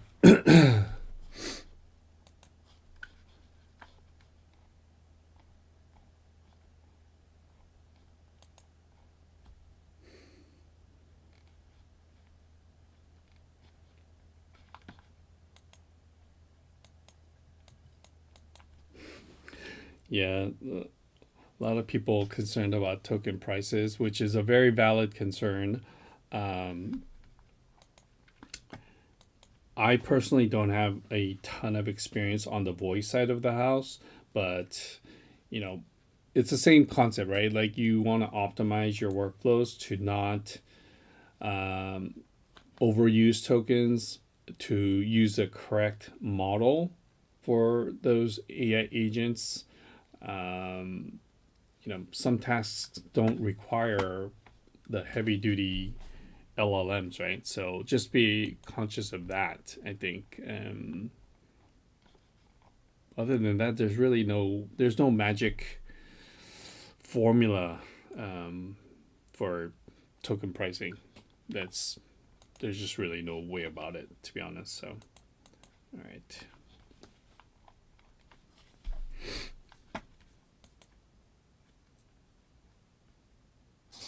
I have an idea. Sure. I have connected with one Chinese guy. Yeah. He post one articles that if you convert your prompt or any prompt in Chinese, convert it to Chinese and execute it, Yeah. the token cost will be very less because one single word in English, like it will take 8 to 9 or 10 token. In Chinese, only one character will represent that word, big word. That's interesting. Yeah. Sometimes, like big sentence, it will come in the in a like a 2 or 3 character or 4 character. So this is how you can reduce your token cost. I don't know whether you will agree or not, but that guy just make one post in the Facebook. Have you tried it?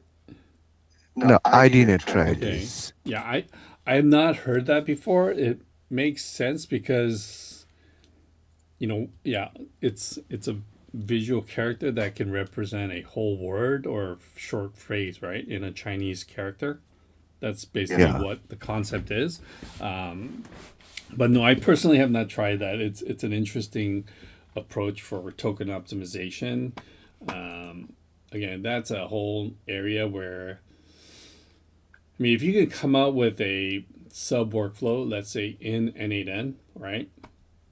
That is a token optimizer or token analysis tool that as you are triggering workflows and have AI agents, it might just it might process it and take a little bit of sub or sidestep and analyze that workflow and that token usage before you start really executing that in production.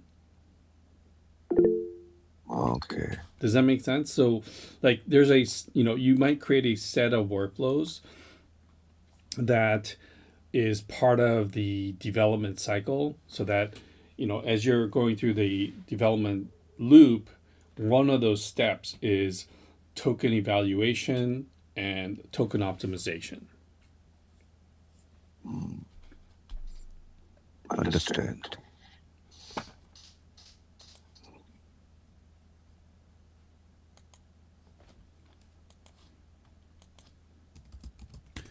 Let's see if anyone's even. Oh, look at that. Token usage and estimated costs. Solomon. I believe Solomon is internal to n8n. Yeah. I believe he is. Let me see. Nope. That is incorrect. I thought he was internal, but maybe not. Okay. Let's see. Track. That's interesting. So there you go. There's already a lot of thinking has gone through this. No crypto. Looks like that first one is really the only one. This one is a token visualizer. Okay.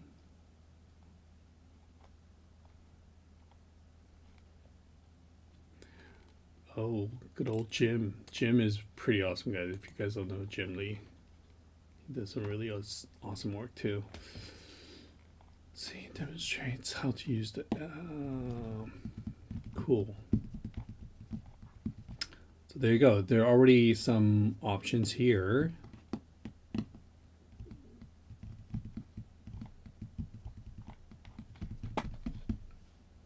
Yeah, this is an area I've never really spend much time thinking about.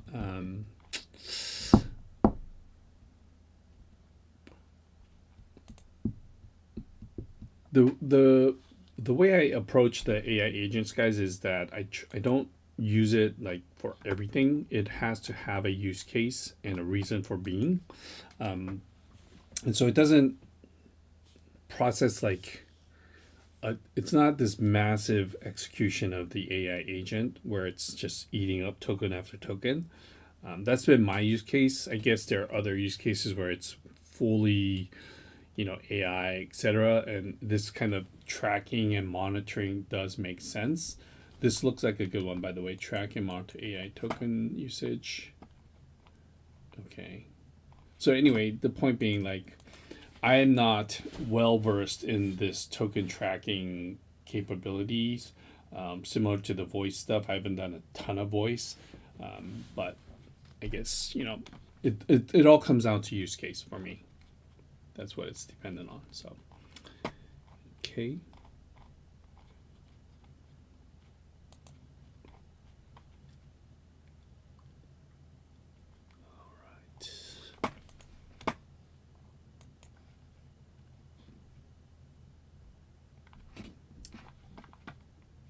Right, any other questions, guys? Let's see.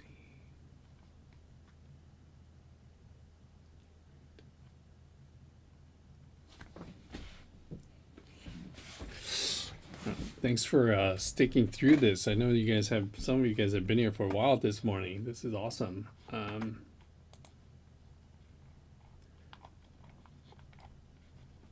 think next time I'm gonna try and do these at a time that may be more suitable for some of our other locations. I think 8:30 a.m. Pacific was a bit harder for some folks. So I'll see if I can adjust the time a bit for next time. Definitely going to continue to do them on the weekends, because try to do a long session like this during the week is just very difficult given all our work schedules and things like that. So what are In my area, it's midnight. it's midnight? 3:23. Yeah, 3:23.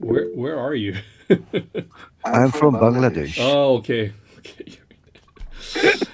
Yeah, I think we had some other folks in Asia that it's very late, and so yeah, I think I need to find a better time. We'll see. So, and some of our European contingents as well. I have a question. Sure. This is maybe just high level, just curious about how your approach would be, but I've been thinking about like using 8 and 8 for like a research assistant, right? So within my field, I work in genome editing in plants, right? So I was thinking, okay, I have these journals or these scientific journals. Can I have an agent go there and they kind of read out the latest and give me a summary weekly, something like that? Is that a very simple way to build something, or is there something that is a bit more advanced?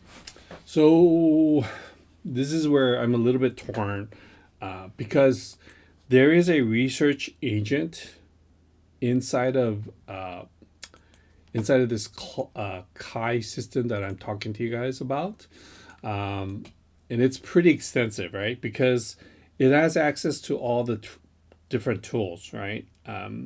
So, if I say research, I don't know, give me a topic. Gene editing. Gene editing in France. In plants, in Plants. vegetable, in plants, yeah. Okay. What were some significant discoveries in 2025? Okay. Yeah, that would be perfect. Okay. So, because of the keyword research, this should, if I'm correct, it should trigger some tools that are already baked into Claude Code, right?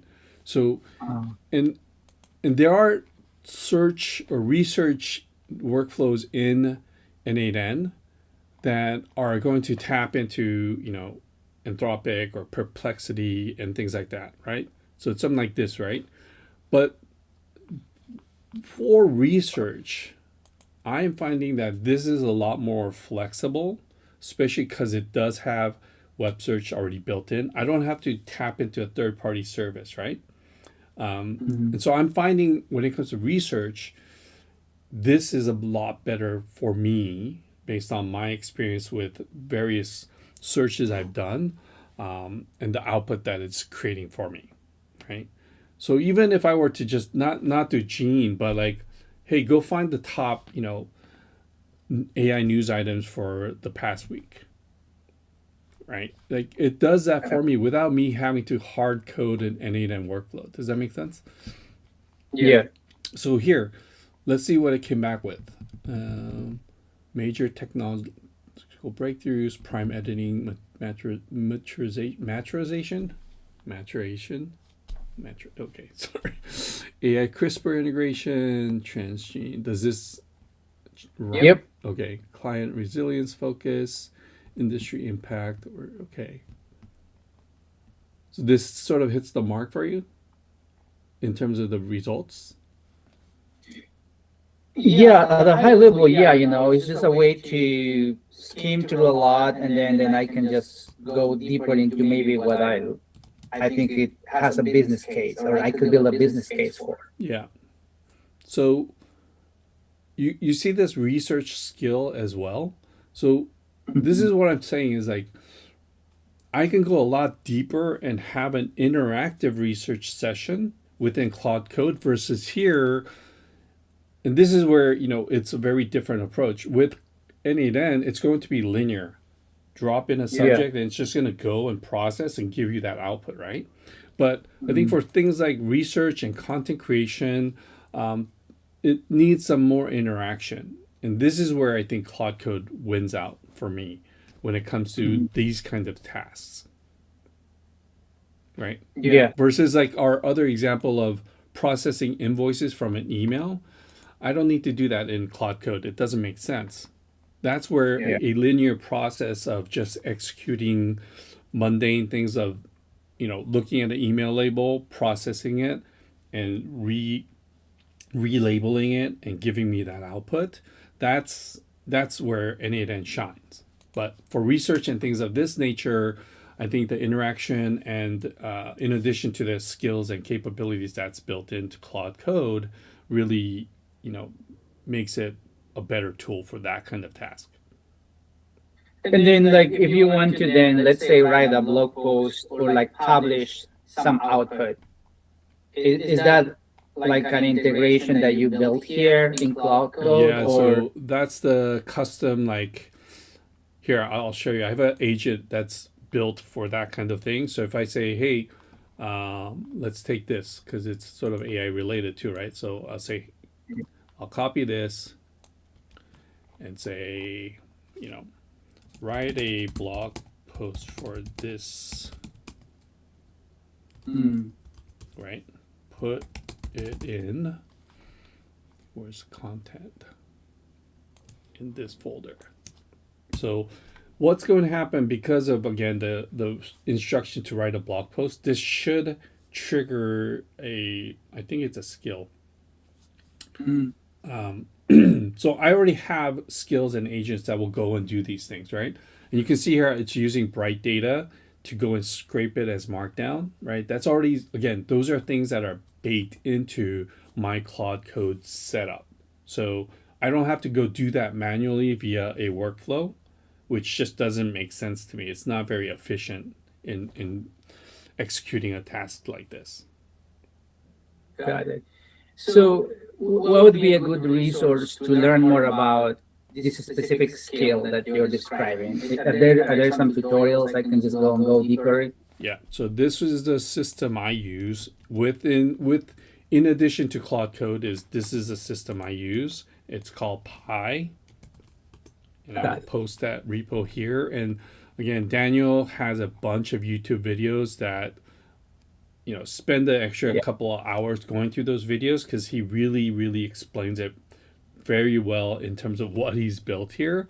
And I integrated this system into Claude Code and basically improved its effectiveness, efficiency, and capabilities, I think by a very large factor, right? And so that's kind of, you know, what it's doing here. Let me see what it did. So, okay. So it created this post. Where is it? Oh, CRISPR. So yeah. So sorry, back to this. You know, this is the infrastructure that I have embedded into Claude Code to do a much better job of the various tasks I'm going to give it. You know, one of these approaches to this here is it doesn't matter what size of task it is, right?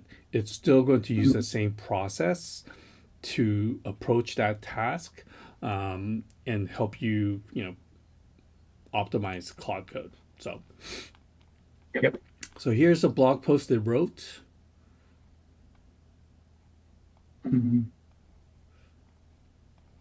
What I'm finding from Claude Code is that it's doing a pretty good job of writing. It's doesn't read as very AI.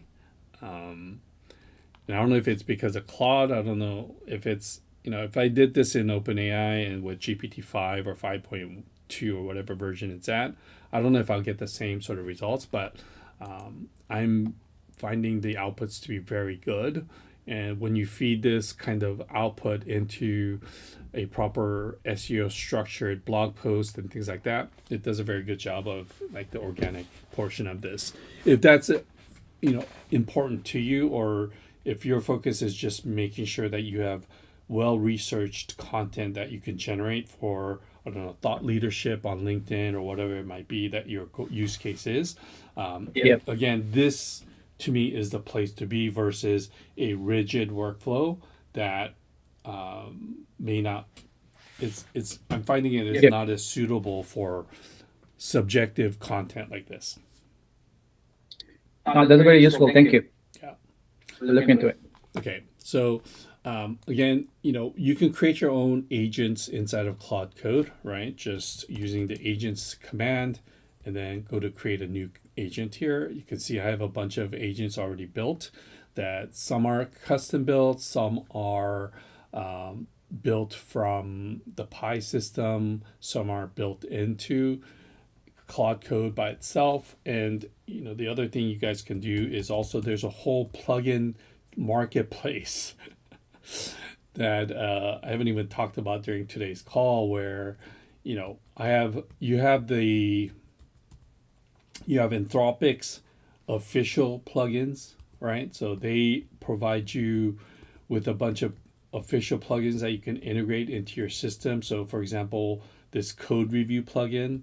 So, Claude Code as a system can continue to be added to by plugins, by agents, by skills, right? So, it becomes this term, I guess, second brain, like it becomes you in an extension, an extension of you, by adding all these custom skills that are very useful for your use case. Yeah. So I can go on and on and on about this, but this in addition to n8n and the things that we can do here, just man, like the possibilities are endless. It's really exciting to be doing this at this time. So, all right, that sort of help you This with. This is the desktop platform of Claude, isn't it? No, this is Claude Code, which is different from the desktop version. The desktop version of Claude is just this. It's a it's a non-web interface to Claude AI, but Claude Code is a command level interface, a CLI into the same Claude models, but more integrated into your file system, as we saw earlier. But also, if you're using an IDE like Cursor, or in my case Visual Studio Code, it becomes like your partner, your building partner for whatever task you might be working on. So how to install in the Intel system? Into where? Intel.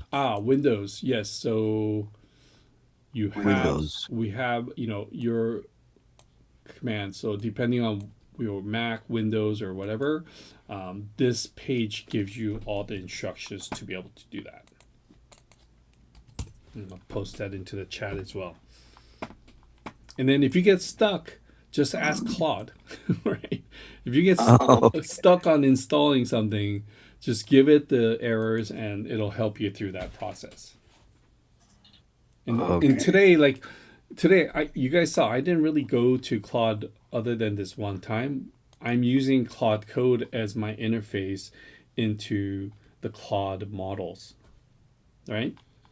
So you can see a big difference. And I will use Claude for other things, but for what we were doing today, which is mostly workflows and content and things like that, and agents within Claude Code, I didn't have to come into the regular Claude interface because most of what we were doing was okay to do within Claude Code.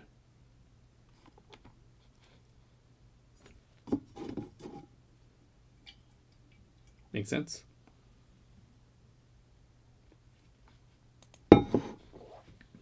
All right. Let me shut this off.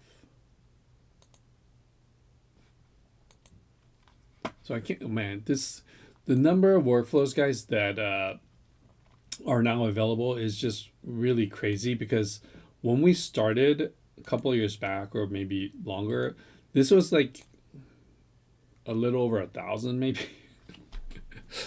The fact that we have 7,700 templates available to you to get started, they're really, this in addition to all the other AI tools that we have available, you should not have a hard time building solutions for yourselves, right? Obviously, when we get to really complex stuff, like what I was showing you, for example, just even this, this is pretty complicated.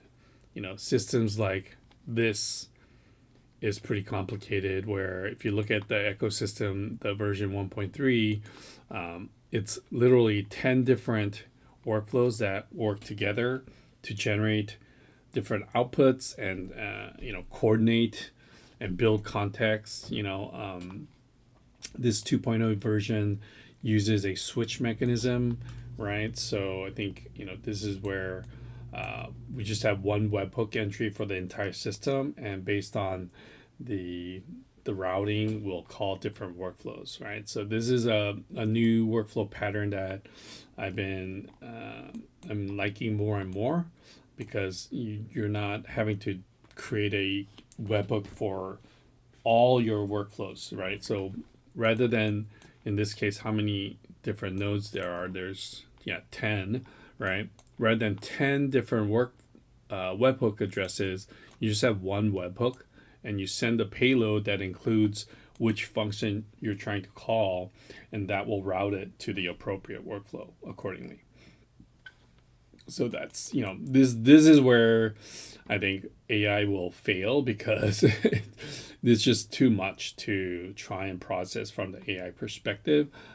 So here we've sort of thought through the architecture and know the different things we need to build out. But individually, we probably can have AI help us, because this is a much smaller context to be building out and optimizing the workflow. But this whole entire system, I think, I couldn't feed this whole thing to Claude Code and expect that it will do a good job. It will just run out of context. Okay.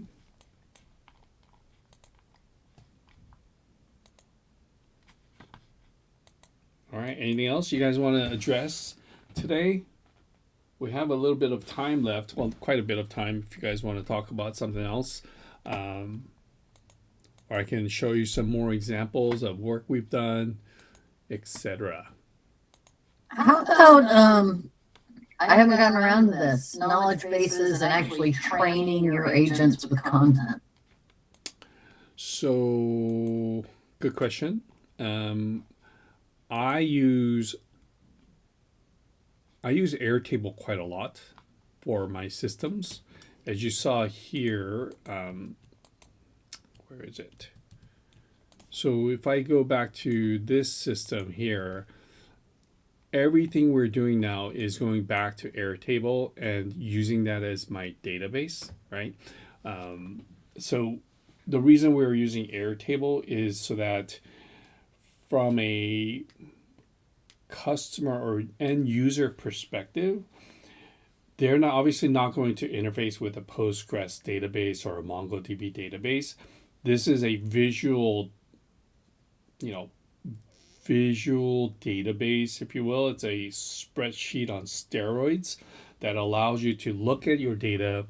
And Airtable also has a lot of really cool AI tools to build interfaces and things like that. So originally we started with NogoDB, but that ran into limitations relatively quickly. So this now new version that we've been working on uses Airtable. So that's sort of a master repository.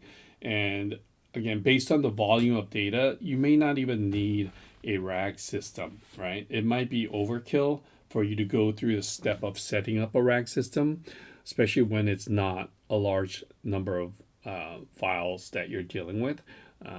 It just sometimes it doesn't require it. And again, these LLMs are getting so good and so fast that you don't need it. You can just search for data within a Google folder or an Airtable database or some other source of information.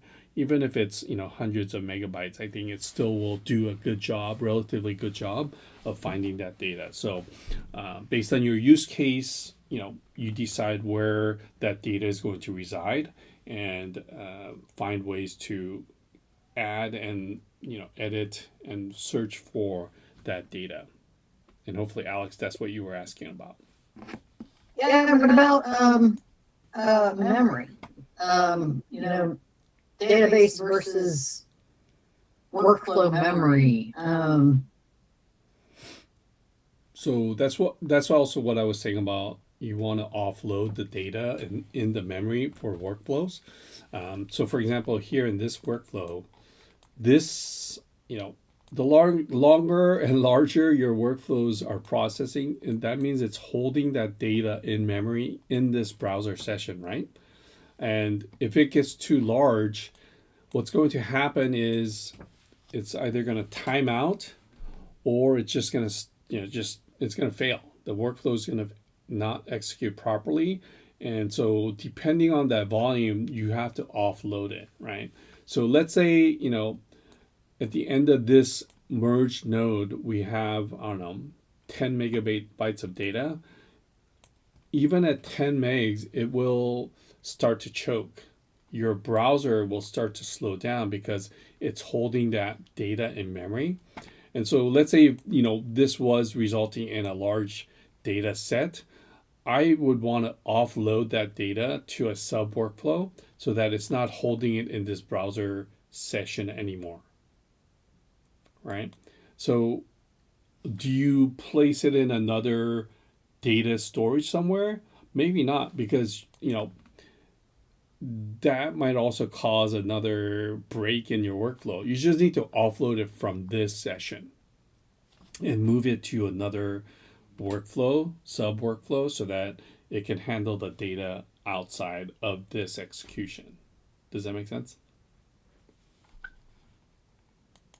I'm not sure.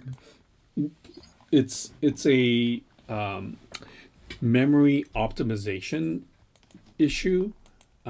So again, my example, I'm just kind of theoretically saying that if this resulted in a large data payload from the execution to this point, then it may cause the rest of the workflow to fail because it can't handle the volume of data being held in memory, right? And then if your VPS or your cloud account doesn't have enough memory, if you notice, like, sometimes you'll see like connection lost in your n8n interface, especially on the cloud, because it's run out of memory and it's failed, right? And so if you've lost that connection, that means the execution is going to fail. You may not save that. And so you have to be very conscious of memory management as you're building out these workflows. And for most workflows, you're okay. But if you're accessing, Postgres or Mongo or large API calls that are pulling down data, then you need to be able to move that data properly, right?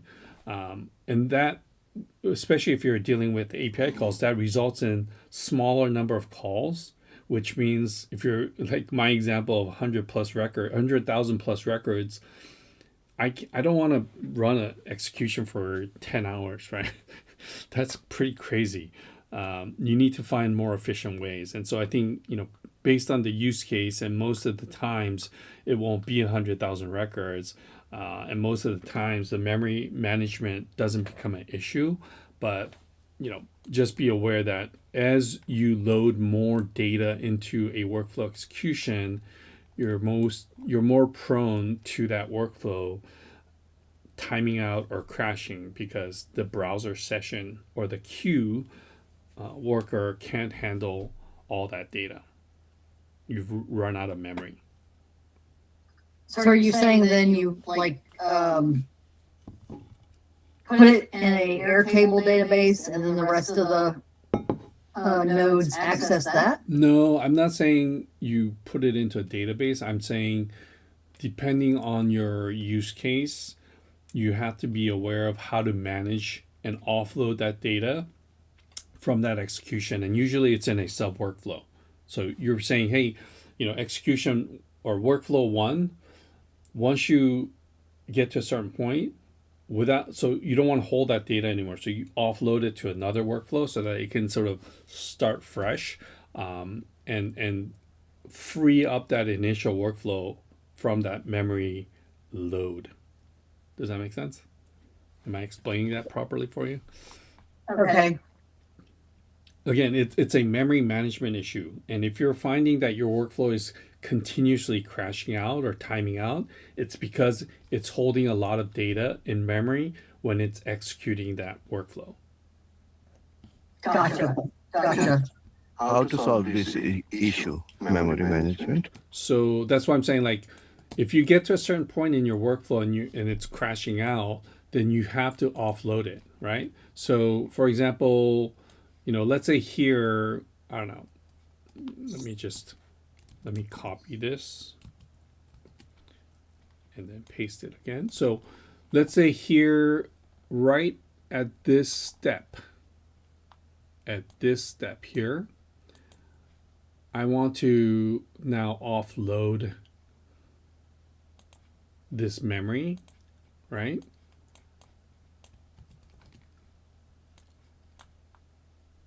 So what I would do is at this step here, I would say execute sub workflow.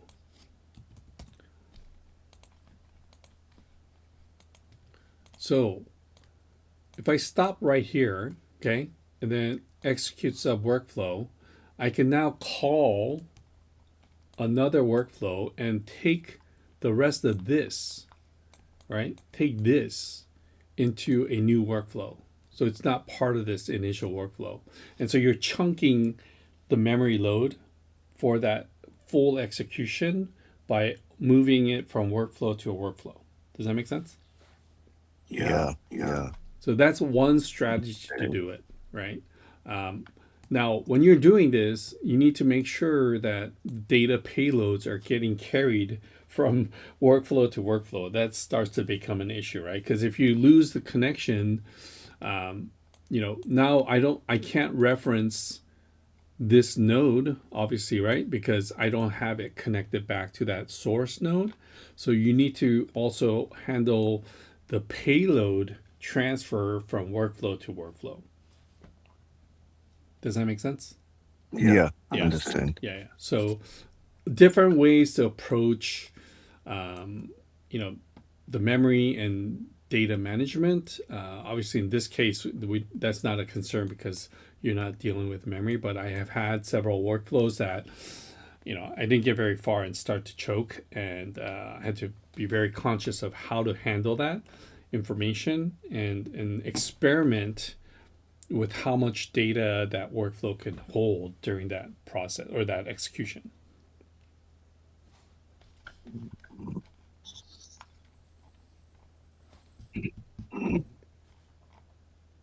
And if you're running into those issues, the data or the memory issues, that means you're working on something interesting because it's a lot of volume, and hopefully it's a real world use case that you're trying to solve, whether for yourself or for clients.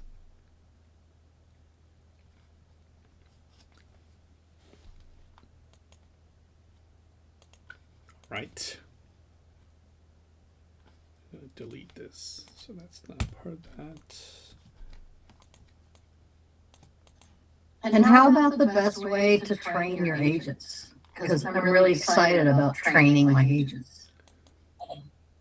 When you say train, I think you're talking about context building and and knowledge bases. Sure. And so that's where you're not going to train Sonnet, right? You're not going to train Opus in a way. What you mean is, I think, or the way I'm interpreting that is context building for the task you're giving to the AI agent. And that's where, things like Airtable and properly putting information into, into the AI agent really comes into play, right? Because, in our Claude sessions, for example, you're going to spend time context building. You're going to say, this is what I'm working on. This is why I'm working on this. Here's some relevant information. Help me to do X, Y, and Z, right? And we did that here too. But, in our case, we were able to pull in different files to build that context. And I think that's what you mean when you say train our agents is somewhere, you have to give that context to the AI agent, okay? So, for example, before this brand DNA insight agent does its work, look at all this context building we're doing, right? From our Airtable, we're getting, the brand DNA information. We're doing some scraping for I believe this is for like some keyword stuff. Oh no, we're pulling in information about the actual website. So all of this is context building. And then finally, the AI agent has all that information to be able to execute a task. And I think, again, this is what you mean by training your agent, is really having the proper context to be able to do the job you're asking this AI agent to do. Would that be correct? Yeah, and so like I don't see a knowledge base node. This But- is the Airtable is your knowledge base, and we're Gotcha. building some of that knowledge dynamically during the processing of during the execution of this workflow. So Airtable is where you have all your training data about brand strategy, etc. Correct. Well, we're building that here, but yes, the idea is, I don't want to call it training. I want to call it context building. And if you think of it that way, it's more, it's like, okay, well, if I store my data here and it's consistently available to the AI agent, then I know that at least the context does not have to be recreated every single time I'm trying to have this agent do the work that I'm asking it to do. Yeah. Gotcha. And so the agent's going to hold some stuff in memory so it doesn't have to access it repeatedly? No, this AI agent has no memory. There's no memory. The memory is from Airtable. It's also dynamically built during these HTTP calls. So that's what I'm saying. Don't think of it as memory. Okay, think of it as context building, and you have access to some of that context in this example via Airtable, which is a database of sorts. And if you want to call it memory, feel free to do so. But I think it's better if you think of it as context building, because that changes the way you approach how you're building that context for that AI agent. Gotcha. Yeah. So memory equals database, right? Okay. And Airtable is a database of sorts. But what we're doing here, before the AI agent gets to do any work, it has to have context, and it's using a database as well as real-time data gathering in order to build that context before the AI agent does its work. Could you just as easily use a folder of Google Docs? Absolutely. That doesn't matter where that data source is. Data source, database, memory, they're all similar things. It could be a Google Drive, it could be a S3 storage. It doesn't matter where that data is coming from. In this case, it just happens to be Airtable. It could have been Noco, it could have been MongoDB, doesn't matter, right?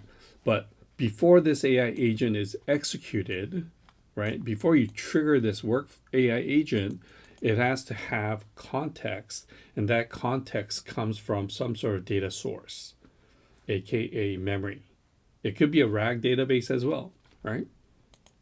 If you had a RAG database and wanted to use a RAG and went through the process of creating a RAG, When would you need to do that? I think it's your use case, depends on, I think, volume. Again, these models are getting so good. I think it's starting to eliminate the need for most of us to even go through this process of creating a RAG. So I'll give you an example. Okay, if I go into OpenAI, for example. So if I go and let's say I create an AI agent, I do a define below, etc., etc. So let me just get rid of this. So if I go to the OpenAI agent, right, or the chat model for this AI agent, I showed you guys the ability to do a web search with this AI agent, but you can also do a file search. What does this mean? It means you now can upload a file to OpenAI, and you basically created a vector store on the fly, right? And so I think Arndt, this is another way you guys can do this, where actually this is OpenAI, so you might not be comfortable with that, but you can actually upload files to the OpenAI API and access those files straight from this chat model node, right? So now your AI agent, in terms of context building, can pull directly from the OpenAI API and the files that it has already stored in its platform. So that's another mechanism in which you can create a RAG vector store really easily without having to go through Weaviate or I forgot some of these other ones that are out there. Again, these tools are getting so much easier, guys. So some of the ways that we were doing it in terms of RAG last year, not very long ago, I think is becoming obsolete because these tools are just getting so much easier. So this is another capability that I don't know if a lot of people know about this, but super handy.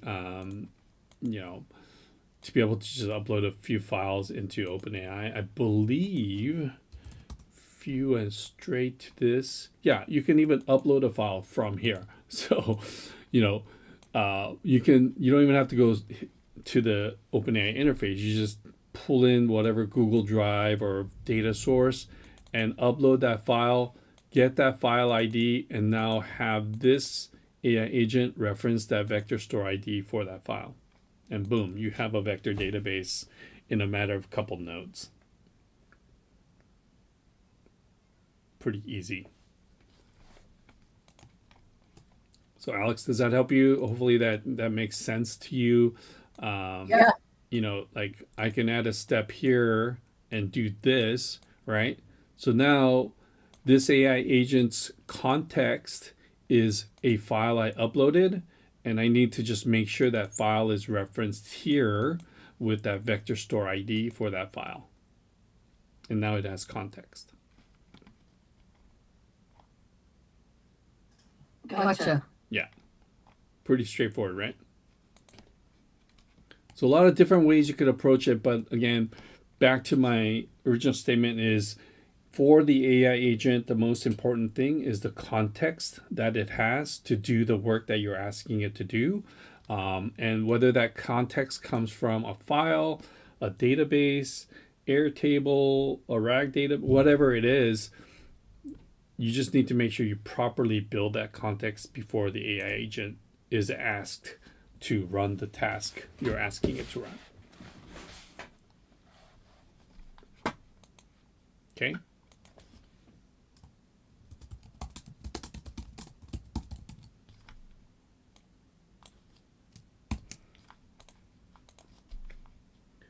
All right. Do I have other members in there? Okay.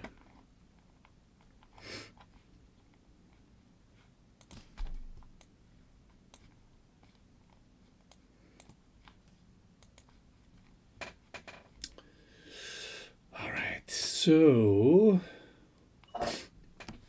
Real quick, yeah, go for it, Steve.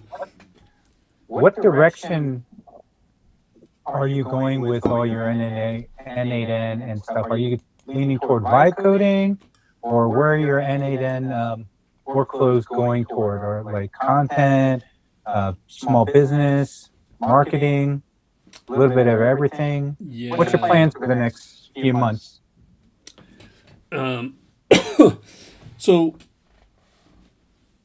I've been at this for a few years now, and I believe n8n is really starting to take hold in the marketplace, and I'm talking about the mainstream marketplace. I believe this year, 2026, will be the year where we start to see not just SMBs, but we start to see mid to enterprise level companies embrace this capability and start to bring it in-house, or want to bring it in-house, but I don't think they're properly resourced for it. And that's where all of us come in, right? Every business, I believe, is going to want this kind of capability. It's just now, who's going to help them deliver that? And I believe that with n8n, especially with their latest funding and the strategies that they have in place, they want to attack every single opportunity, and I am in agreement and am very much looking forward to this. And so, if you look at a large, even not large, if you look at mid-tier companies, they are going to have infrastructure that's already in place. And the better you understand how to integrate with existing systems and various data silos and things of that nature, the better your solutions are going to be that you offered back to these companies, right? I think, you have to understand their business from a macro level down to the micro and be able to build solutions that make sense. And I think you need to look at them as solutions or systems versus individual workflows, right? Because that's not how a business is going to operate, and that's not how they're going to want you to look at the solutions that you're going to build for them. So whether that's content, whether that's marketing, whether that's ops, whatever it is, sales, etc. To me, I'm department agnostic, I'm industry agnostic, because the data is the data in a lot of cases, right? And it comes down to like the APIs and different infrastructure that's already in place. So back to your original question, which was, well, what's the direction? I'm looking at systems versus individual workflows. Okay, cool. Yeah. So basically, looking at larger implementations, and there was a lot of stuff I learned building this ecosystem and building a entire set, a suite of workflows that work together, not only within n8n, but with Airtable, and also there's an interaction where there's a web interface to be able to deploy the entire system. So imagine trying to set up 10 workflows with Airtable, where the Airtable, I think there are like 12 different tables inside of a single implementation of Echo. You can't do that manually. There's just no way, right? And so I actually built a Next.js app that will deploy all the workflows, all the database tables inside of Airtable, and just do that in a matter of minutes, so that you're ready to go with the entire system. And that took a while to build out. And so that's where I'm really excited about the combination of those worlds, because I think that's how companies will want to look at their overall execution of AI automation in their businesses. Okay, cool. Thank Yeah. you. It's I think this is a very exciting year that we're heading into. And so whether it's for yourself or other businesses, I think just a tremendous amount of opportunity up and down, right? SMB to enterprise level, just no shortage. And I think building building solutions, whether it's one or more workflows that you can just sell as a system and a solution to many businesses, makes sense, versus like custom build for every single business, right? There are going to be both, but if you can have some sort of thing out of the box that's ready to go, I think that would be a more useful way to approach things,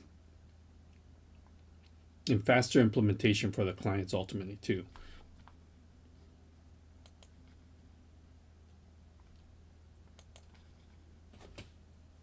All right. Any other questions? I think we have someone new that joined. If you have any questions about what we've been doing today, just let me know. Otherwise, we have about 20 minutes left for today's call. Again, I really appreciate you guys joining for a majority of this call. Hopefully it's been helpful. Would love some feedback on how I can improve this setup for next time. Part of the reason I did it virtually, because I just feel like there's a much broader audience than just here in LA. And so I wanted to try and be available for that broader audience and get more people to learn and get comfortable within n8n, as well as these other tools that we've been talking about. So any feedback you guys might have, whether you want to say that now or, in other sort of, you can provide feedback on the n8n community via Luma and stuff like that. So feedback will help us to continue to improve this. I want to try and do this like every month, if not more often, because again, just as I said, there's so much need for this, you guys. Like, yeah, if you either in your role as an employee in a business or your own business or want to provide this for other businesses, like really no shortage of opportunities. And I think this is a year to really, if you're already interested in doing this and want to do it, now's the time. And just dig in now, because n8n is not going anywhere. If you guys don't know, they had 2 funding rounds last year, which happened pretty much back to back, and I think their valuation is in like the 2 billion range at this time. At this earlier stage, they haven't gone public.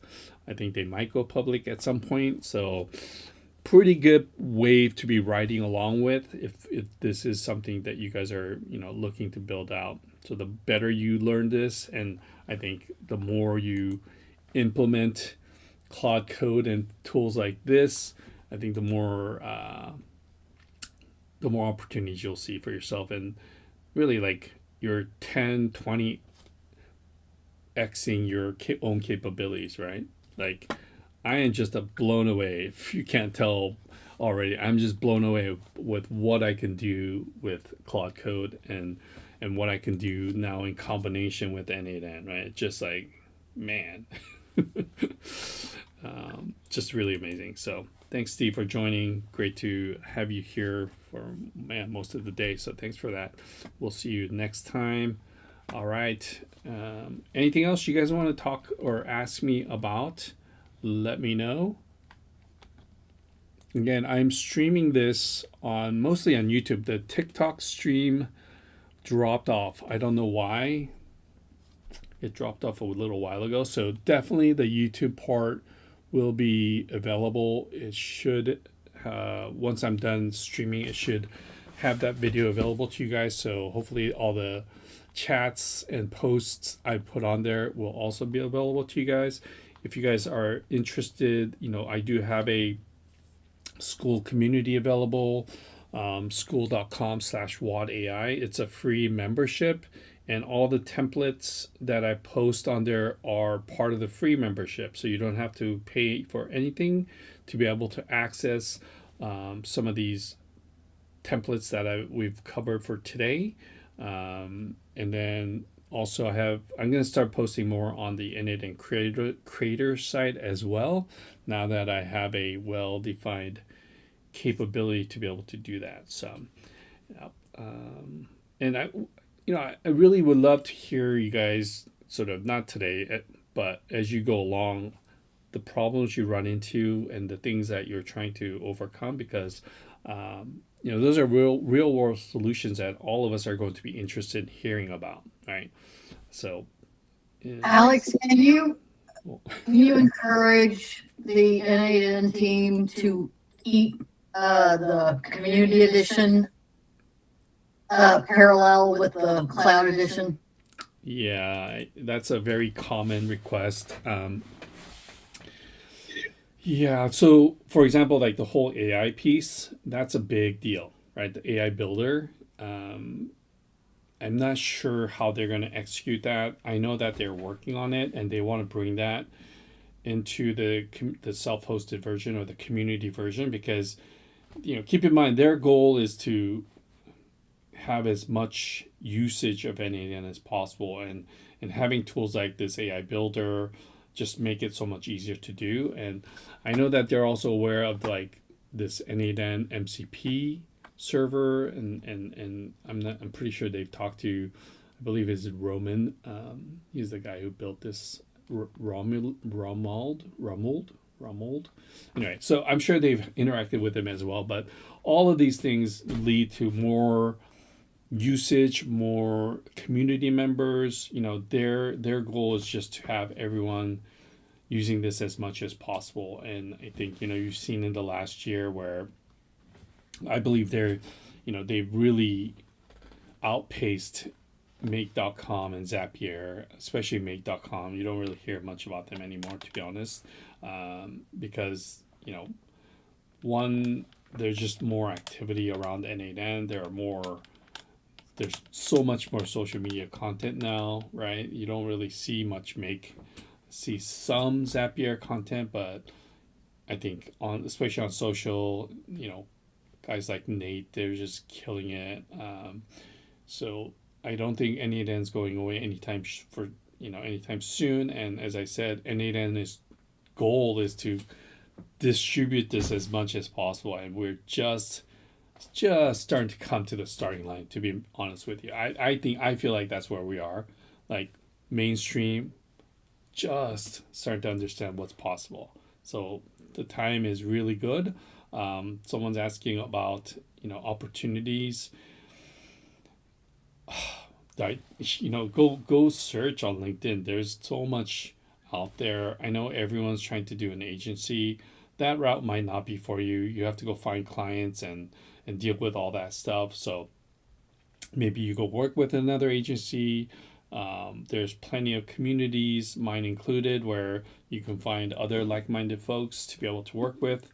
It all comes down to building those relationships, right? So yeah, and also n8n, if you guys aren't aware, is trying to expand their ambassador list right now. When I joined last year, early last year, it was like less than, I want to say 30 people, maybe 35 people.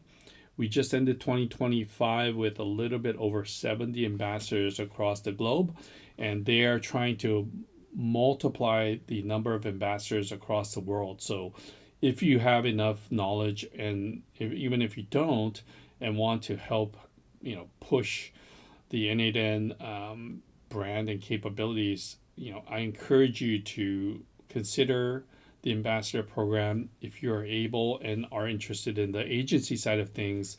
They're definitely also looking for more certified partners.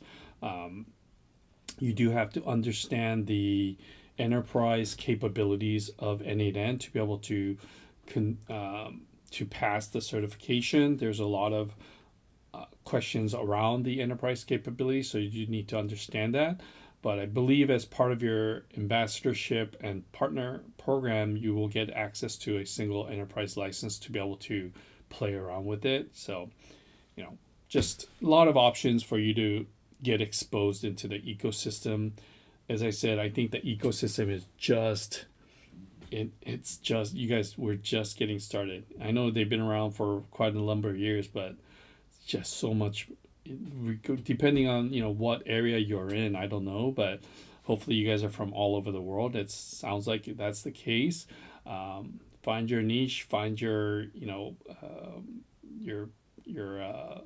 audience to be able to market to, because we're just getting started. And so yeah, that's where we are. Yeah, I picked n8n for very similar reasons. One of them also was the ability to self-host, right? So when I was using Zapier, and I believe this is their current pricing model as well, Zapier charges for every single Zap, right? And so if a single node in Zapier had multiple Zaps, you're being charged for every single time a Zap occurs, right? Versus n8n, if you're on the paid account, a execution is an execution, and it's a successful execution. So if you have a failed execution, that does not count towards your execution count. However, if you have, a workflow that has 100 nodes inside of it, it doesn't matter. It's one execution, right? And so that was another big difference in terms of moving away from Zapier, because of the pricing model that they've deployed to their platform. That just didn't make sense, and it was price prohibitive for some companies, because you're paying thousands of dollars because you didn't know that your workflow is gonna trigger that many Zaps, right? And so this just, that to me didn't make sense. And then once you go self-hosted, you're just now paying for the VPS costs. You might be on a $10 to $20, maybe even cheaper depending on your use case. It could be a $5 VPS, and you trigger that 100,000 times for whatever reason, it's still $5. It doesn't matter, right? Obviously, there's other token costs and things associated with that workflow, but the actual workflow or the execution itself doesn't matter. If you're self-hosted, you can run it as many times as you want or can handle based on your VPS and memory and processing and things like that. So, yep.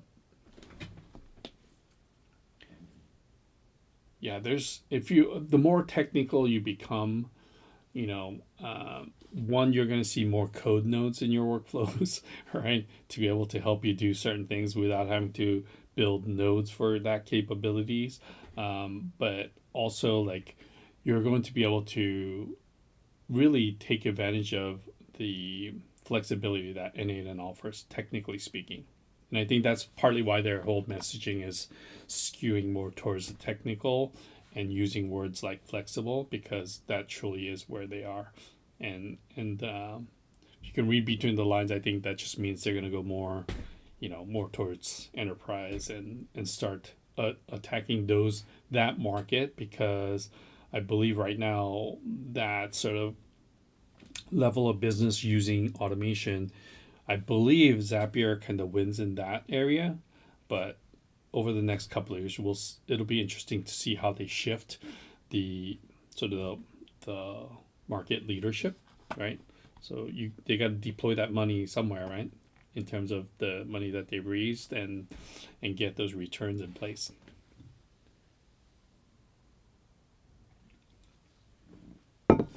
All right. So again, thank you, everyone. I encourage you guys to spend some time with this n8n or this n8n MCP GitHub repository, right? And also consider this Pi infrastructure if you're going to go down the Claude Code path, right? If it's too advanced, just start with Claude Code. Get comfortable with it. It's just another chat interface that you're familiar with. It just now happens to be in the CLI interface, but this capability just will start to really expand your horizons in terms of what's possible. And then start to, if you're on the cloud, explore the AI builder, right? You get 150 credits per month for building workflows and interacting with the AI builder. Depending on your use case, put some time in place either through Claude or through Claude Code to define your PRD, so that when you give that prompt to the AI builder, it has all the details that it needs, including the input and the output schemas for the data. Again, I think the definition of the schema is really, really important as you're building out workflows and different solutions. So understand your inputs and outputs, know what's going in the middle and how you're managing, processing that data. And so rather than wasting credits, going back and forth on PRDs, you just spend that extra time outside of this AI builder, either through Claude or Claude Code, and then ask Claude or Claude Code to give you the prompt once the inputs and outputs are well defined, because then you might end up with just a single shot build because there was no more questions to ask from the AI builder, right? It knew exactly what it needed to do. You don't have to have this n8n MCP, to build workflows, because Claude Code is getting pretty good at building these things on its own without these extra tools. So try that out as well if you aren't comfortable doing that. And then in addition to this, consider building some custom agents inside of Claude Code once you've gone down that path, because it will start to really expand what you're able to do as an individual, and have these agents do a lot of the work for you. And it's repeatable. These agents are repeatable. I've used these agents, I've shown you guys multiple times, and there was no need to go back and forth on why did you do this. There was none of that. It just, every time it did the job it was set up to do, and that's something we could definitely use as we're wanting to build whatever niche and business category that you guys might be in. All right. Okay, so hopefully that's a good summary of what we've done today. Again, 6 hours, you guys stuck in here. For most of you, thank you so much. Hopefully this was helpful. Please provide some feedback. I will take that feedback and try to use that for the next one that we're going to do. Again, I'm going to try and do this again in February, and I want to do this again in February, if not sooner, so that we can have a larger growing community, and n8n, they call them flowgrammers, right?